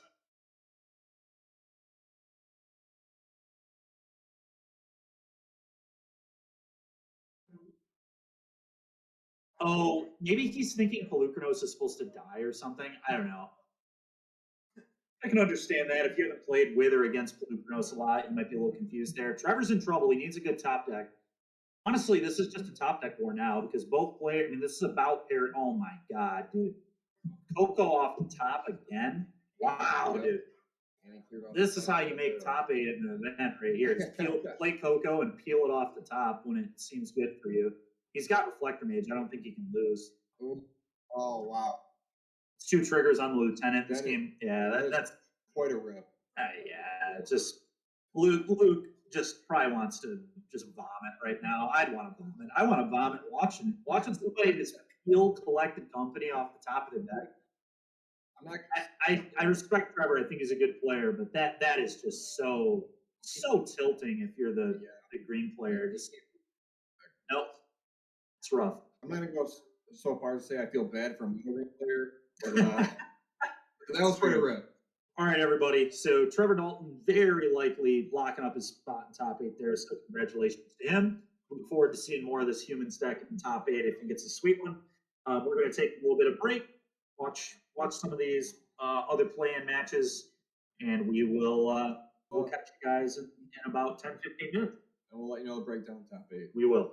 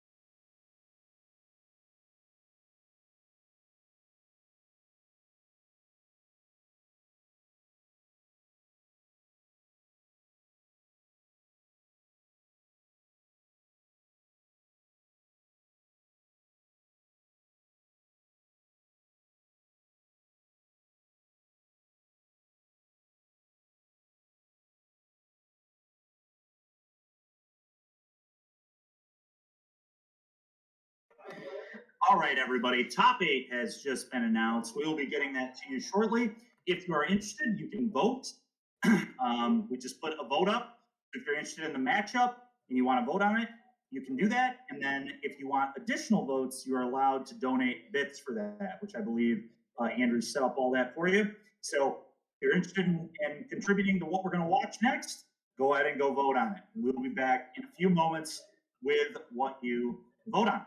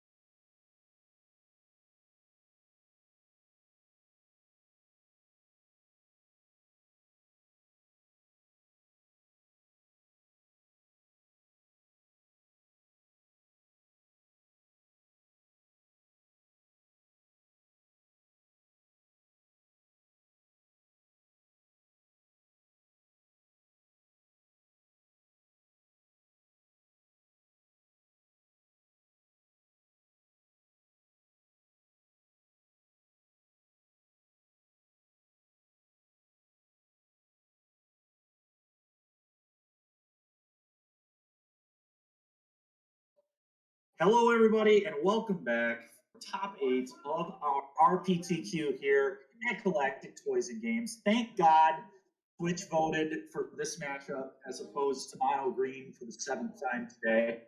Not actual 7 times, but you understand what I'm saying. Instead, we get this cool matchup, Mono Blue Spirits versus Rakdos Midrange. It's actually a pretty good, it's a very interesting matchup. There's a lot of back and forth to it. Sometimes Mono Blue Spirits does the thing where they just like play a 1-drop, play an obsession and attack. But typically that happens on the play. That's not going to happen here for game 1 in Daniel because Daniel is going to be on the draw because of being the 5th seed. So this is going to be, I think, a pretty good game. And both players have information as to what their opponents are playing, so they know what to keep and not keep. So this is going to be hopefully really good magic, really interesting stuff going on. Yeah, it's a very close matchup, I think. I've played it from both sides. I don't really feel particularly favored in either one. So I'm excited to watch this. This is going to be good stuff. And Daniel Hoffman is actually a longtime friend of mine, so I'm probably voting for them here. Although I do like Rakdos Midrange as a deck a little more than Spirits, but Spirits punishing Mono Green is pretty nice.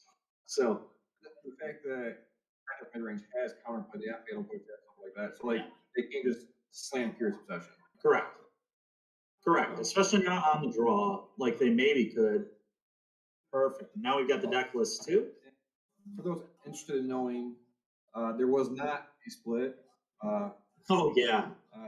There may have been an 8th seed person who just Ray Perez the entire situation. And what we mean by that is the 8th seed said, I never split in top 8. So that's pretty bold stuff, bold move by the 8th seed, but we'll see if it pays off for him. Yeah, we won't name drop him right now, but pretty funny. Anyway, some interesting things about the Rakdos list. There's a 1 of main deck unlicensed curse. That's not going to do much in this matchup, that's for sure. 2 Kalidas, 2 Chandra Torch, 4 Fable, 4 Graveyard Glutton, 4 Bone Crusher, 1 Shatter Skull Smashing, 1 Cut Ribbons, 3 Dreadbore, 2 Proc, 4 Blood Type, 4 Thoughtseize, 4 Push. Pretty standard list. Looks a lot like what Misplaced Ginger has been doing on Moto. The mana base, pretty standard stuff here too. I do like the mana. Yeah, I do too. It can randomly just get you value out of the graveyard, and it's pretty much the 4th Dreadbore. Which Yep. Some interesting stuff on the sideboard, but we'll talk about that later. Daniel taking a look at the hand here. Now Daniel's on the draw. Looks like there's a slip. Okay, slip is getting bottomed. Slip out the back. Honestly, a little surprised Slip got bottomed in this matchup, but I like Slip out the back a lot against Rakdos. Okay, 1 mana, do nothing. I assume we're going to be flashing in a Spectral Sailor, but I can't quite see the hand. But that's definitely what Daniel wants to do here. Thoughtseize. Spell Pierce. Okay, we're Spell Piercing Thoughtseize. Huh. Not typically how you want to use your Spell Pierces in this matchup, but it might work out. I guess if Daniel didn't have a 1-mana threat, it makes sense. Daniel may just play the Shacklegeist. I think we're just supposed to play Shacklegeist. Yeah, I like this. Now, if Brandon's heads up, Brandon is just going to kill this immediately, or Brandon may just opt to play a creature. Graveyard Glutton would be really good here. Graveyard Trespass on this side, I suppose. Slightly awkward mana from Brandon over there. 1 black sword, but Thoughtseize plus Stomp here is just disgusting. All right, yeah. Okay. So an interesting hand here. We got a counterspell, Brazen Borrower, Faceless Haven, and a Curious Obsession.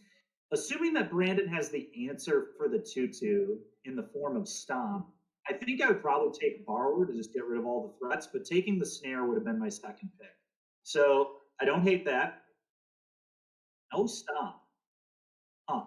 Okay. That's interesting. Removal because he just left him. I agree. And if Daniel reads the problem with this play from Brandon is if Hoffman top decks Rattle Chain. Oh my god. Yeah. Rattle Chains. Oh, What? Wow. Oh, he got really lucky. That was a loose play. That was not, yeah. That Daniels should not have done that. Please leave up flashing 3-1 there. Wild. Okay. I thought it was from Brandon too. Like, I can't Oh, yeah. stop that guy. Oh yeah, exactly. Rattle change is the biggest blowout, right? Because you go for it, it gets countered. And then you lose the game on spot session. Potentially. I mean, he probably has more removal, but like it's a really awkward thing because then you're letting them get a 2-1 threat into play as well. So you just get real blown out. I thought for sure, that with that play from Brand or Daniel, that Daniel had drawn a rattle change, like for sure. Slip out the back's kind of awkward because with the obsession on the stack, they kill your guy and then you can phase it out, but then the obsession still goes to the yards. So you still get 2-for-1 really. So you really wanted it to be a rattle chains there. A little bit loose on both sides, I think. Potentially, yeah. Brandon was living dangerously and trying to capitalize on a mistake from his opponent, and he was greatly rewarded, but it was dangerous. It was a very dangerous play. But sometimes dangerous plays pay off. And in this case, that's what happened. And Daniel's in a really bad spot now. Brandon now has a 4-3 in play, flipping a Fable very soon. Almost certainly has a Fatal Push in hand right now, too. I just feel it. Okay, Sentence Spirit's good if Brandon doesn't have a Fatal Push, but I'm pretty sure it's C1 in his hand right now. It doesn't black up. Yeah, see you later. Okay.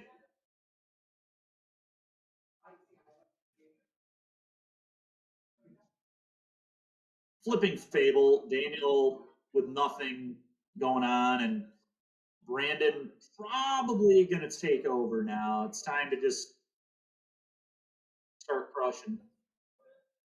4, okay. Coming in there for 4. A little confused. I think Daniel has Supreme Phantom in hand. I'm not really sure why they didn't get cast. A little confused. But maybe there's a reason for it. Chandra? Uh-oh. And that's not getting countered, so good luck. Good luck, Daniel. Yeah, I think we're about to move on to game 2 here. Sideboard. Yep. You don't need to see more. It's doing open deck. They are doing open deck lists, so we will probably have to pass these deck lists back for a moment for the players to take a look at them. So we might want to, actually, I'm real quick going to take a photo of these deck lists, and then we will have that, all the players get to analyze these lists. All the games I played in this season, we didn't have open deck lists. Right. Which, I mean, because we weren't streaming. When you stream it, that's the issue, right? Is that some players, if they were somehow able to watch the stream or whatever between rounds, they saw what other people were playing. Yeah. So when you stream an event, you have to maintain the integrity of the event by making sure all information is even. Yeah.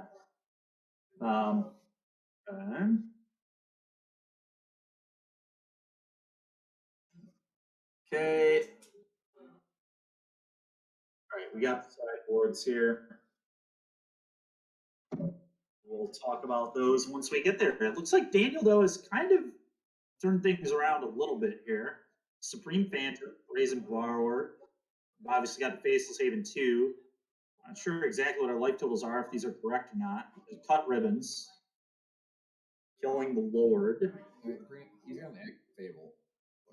An active Fable is scary. There goes the Borrower. 6-2. Daniel, I believe, is it in Brandon? The Borrower was tapped, so I'm assuming Brandon's at 11, but I could be wrong on that. Slip out the back. Yes. Okay. That makes sense. That makes sense. Okay. I think Daniel's dead, but okay. Daniel's going to go for the block, slip out the back, I guess. Not where you want to be with mono blue. Just blocking and slipping out the back. Probably about all we got. Brandon, Clone Bone Crusher. You have a lethal attack, so Daniel in a lot of trouble.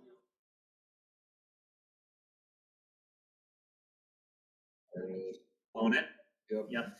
So Daniel technically can trade with the real one, assuming the real one attacks,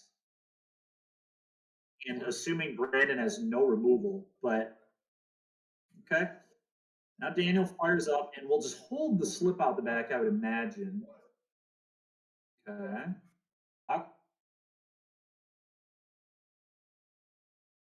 Interesting. Okay. Oh, you can just play the other bone crusher. He can, yep. So, like that.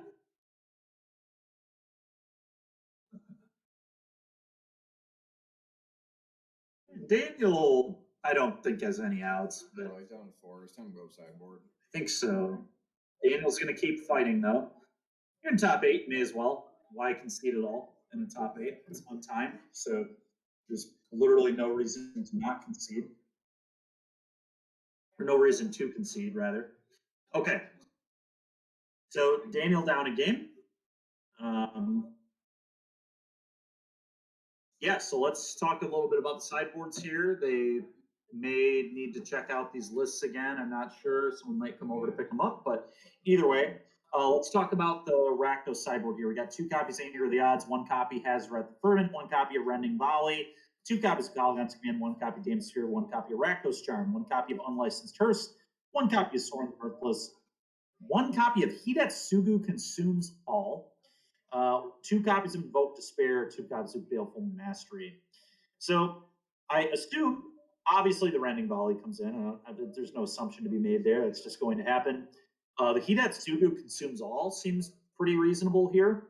And Anger of the Gods is interesting as well. That one may also come in. I think Caligon's Command is a little too little damage and too much mana, but it's like debatable. Can bring it in. I don't love it. Yeah, and Baleful Mastery is also a card you could bring in, but probably not because you want to cast it for 2 mana in this matchup, and when you're doing that, you give your opponent a card, so it seems bad. So I assume you're just bringing in the Rending Volley, the 2 Angers, and that might be in the Hidetsugu. Yeah, it does. So I think those 4 cards will come in. Obviously, the Unlicensed Hearse is terrible. That's going to get cut. And then we're going to cut some amount of 3 mana, 4 mana plays. I typically did not like Chandra in this matchup, so I board out Chandra. A lot of mana investment to just like get Spell Pierced or whatever, which I thought was pretty poor. And I would go down to 1 Kalidas because it's 4 mana. It is a good card if it resolves. What card are you looking at? Kroxa? Yeah. I actually like Kroxa in this matchup. It's like fine. I could see trimming one. Yeah. I don't love it in the matchup, but what I do like about it is it's an inherent 2-for-1, and it is something they kind of need to respect on the buyback. But it's not amazing. I could see boarding those out too. They're definitely the next worst card in the deck, I think. But I think Chandra and Kalidas are. I think Chandra is like very bad because it gets Spell Pierced specifically. Right. And your opponent's just going to have as many Spell Pierces as possible in their deck. So kind of see what happens. That was an interesting game. I think Daniel may have made 2 missteps. I think the Spell Pierce on the Seas was probably not right. Typically, you do not want to counter the Thought Seizes often. There are spots where you want to do it, but I don't know that was the game for it. Maybe it was. Who knows? But you kind of want to Spell Pierce like Fable or Chandra. You want to Spell Pierce for like impact cards or the removal. Mhm. It depends. It really depends. But I didn't necessarily love that, and I certainly did not love this obsession into the stop. Yeah, That was very aggressive. And your opponent didn't take it too, so they just told you they had stop. They're just unless they're just bluffing, which that would be such an aggressive bluff. Yeah, that was pretty risky. Very risky. So from the Rakdos side, I mean, I don't think Rakdos out of blue, like any of the variants are really. Like, all you have to do is basically lose to like a turn 2, turn 3 Curious Possession. Correct. And I feel like if that doesn't happen, you're favored overall. I agree. So why risk it? I agree. As far as the model blue player, we got 3 Lofties, 4 Disputes, 2 Hearths, 2 Unsubstantiate, 4 Wits Protect. I imagine the Lofties come in here, and I think that's fine. I just want a little more counterplay, especially beat on the play. And I think that's it. I certainly don't want Witness Protection here. I don't want Curse. I don't want to substantiate and I don't want to dispute. So the only card I would even consider bringing in is Penalty Denial. I do think I would bring it. I like this being maximum counterplay to the opponent. Seems reasonable. I mean, this is the kind of deck where you don't want to be bringing in the ton of cards. Nope. You don't want to dilute the deck. As far as cards I would cut, I think Ascendant Spirit's very bad.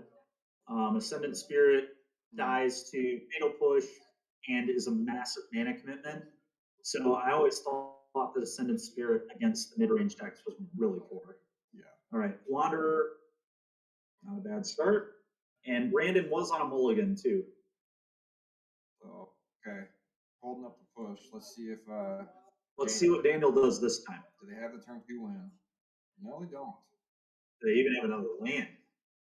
Nope. Oh, You would play the land if you had it. We can sack and counter with the other one. What? I don't get it. wow, that's not looking good for Daniel. That was, first of all, why did Brandon let the other one resolve?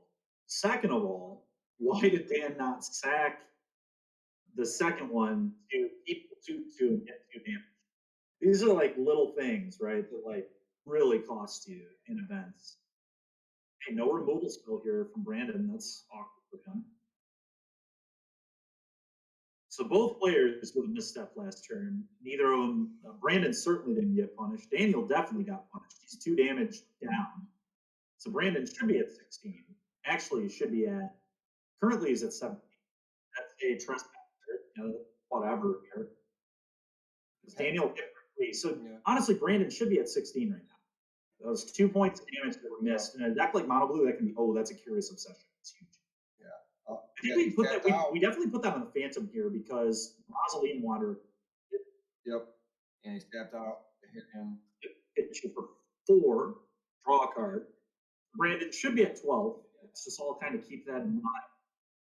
Brandon should be 2 life points lower than he is. Will that come back to haunt Daniel? Now, to be fair, Brandon would have responded to the other Wanderer, then he would still be at 14, but because that didn't happen, Daniel could have taken advantage and did. So, very interesting stuff. It's just 3 mana. Spell Pierce.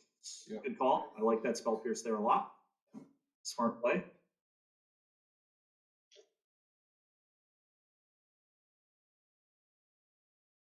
Brandon should be at 14.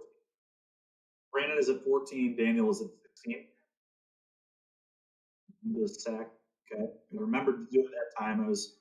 So another misstep actually is he should have Fatal Pushed first. Yep. So that way he could have eaten it with the Graveyard Gain another Trespass. life. Yep. These little points of damage are adding up. They get from both sides. Maybe they're nervous. Can't fault somebody for being nervous in a top 8, that's for sure. But definitely not the cleanest stuff.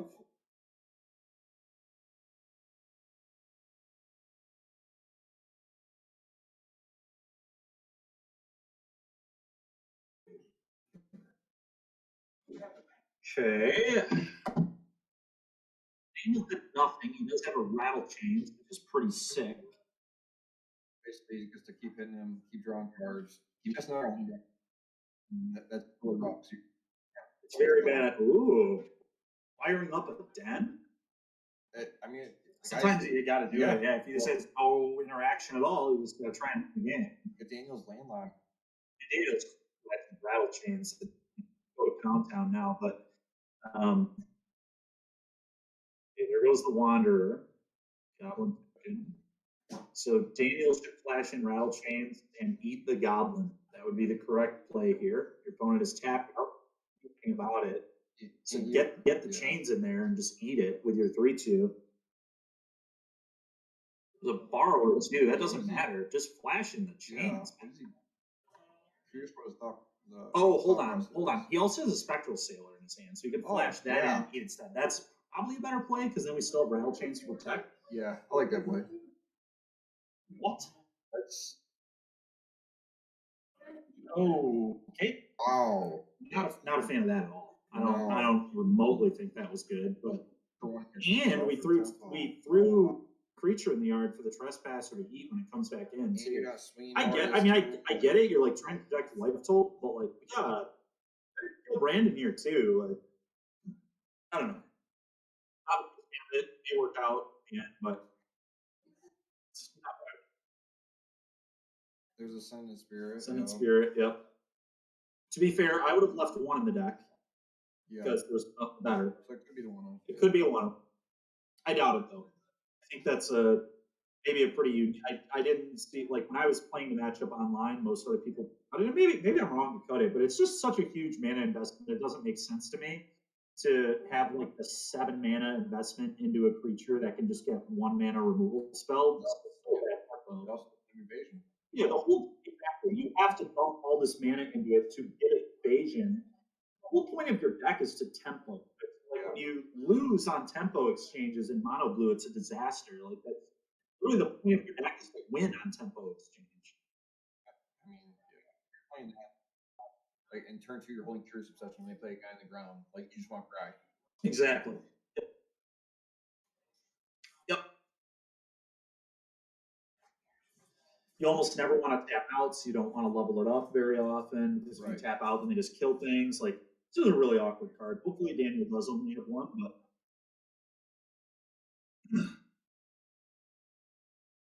won't know for sure for a while. Okay, 5 into play. Not a whole lot. I like this from Brandon. Brandon says, you know what? I'm just firing up. I'm just actually, hold on. I hate this because now Daniel can just level up and eat the dead. Oh my goodness. This has been loosey goosey. Yeah. Magic. It's been loosey goosey. Oh man, we all voted for the matchup. Players might be, I think they're just a little nervous. They must be. Oh, we got another Supreme Phantom. That's gross. Yeah. That's 3 plus 4. That's 7. I think that's 7 damage. Plus draw. Plus lethal. With rattle chains. Good luck. Yeah. We need anger would kill oh, you're right, nothing, yeah. Because the Lords cover each other. Yep, the Lords protect each other. So anger doesn't do it. And there's a rattle chains. I don't think we can win here, but we'll see. It looks like Brandon will be on the play for game 3. That is what this is looking like, yes. Yes.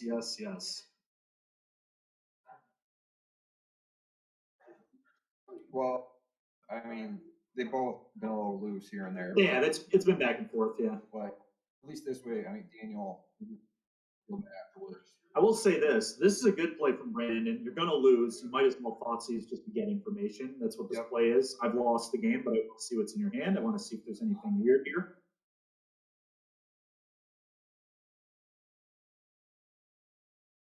Okay.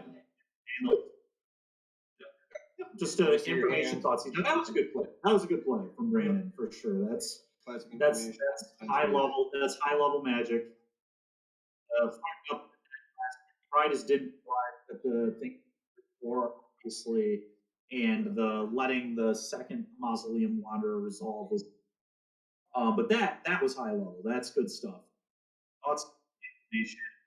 Good matter. Okay, well, here we go. Game 3 to determine a semifinalist. Winner moves on, loser goes home. And they did not split the cash thanks to Mr. 8th Seed.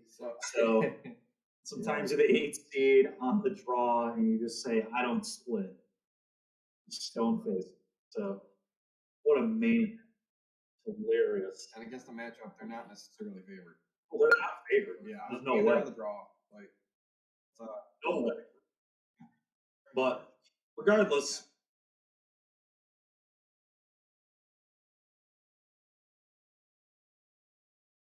players shuffling up here. I would say that Brandon is favored being on the play in game 3, but the matchup is very close. What is interesting is I guess the Rakdos deck needs like more specific combinations of things than the blue deck does. The blue deck just like needs dudes at the end of the day, but the Rakdos deck like needs some amount of answers to those dudes. So it's more likely, I think, that Rakdos would have Mulligan mono blue. But it's worse.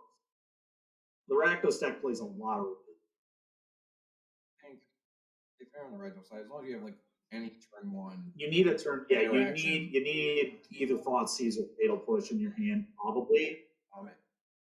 You get one of those. You Winning Bottle. yeah, running bot. Yeah, you're probably safe. Like even period.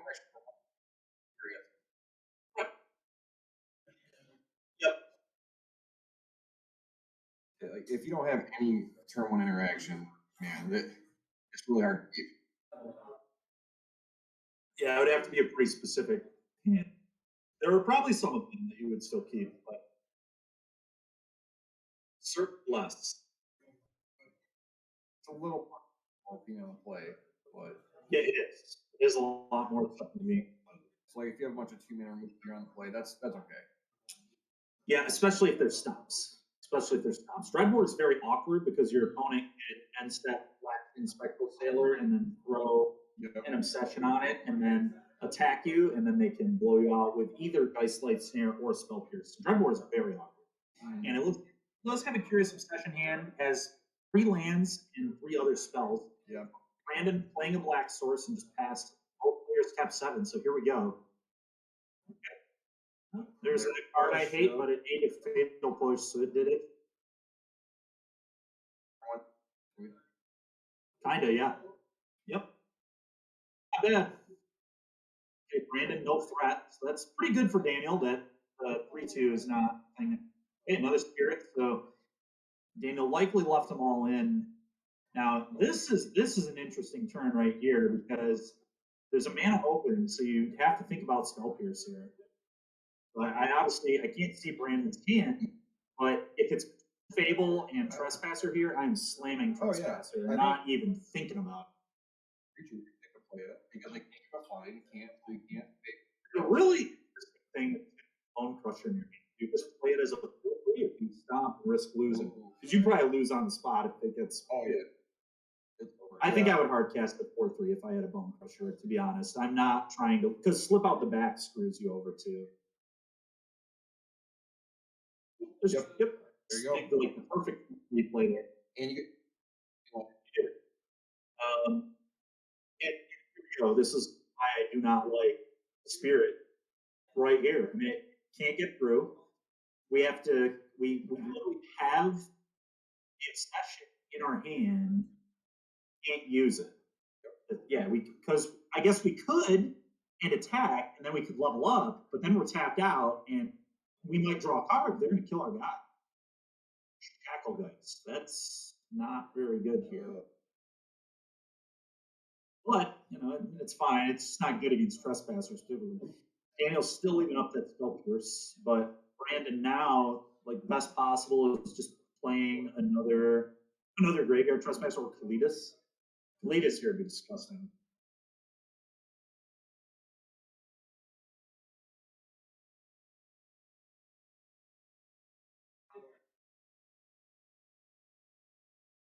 And what this really comes down to is that these Sentence Spirits are not literally anything else. Literally anything else, we'd be in pretty good position. Yeah. Every other threat flies. The only one that does not fly. Yep. Or they just 1-1. Yep. Curious how Hoffman sideboarded. If he even sideboarded, because it's debatable that Lofty Denial may have been worse than Ascendant Spirit in this game because it is still nice to have threat. Okay, we're just going for it. I agree. 3 mana? Is that a Cake Man? Oh, we're about to see why I don't like Cake Man. Well, here comes Spell Pierce. Oh, yeah, that happened. And that's why I don't like Cake Man in the matchup. It looks good, but again, the blue deck is just all about tempo. Yeah. So giving them tempo is really cool. Now, if we have and we don't have a push, so this is like, this is just an example. Oh my god, and a blue source off the top. It was huge. I don't like how either No, I mean, Daniels is at least excusable. If Daniels did not sideboard at all, then fine. If you think that Ascendant Spirit is better than Lofty Denial, respect that. But I do like that Lofty just gets graveyard. Like, opening up mana in this matchup and countering. But, you know, I could see the argument just not sideboard at all. And that may be what Daniel did, and that's fine.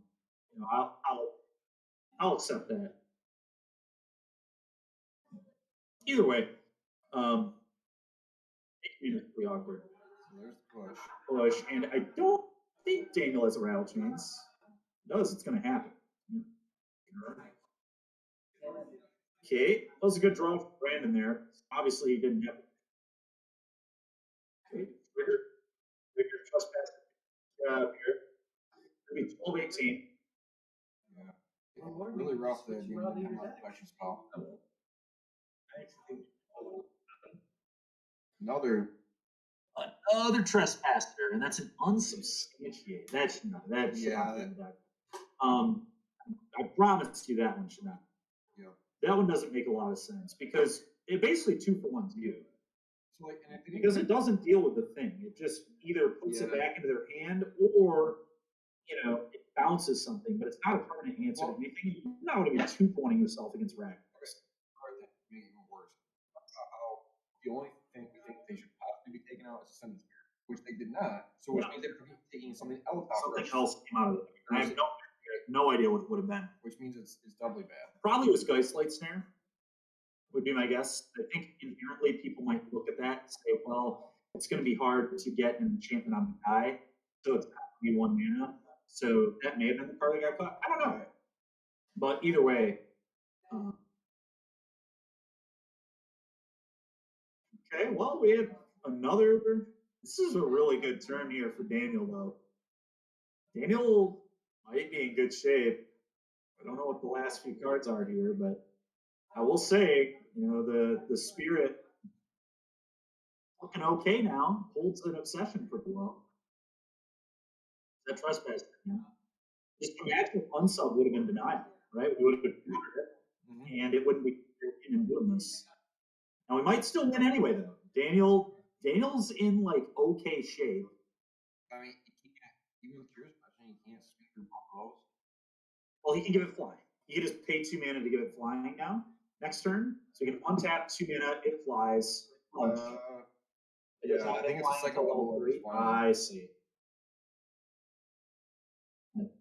Even more of a reason, like you put 5 mana. Give it evasion. Yeah, and that's why I didn't like it. Anyway, now it's dead. Oh boy, yeah, I think Brandon Daniel comeback.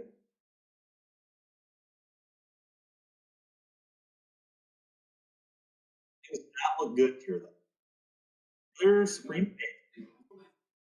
I guess if he sits back, we have good blockers now. Just 2/2. Double block and eat one of them if he sends. Assuming we have protection, we have to worry about a removal spell. But Brandon's pretty low on resources. I think 2 cards. They're both on 2 cards. Game's interesting here. It could go either way still. That second Supreme Phantom is huge. We got a borrower that can come in pretty soon too. Just flash it in as a 3/1 and start getting a clock. Mhm.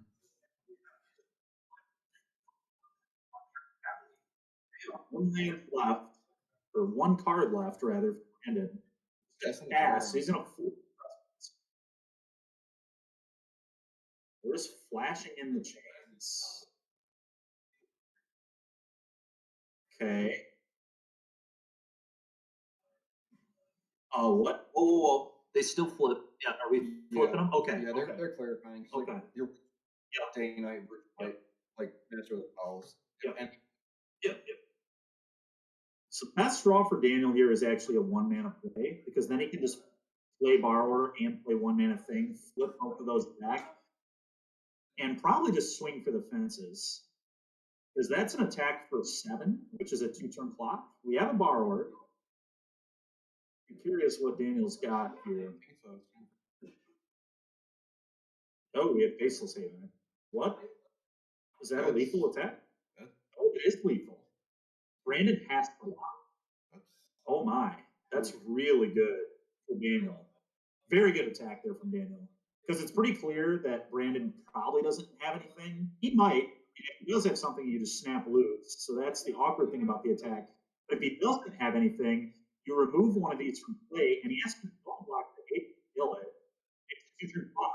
And then once one of these dies, Brandon all of a sudden doesn't have people on the crackback. So Daniel can just win next turn. So Mono Blue might actually swing it around here.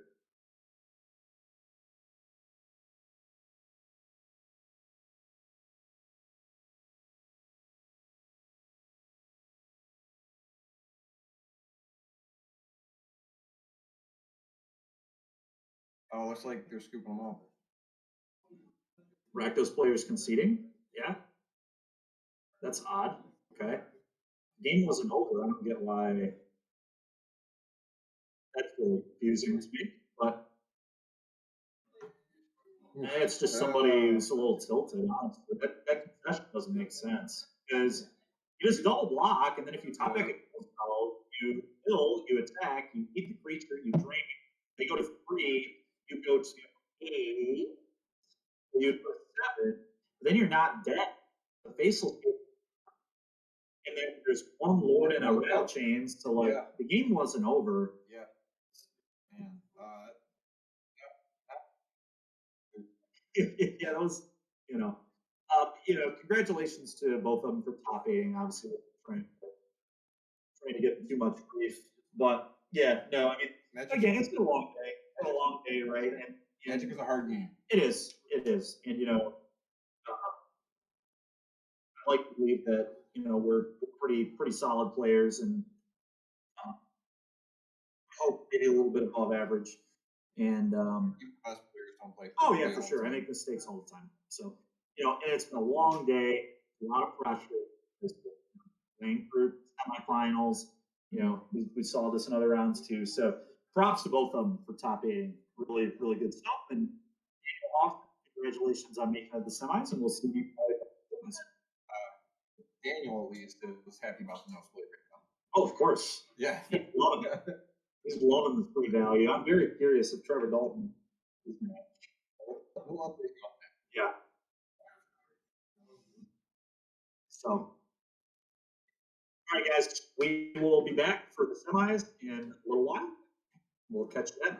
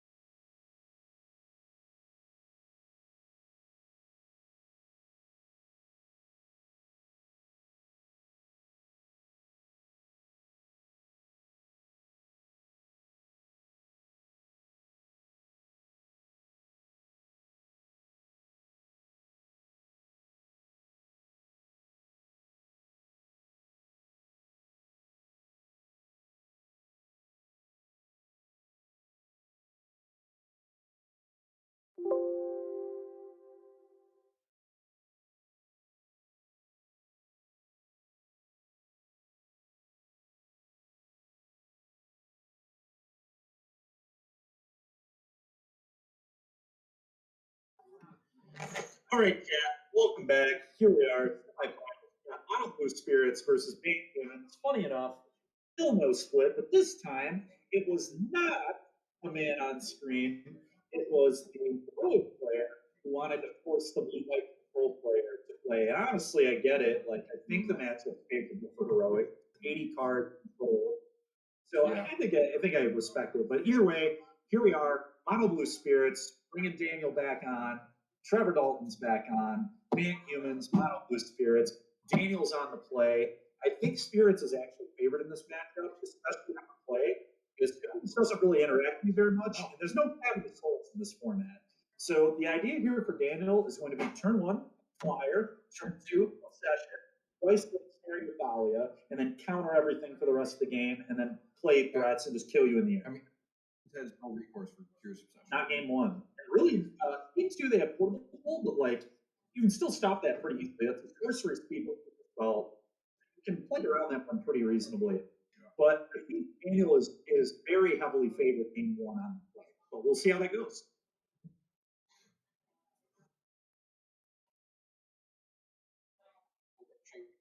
Because over 26% of the meta control. Yeah, pretty nuts.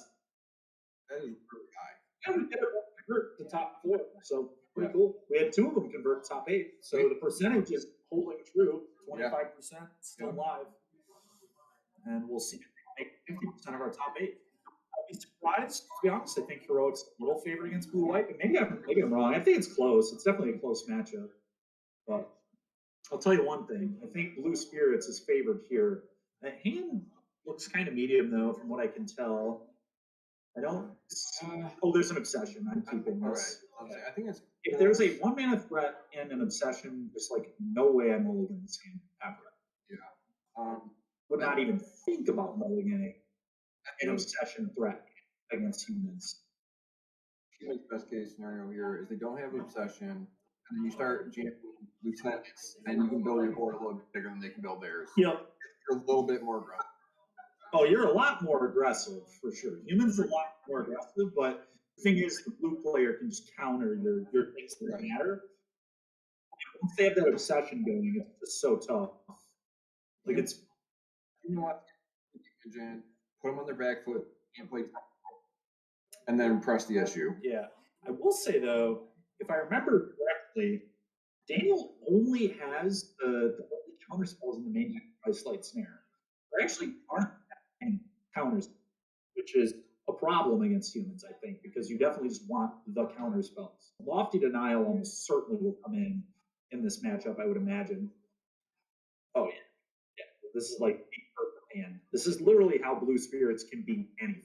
This deck can win in every matchup when it does exactly this. When it goes, dude, Obsession it on the play, Geist Light Snare backup. Nobody has a good match against that specific.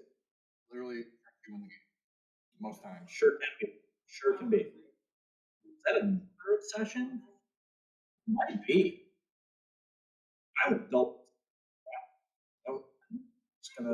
So maybe he doesn't have 2 Obsessions. He has 1 Obsession. He just played. There's no reason to not do this. It's more damage. 3, draw a card. Humans doesn't have even turn 2 recourse. Thalia is probably the best play here, but even Thalia is whatever because most of your things are creatures. Daniel did have 2 Obsessions. I have no idea why we played a Spirit instead of just slamming Obsession number 2. I would like to Ancestral Recall. Scry 2. Okay. Draw another card. Stop him flex from raging turn 3. I agree. I definitely would have double Obsession there. Let's just get maximum cards. Let's find our guys Slight Snare and just counter everything. My game plan here would be load it up and then never let anything resolve. But Daniel's still in good shape regardless. We can still Obsession it again here. You need a guy Slight Snare.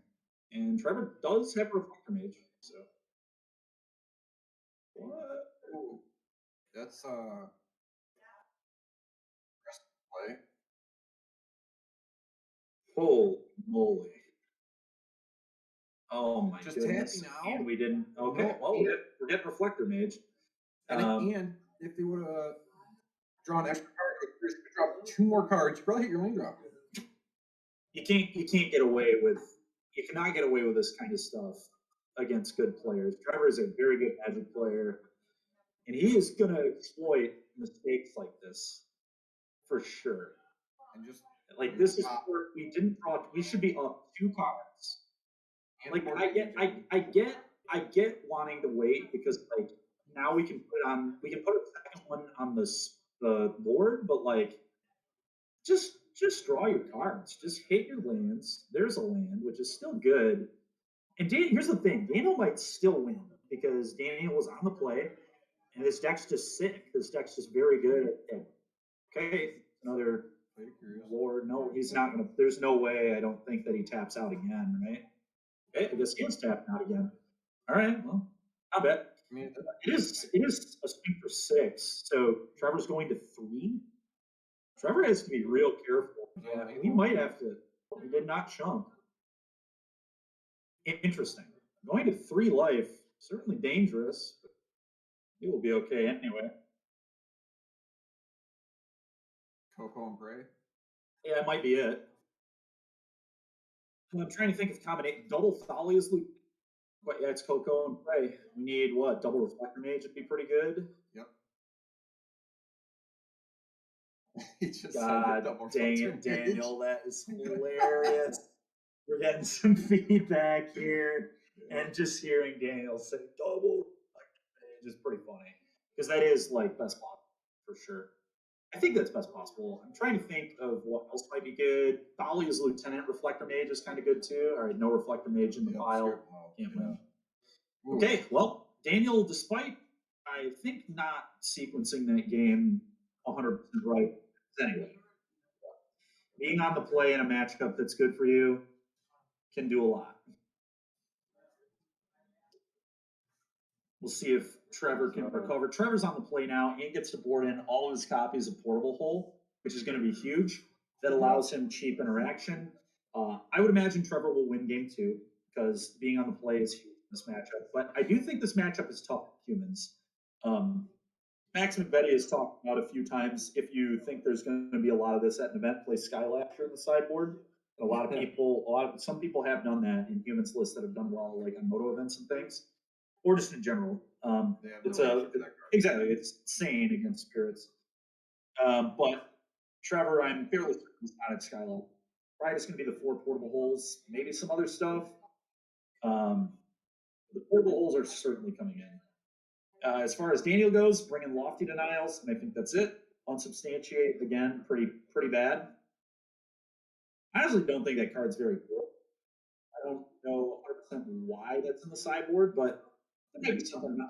Maybe like that's Distortion 6. I don't know. I don't know exactly why you have the Unsubstantiate in the board, but it could do maybe some good work against the thing. Either way. Maybe trying to walk like a combo deck. Probably, yeah. At that point, yeah, I don't know. I would just rather have another Lofty Denial if I were playing this deck, I think. But either way, whatever. I think the Lofties are going to come in, and that's it. And again, I think the Ascendant Spirit is very bad. It is typically the card I board out in a lot of matchups with this deck. Again, we don't want to commit a ton of mana to just get Reflector Mage, right? It is always the worst card when people can very efficiently interact with you.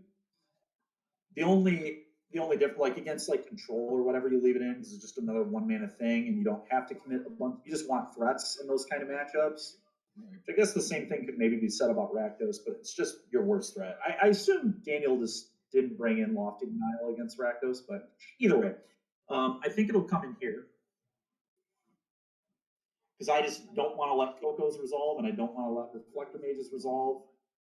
Thalia is a big problem with Trevor on the play, but when Trevor's on the draw, Thalia is a lot less of an issue. On the play, it'll be an issue. If Trevor can go 1 mana threat into Thalia on turn 2, that'll be real. It could be a problem for Daniel, especially if it's 1 drop into Thalia into Reflector Mage. That's going to be really, really tough to beat. Obviously, that's not possible. So, well, okay, player. Let's go 1. Curious Obsession. But if they turn to Dahlia, it clears us. Correct. I don't think you can keep that hand in this matchup. You can keep that hand like in the dark sometimes. I have kept that hand playing mono blue. You don't want, you're not excited about it, but there are some times you just show shoulders and hope they're not interacting a ton with you. Even if you're on the draw, that matters too.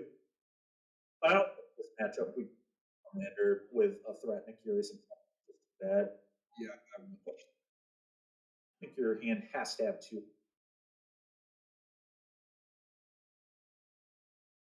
because humans are going to be.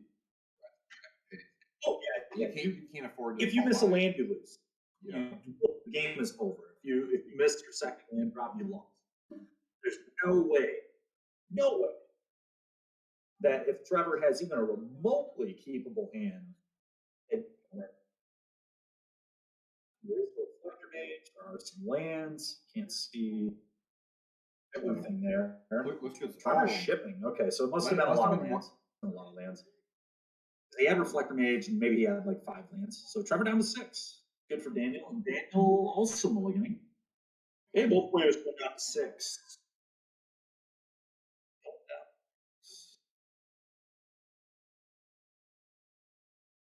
Okay.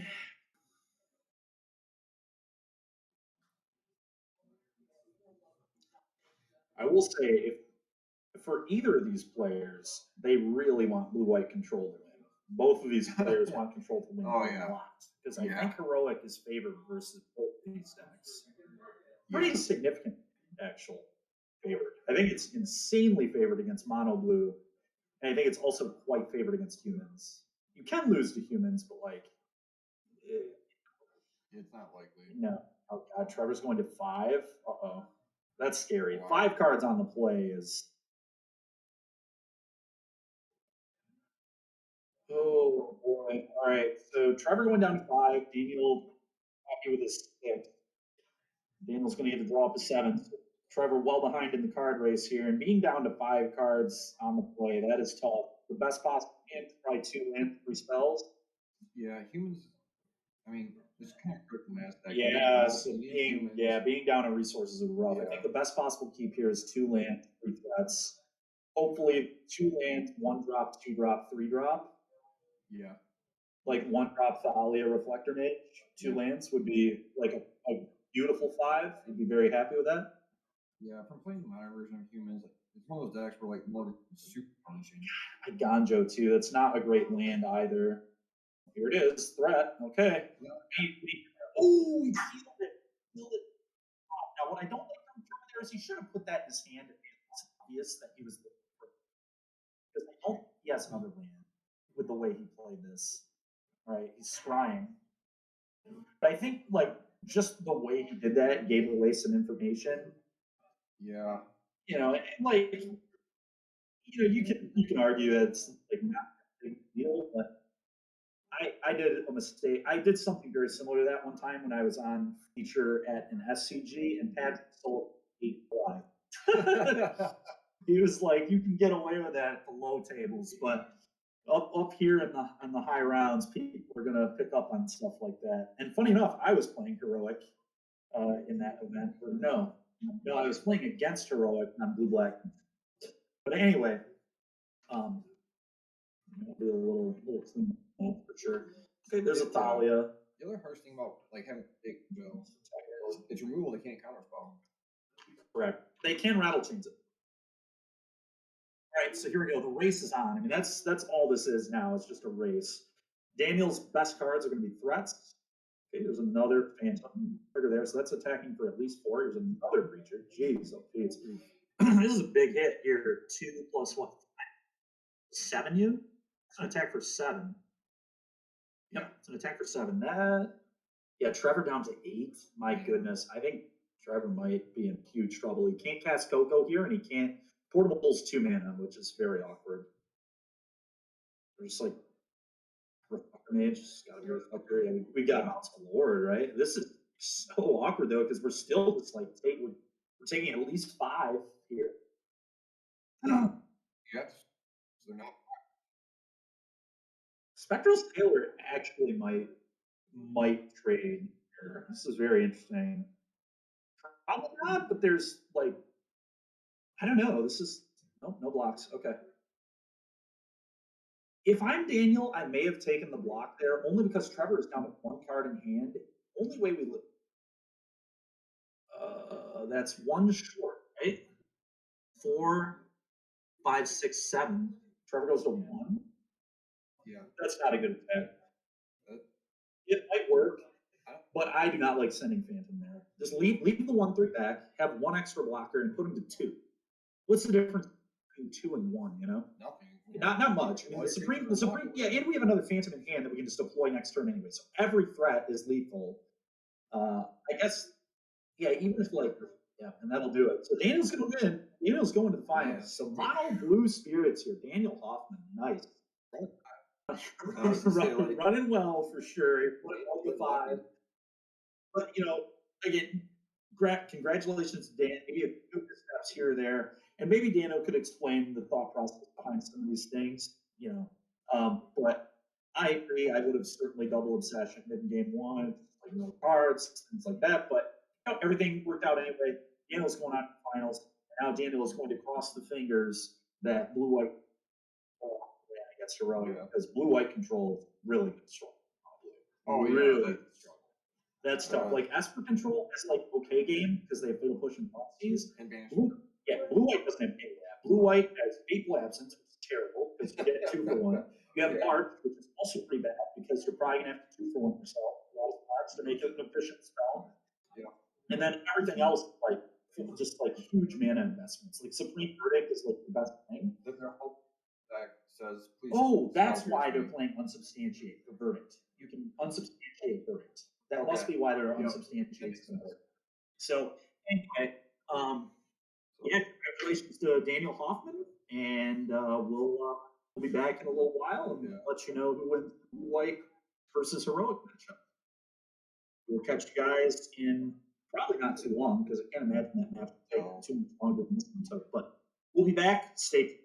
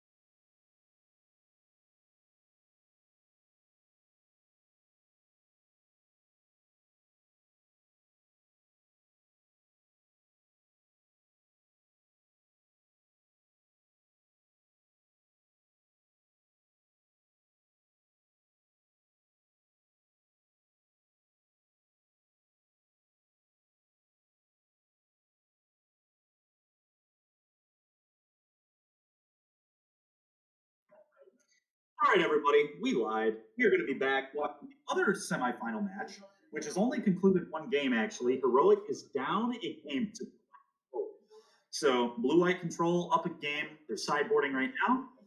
And we will see if blue white control can pull off the win here versus Heroic.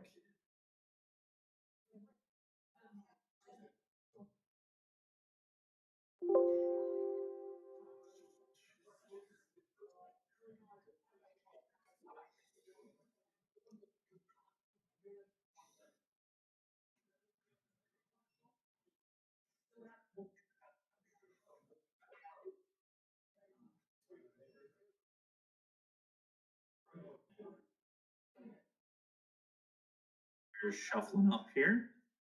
I love the Abbot of Carol keeps Barbara's list. That is just absolutely awesome. Absolutely awesome stuff. Love that card. Okay. So since Barbara lost game 1, she'll be on the play here. Players playing for a spot in the finals.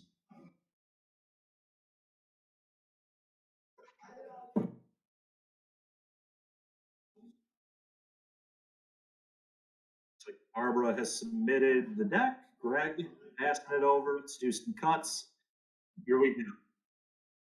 Game 2 of our second semifinals match.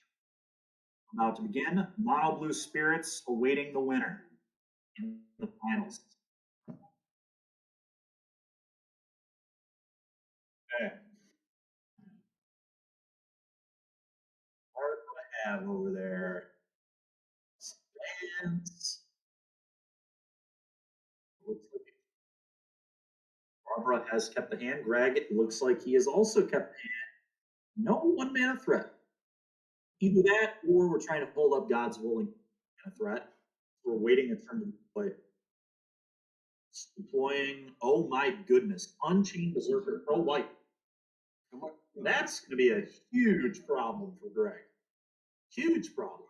That's actually a really good sideboard card. I've been wondering. I was thinking about this card the other day actually because it is really, really good against Esper and Blue White. It's like less good against Esper. They fail. Against Blue White, they cannot. They what? Yeah, Shark Typhoon, Shark Typhoon, and Verdict. Yes. Typhoon okay. Red Horror Arcanist. Really not in this match. It's like fine, but it's just so slow. It's glacial. We'll see. What's funny about Unchained Berserker though is you can't target it with much. You can't God's willing it. You can't. Yeah. You can't Defiant Strike it. You can't. So you need to be real sure that you're playing against a deck that is like primarily white. If you put this thing in your deck, because you can get punished by it too. It looks like it just on the dread. They did.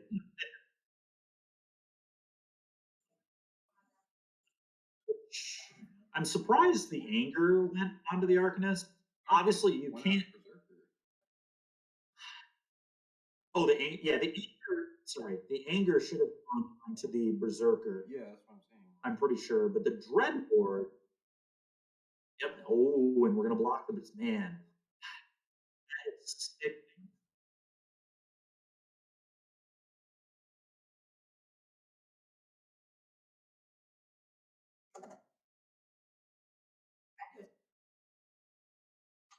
Oh no, so Barbo gets to be a missed that.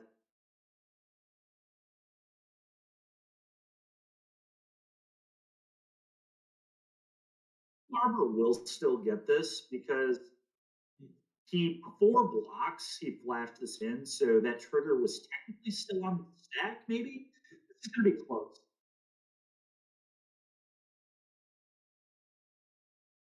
Talking to you right now. Yeah, Carly is talking here with Barbara. We'll see what happens.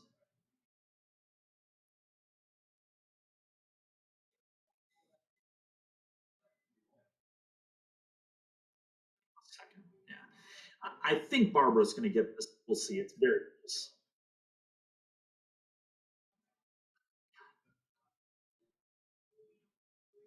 Oh man, that's a bummer. That's a real bummer because this is going to lose a lot of damage. We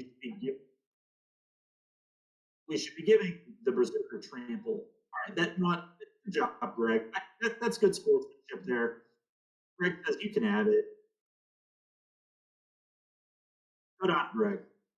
Honestly, I just want Greg to win. You gotta really love sportsmanship there. Greg did not have to say give that to you at all, but that was just very generous. 1, 2, 3, 4, 5, 6. That should have been 6 damage. Greg should be at 11. Yeah. Greg should be at 11. Some, Fairly certain.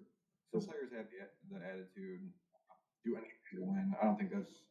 No, for sure. For sure. The thing you have to think about too is like you believe in karma, you're gonna get punished for being a jerk. Okay. March pitching, white card, leaving up absorb. Good play from Greg. Greg. A verdict, leaving up absorb, obviously. This is gonna be the God's will. And this is gonna be absorbed. Yep. That's been absorbed. Oh my. Oh my. Uh-oh. And it blows out the draw card on another Arcanist though. That was filthy. It was really good.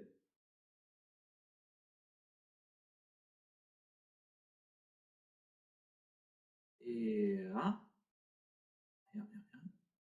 Barbara needs to take a damage. I don't think that's incredibly relevant. Okay. Draw.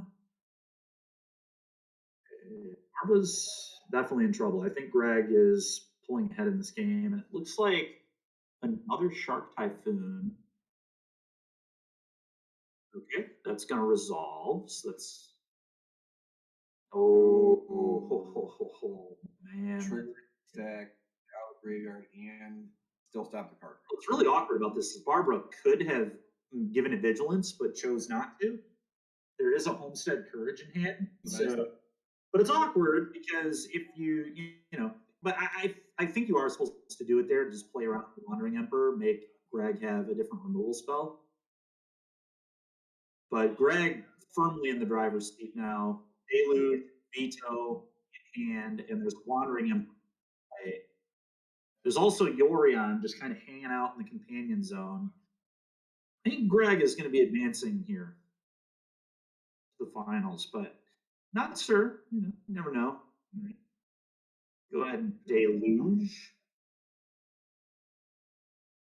Veto. I don't see what the problem was. He just took 2 cards immediately, so they must have been pretty good. Yep, Fateful Absence. It's gonna give a clue. That should go to the graveyard, not the exile zone, but there we go. There should be a clue. There's the clue. Okay. Draws a card. Another daily. Greg is just miles ahead of this game. Now we can put Yorion in our hand too. Or does he leave up Flashback Deluge? Both are great. Kind of Mary is also very good because now anytime Barbara casts a creature, she cannot protect it with God's Willing the turn it comes down. And really, you just can't combo off. It's just going to be really bad. Dreador Arcus does actual nothing now. That card does Basically nothing. That card, yeah, very awkward. And can't. No. Arcus. Uh-oh. Yeah. Yep, and Greg Johnston just yet again with this Arkin, man. This Arkin has been filthy today. Pretty sweet card out of the control deck sideboard, honestly. Real nice. Putting in work. Putting in a ton of work. Reminds me a lot of the Malevolent Hermits that are in Raja's sideboard. Similar concept, but probably even more devastating. And the matchups where it's good, it is just crazy because people are playing the removal. Yeah. And the matchups that you bring it in against just are very. It's backbreaking. Yeah, it's huge. Imagine how good this is against Buddhists, too. They can't go off. Yeah. It's a really good matchup. It's like a pretty good matchup for Blue, I think, especially if you have a way to like beat their untouchable stuff. But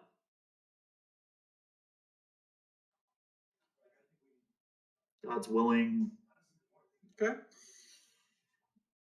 Greg Johnston, probably. Nope. What is this? Signal Dream Trawler. Oh, good night. That is lights out. Good luck with that. Greg Johnston, folks. Arkin of Ameria doing it again. Now we got a Dream Trawler joining the party. All right, Greg Johnston very likely moving into the top, the finals here. I would imagine these two with who in the world knows. Maybe they'll lay it out again. Attack. Good play there from Greg. No reason to block. Don't let anything crazy happen. It's like so unlikely that anything could. Oh, Invigorated Rampage. You have a veto, so I don't know that it matters, but Greg doesn't care at all. This game is so good. Now we're just gaining minimum 5 life per turn because we get to draw and then draw again. So this is a 5/5 life holder. It's reminding me of standards past here a little bit. Dream Trawler was very dumb card. Nuts in the standard format it existed in. It's still good. Yorion in hand. Yes. Like 6 cards in hand, counters all up. I don't want to play anymore. Wow. James, what was that old thing you used to have about control decks? Destroy the will of your opponent or something. Infamously, yeah, in the semifinals of that PTQ, my opponent got salty, scooped other cards. I don't want to wait for eighth win to come in. I told no, eighth win is my secondary win condition. My opponent losing the will to play is my primary win condition. So fun. And that is how control works. How it really is. Like you're in garbage time. Like you've already won the game, and then you just. This is a good example. The other thing is crazy is like the luck today. So you have things you can't control, and there's gonna be times you just go to an event, get man screwed, get hated out. Can't predict that, but you know, it's also true. You end up going to the finals right now. It's a good matchup, getting lucky matchup. Not only that, 2 rounds in a row. He's got other people no sir, so he's getting max credit. Max money. Like, I didn't even think about that. You're right. yeah, like Sometimes best case scenario. Run really well. I will say, I think Greg is going to have a really good chance in the finals. Greg has played really well today. I really like the way he did this deck. The Arkin has been excellent. I would not be surprised if. I'm wondering if Arkin is good. Arkin probably is on a blue, but it's a blocker, and it does lead to some complicated things. I don't know, but what I do know is I've really enjoyed that Arkin. The Arkin's been insane. Yeah, and yeah, this is going to be really fun to watch this last match. You know, I would say Daniel's favored, but it's close. Let's see what happens. Greg's playing well, and Greg is unplayable. So if Daniel plays this match tight, I think he will win. That is my prediction. If Daniel makes no mistakes, I would imagine he will win the match. You could be wrong. Sometimes you all like trash, lose. but yeah, if we So far, it has Daniel's really has because, like you said, it's everything so far. So we'll see if that continues. There have been a couple missteps, and they just haven't mattered. We'll see. We'll see if that. yeah, either Will be joining us. yeah. Good thing, yes. So pretty exciting.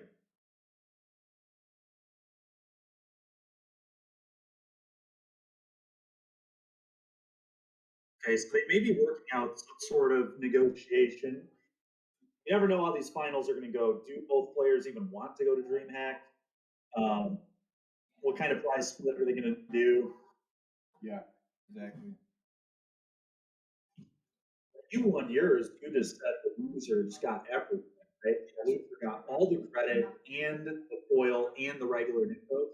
Yeah, so and like in my tournament report, I wrote about the gentleman's agreement, which is what I did. Yeah.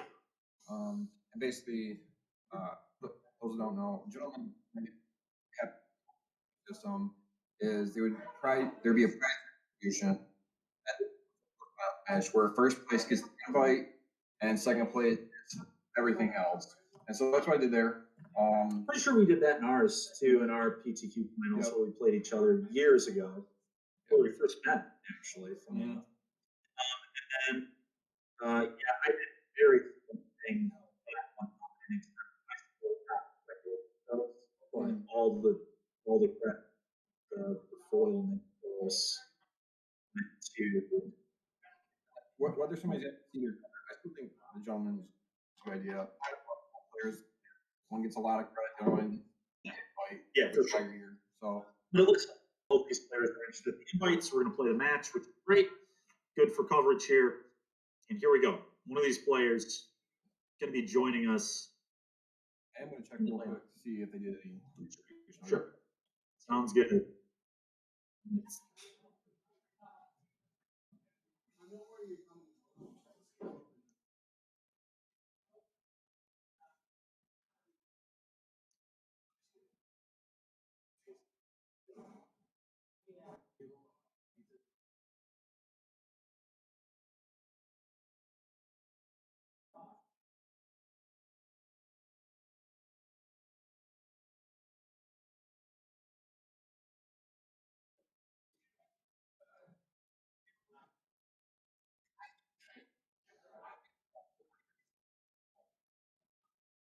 Right, players shuffling up.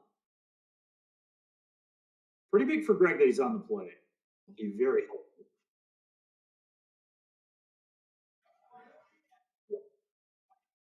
The big thing of this matchup is that mono blue, just all their threats have flash for the most, like especially with rattle chains in play. That just goes a long way. Yeah. I did confirm they decided to price credit. That's it. That's it. Okay. They're gonna 50/50 credit. And the full Mythos. Why? Yeah. Sweet.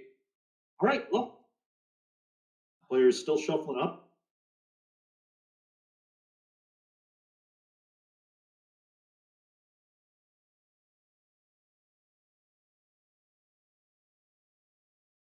Good. What's that? It's not. I don't. Hold on. Let's go to Twitch.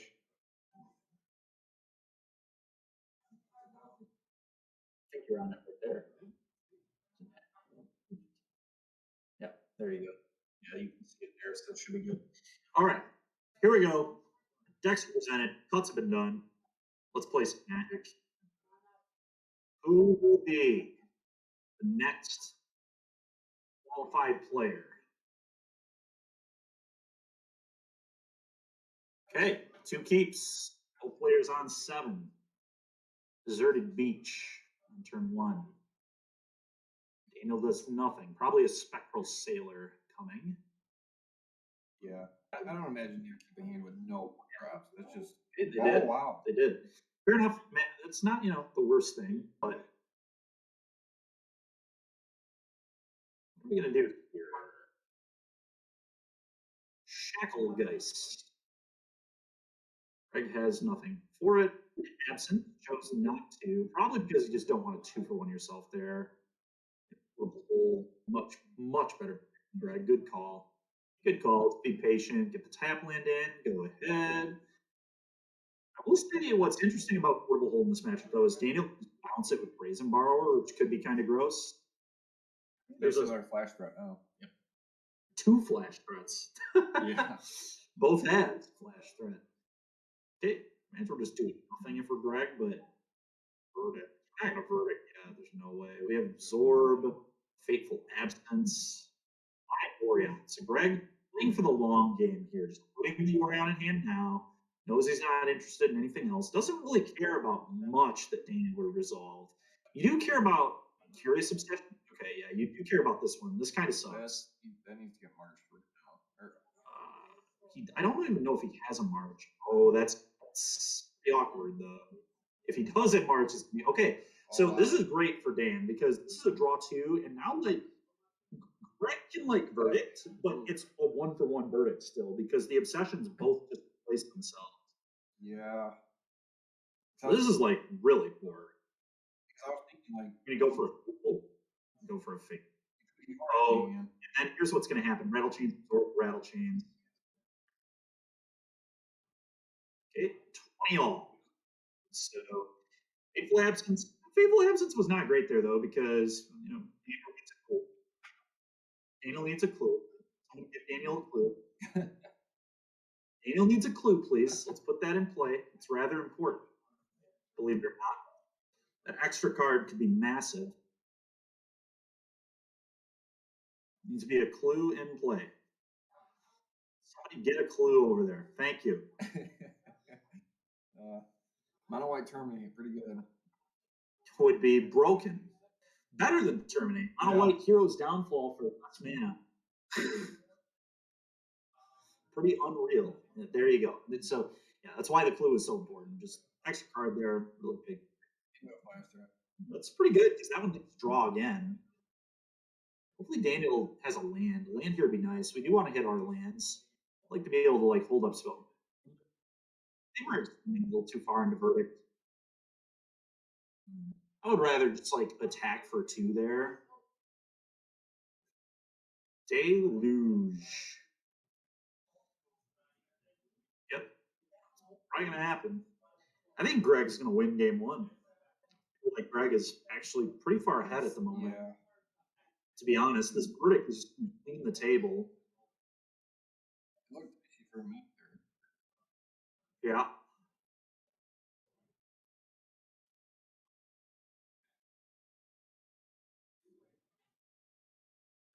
Okay. Greg goes to 15, and now here comes a verdict, more than likely, flashing into home as well. Home of the state. Yep. Greg's done a really good job of managing this game so far. Firmly had it after the result of this verdict, and now he's got enough fury in hand too. and he's got enough mana to pay through spell pierce, and he has veto to protect now too. The verdict will happen. Damn, that card's so good. Yes, it is. Yeah. Yes, it is, Daniel. Yes, it is.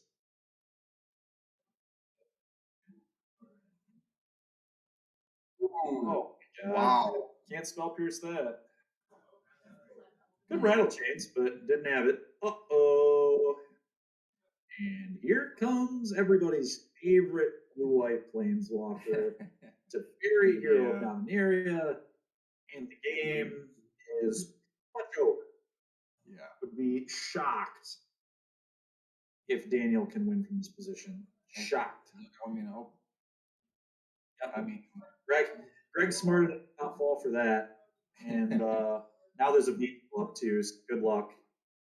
And now we just have a one-sided Howling Mine in play. yeah. The card's Yeah, good. Dice is good. You can have that. You're good, man. Oh, man. Oh, you know, we're in hand too. Buddy. Oh, it's over. Draw a card. Oops. Couldn't tell you exactly what it was. Maybe an Aura, but portable hole. Oh. Absorb your battle chains if you have one. Again. Yeah. It's been just really disgusting how well things are lining up here for Greg. It's just sickening. There. Oh. Censor. That is called Ooh. converting. That is a conversion right there. The classic turn 8 sensor, just disgusting. Yeah, you could have it, buddy. Maybe he might absorb it. No, he just doesn't Like, care. yeah. Just even kind of care. Let's try to. Oh boy, Greg bottoming both, untap, draw a card, plus to fairy. Just keep doing the I thing. think it was a verdict. It was. Mm-hmm. Feel the ruin to deal with the next faceless save we might have to beat. And this is just. This is about as locked up as it Is gets. it Yorion time? Might be Yorion time. It's Yorion time. We have a 4/5 now to join the party. It's going to flicker this Omen of the Sea and draw us 4 cards. And Daniel just gives the thumbs up. Okay, end step. Untap 2 lands. Get an open. Not untap 2 lands. Forgot. Nope, he's removed. There it is. Just drew a Tension Sphere too. So more answers. Yeah, why not? Yeah, at this point, this is just garbage time. Blue White's won game 1, so Greg Johnston 1 game away from the DreamHack event.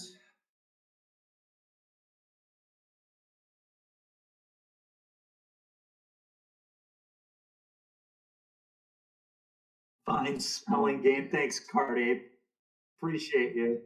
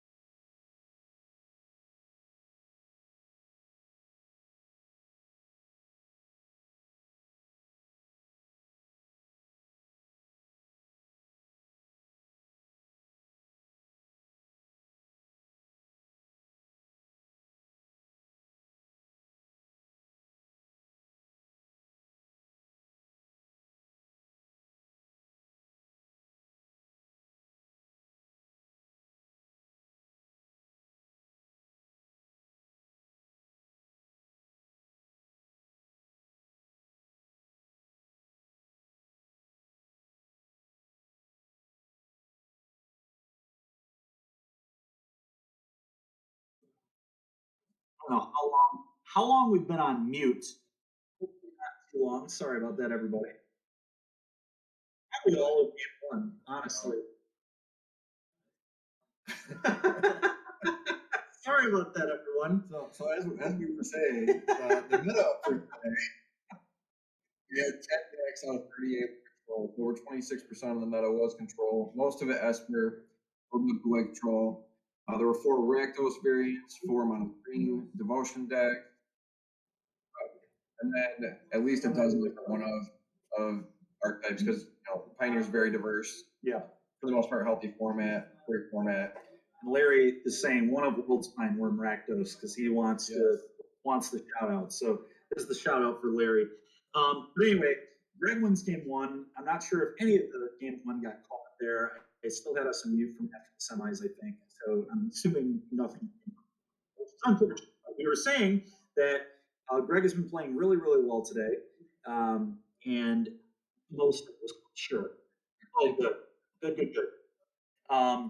So I don't know what happened then. I must have accidentally clicked it when I moved. Yeah, I'll move it off the mute button. Anyway, so Greg's up a game.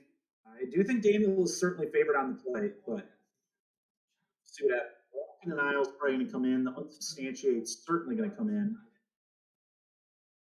It's the only answer. Right. Oh, sometimes all you need is just that one turn. Oh, yeah.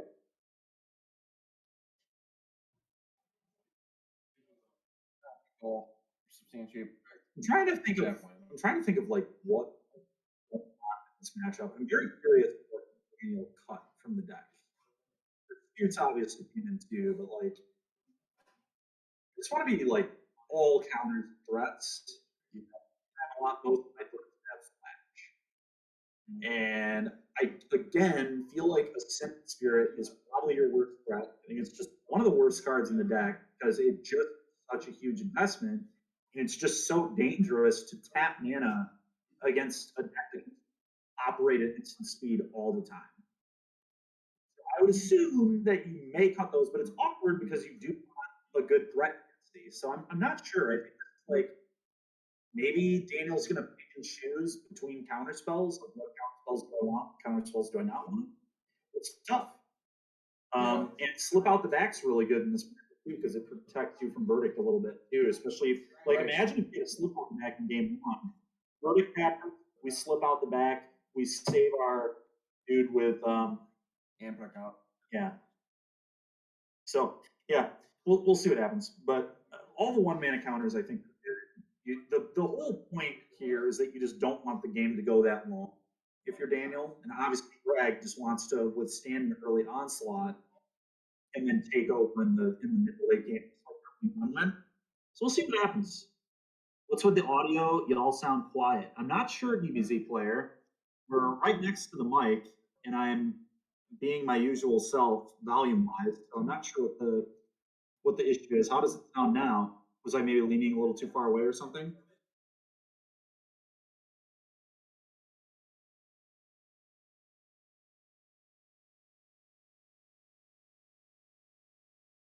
The other card that can punish Greg too is you have free hands. You do. So faceless haven is great. Yep. Like you said, you can spec that. Yep. Looks like yep. All right, Mausoleum Wanderer on turn 1, pretty good. Tap land. Pretty good for Daniel. We really need an obsession. Got an obsession. No, we do have a slip out the back that could be interesting later. Sure. Yeah. Good play. Get it in. Get that thread in there. Leave up slip. And Greg down to 18. Maybe in a little bit of trouble here. We'll see. Daniel's got a little bit of a block and a Spectral Sailor. Spectral Sailor, one of the better threats in the matchup is just being able to draw cards on end steps is really nice. You have another island in hand, so that should certainly come down. Why are we tapping out? I just like, oh my God. Greg says nothing though. Do we not have an island? I guess I missed that. I don't know what. Oh, it's another slip. There's 2 slips. That's going to potentially be disgusting. So this is great for Daniel now because we have a very real clock in play, and we have double slip for the verdict. So we can just save our Lord and whatever else. Oh my. There's the Arc. Can't save them both now. Nope. Well, the Arc will die too, so it's the good news. All right, so I assume you just play another Lord, right? I just play second Lord, trigger this, combat attack all, the Arc has to jump block. Daniel, so that's going to be 1, 2, 3, 4, 5. 5 damage. Greg goes to 8. Yeah. But You a have verdict that here is verdict right huge. now. Verdict here is huge. And here it is. Boom, verdict. Yeah, looks like you can save one. What do you save? I don't know what else you can do. It does. It does. It's probably the Lord, but it's close. Spectral Sailor makes sense too. I think it's one of those two. I'm not saving anything else.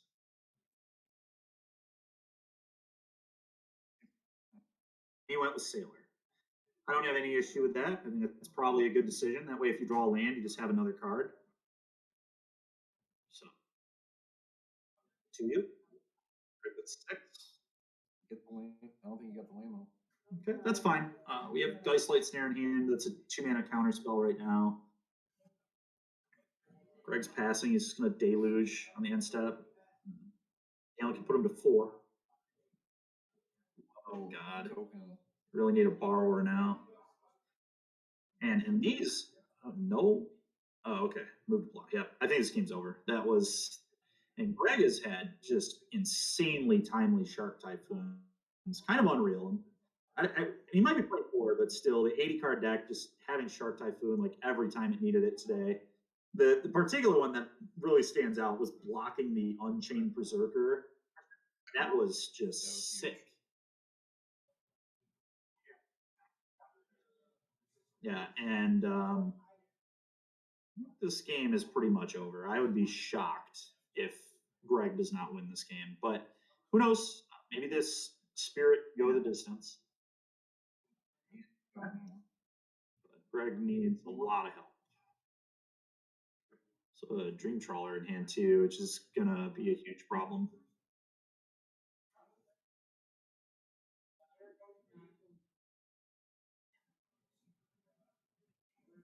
I would block. Oh, he's gonna double block. That is filthy. He's gonna double block, and even the level up will not. Yeah. Oh. Would like to go to blocks. And Daniel has. Oh, that's a good play, I think. It's probably what Daniel just has to do. Very awkward though. There's Narset in play, multiple threats in play. We've got Otawara, Veto. The tokens are still in play to keep blocking. This is not good. Terrible for Daniel. This is not. You cannot let the game get to this point because once the game there's a dispute, it's just like 1-mana counter spell here, pretty much. Stone counter spell. Daniel fought valiantly here, but it quite worked.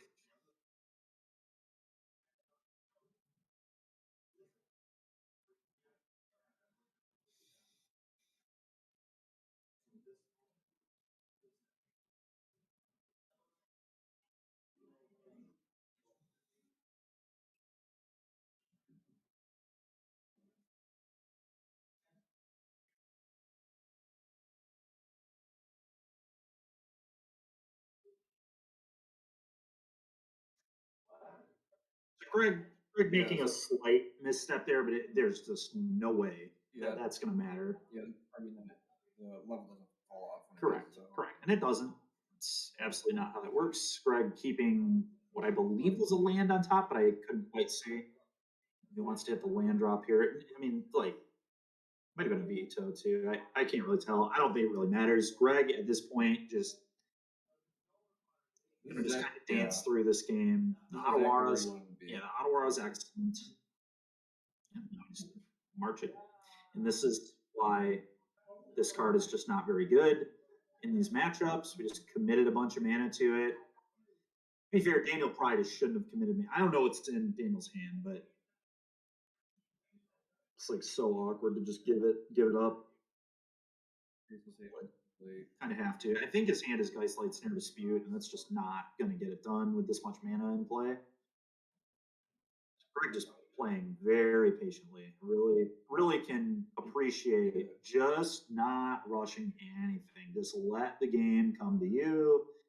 There's no way you can lose if you just don't tap out, don't attack, just don't do anything silly that could lose you the game. We still have Otawara up here too. Yeah, don't. Very good. All you gotta do. Yep. If Daniel fires up the Haven, we can then resolve the Dream Trawler. And once the Trawler is resolved, it is just all she wrote. I would absolutely absorb this. Let's gain 3 life. Yep. Gaining 3 life here is big. And now Daniel can tap out for Haven, but Greg is super okay with that because then Dream Trawler hits the table and the game is over. Game and the match. Yeah, that's a smart play. It's a good play. Daniel, you got to do it that way. No way you can do it any other way. The problem here is that is, I believe, 9 mana up there. So Dream Trawler coming down. I have 8 mana. I lied. It's 8 mana.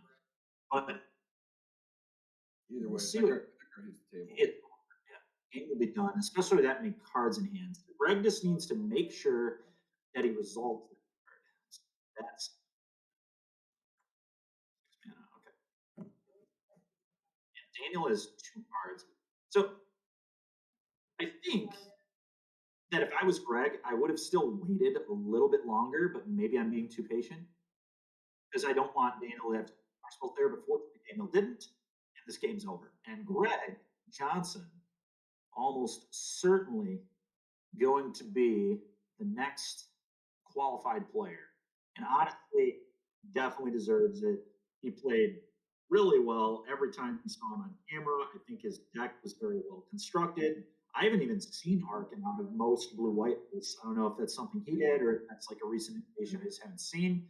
But a great call for the metagame here and really just in general. I mean, this is a very good card in Pioneer. There's 7 copies of Esper Control. None of them made top 8. Yep.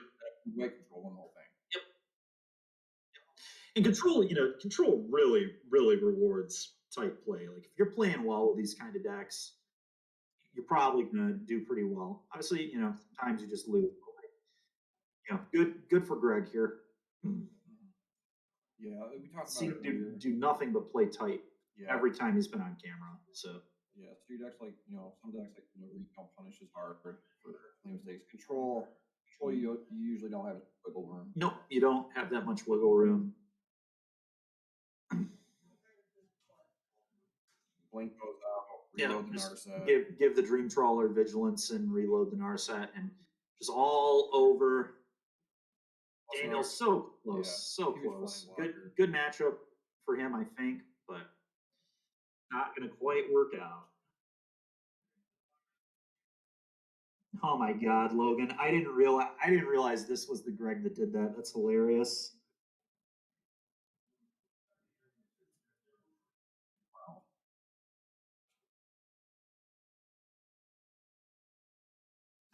Zyphon, he wasn't able to come today, unfortunately. The person that was going to bring him bailed. He was not too pleased about it. He and I were talking about it this morning.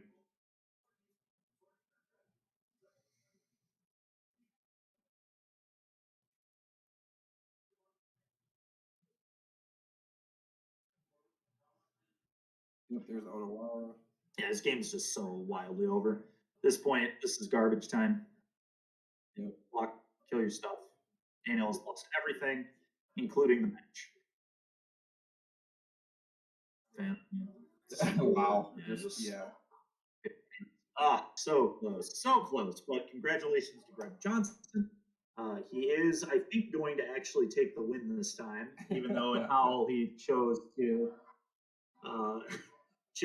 scoop in the finals. Not this time, it looks like. So pretty cool for Greg.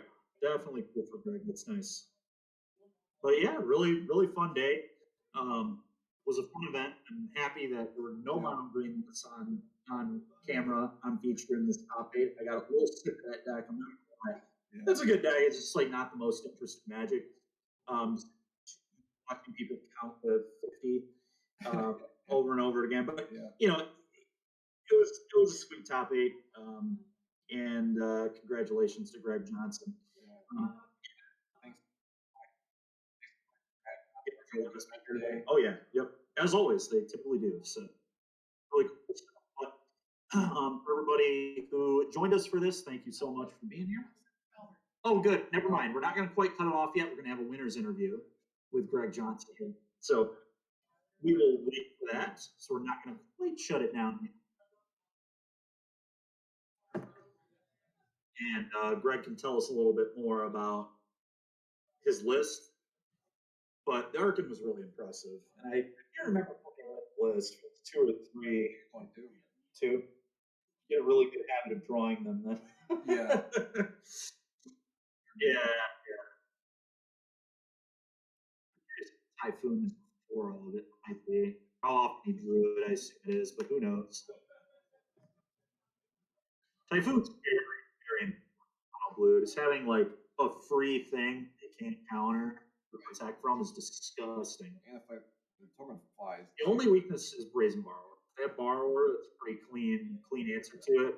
And you still draw the card off. Yeah, you do. Cycle. You're not down anything. You're just not up anything either. You're up 13 mana, but yeah, I guess. But either way, it was really good.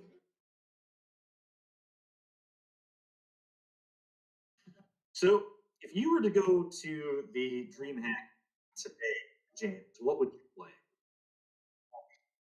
Okay. I'm going to play Sword and Imperious Bloodlord. That's just what's going to happen. All right.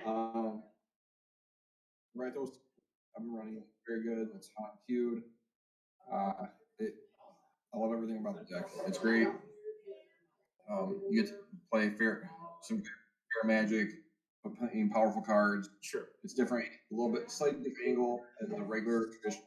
Right, you can be a little more aggressive, which comes in handy. Yep. Yeah, I'll play that deck as long as Wizards lets me. Okay. Interesting. Crazy, yeah. I like being, but the deck's really resilient. I don't imagine it becoming unplayable anytime soon. Sure. Okay. Yeah, that's interesting. I still think it's a little less powerful than some of the other stuff you could maybe do, but I guess at the end of the day, it's like it's just another Rakdos stack, which are pretty well established. They're all pretty solid. No, obviously, yeah. Also, the other thing is, it does fit my play style, which matters. Like I played, year of like 19 with like Hogak and Hoko. I played all that. Yeah, I hated it the whole time. That's fair. Yeah, playing what you like definitely has some merit to it for sure. I don't know what I would play right now. There are like multiple good decks. I think I would still probably lean towards Mono Red because I've had so much success with it, but it's interesting. All right, Greg's over. Greg's taking a seat. Sit down and I'll try and make sure I'm still reasonably close to the mic here. All right.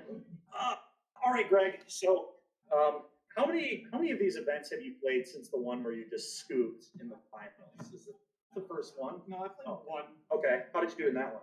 Into the quarterfinals in the Alpine. Okay, fair enough. So and then today you actually took the one, Yes. right? Okay, nice. Enough stuff had happened that made me realize my schedule is not as open as I was. All right, that's awesome, man. How long have you been playing the blue-white deck? The Pioneer specifically? Yeah. Since coming back from COVID. I built it over COVID. Okay. Nice. Okay, sweet. And is the list like yours, or did you like find this? You had some pretty unique cards that like really came up big. Yeah, the main deck is pretty stock for the Garyon build. Okay. Sideboard I've added quite a bit. But no, for the most part, the main deck is. I think most decks are down to 3 verdicts now, but Yeah. It makes sense. It definitely makes sense. It really came up big for you today in like a few spots. Obviously, really important spirits. How many shark victims do you have? 3. Okay. Archon was putting it in work. Tell us a little bit about some of the most important cards in your sideboard. Yeah, so Archon definitely is the one that carried a lot today. That's what I thought too. I just find it very It's good in a number of matchups. Obviously, it's obscene against any of the full red shells. Weapon Shredder, unusable. And they cut all their removal usually too, Yep. or maybe leaving like Like, a strangle. yeah, We they'll did see leave the strangle Yep. to kill the walker, and then the game where you had it in play against Cameron, you eventually just Wandering Emperor and put a counter on it, and then it's just like never dying to anything unless Cameron has exactly Fry, which he didn't even have it at 75 at all. So once you plus the Emperor, that game was just like totally over. That was 2 of them, right? Yep, that's a 2 out of the board. Same with the Dream Trawlers, which also put in work. The Dream Trawlers are super sweet. Yeah. I've lost to that card. I've lost to that card plenty of times. It's really hard to not untap with it too. Yeah, it is. Yeah, you just like wait until you can like protect it. Typically, you don't Yeah. tap out, obviously, and leave up a veto or whatever, or absorb. Every now and then you have to tap out for it, and you just kind of have to hope. Yep, sometimes. for sure. Even then, unless you're already really low life total wise, as long as you have 2-ish cards in hand to pitch, You don't have to you block. don't have to block. Yeah, and then you just don't untap and take connect. over. Exactly. That makes sense. The other thing with the Archons has been it basically lets you prevent their ability to stop you. If you get to untap and they play anything you counter, they can't do anything about it. Yep. In the red white heroic style decks, anytime they go for anything, you get to just completely blow it out. Yep. Yeah, that's when I saw you resolve against that deck too. I was like, oh my god, this game just feels so over. Because like, especially when they had no threats. Like, if you even resolve a threat, they just like are shielded every time. So like, if you have removal or counter, they just can't do anything. Like, really gross. But yeah, congratulations, man. It was fun watching you. Thank you. Noticed, whenever you were on, everything looked really clean. So it was cool to see you win. And it was also really cool, by the way, when you allowed the heroic player to still get the draw card. It was good for him. I realized that I had said it probably a bit quicker than was reasonable. And okay. Yeah, either way, just good sportsmanship on your part, and that stood out to me. So I was kind of pulling for you after that, because a lot of people, especially in that like specific spot, would really try to not let the opponent draw a card. So it was cool, man. But Atlanta. Yeah, I'm excited to go. Now I just have to figure out how I'm getting there. all right, sweet. Well, we're going, so that might be an option for you. Don't fill up the car. I'm not sure. We haven't figured out what a lot of people going to that. I mean, if you qualify for Atlanta, you have to find a way. Yeah, Obviously. absolutely. Yeah, I'm yeah. going to get there. It's just logistic. Yep. All right. Well, cool. Thank you very much for coming on and sharing a little bit Awesome. about your deck. Yeah, thank you for having me. Honestly, thanks for having this. This was a lot of fun. Yes, I it love was. playing And here. thanks a lot to Galactic Toys. Again, they're always really supportive of letting us come into the store and do all this. Thank you everybody for coming in and watching today. Really appreciate all of you. I stream once a week on this, or not once a week, all week long from 10 to 5 every day. Stream Magic the Gathering. If you want to come check that out, you can. But until next time, later. So thanks for hanging out with us today.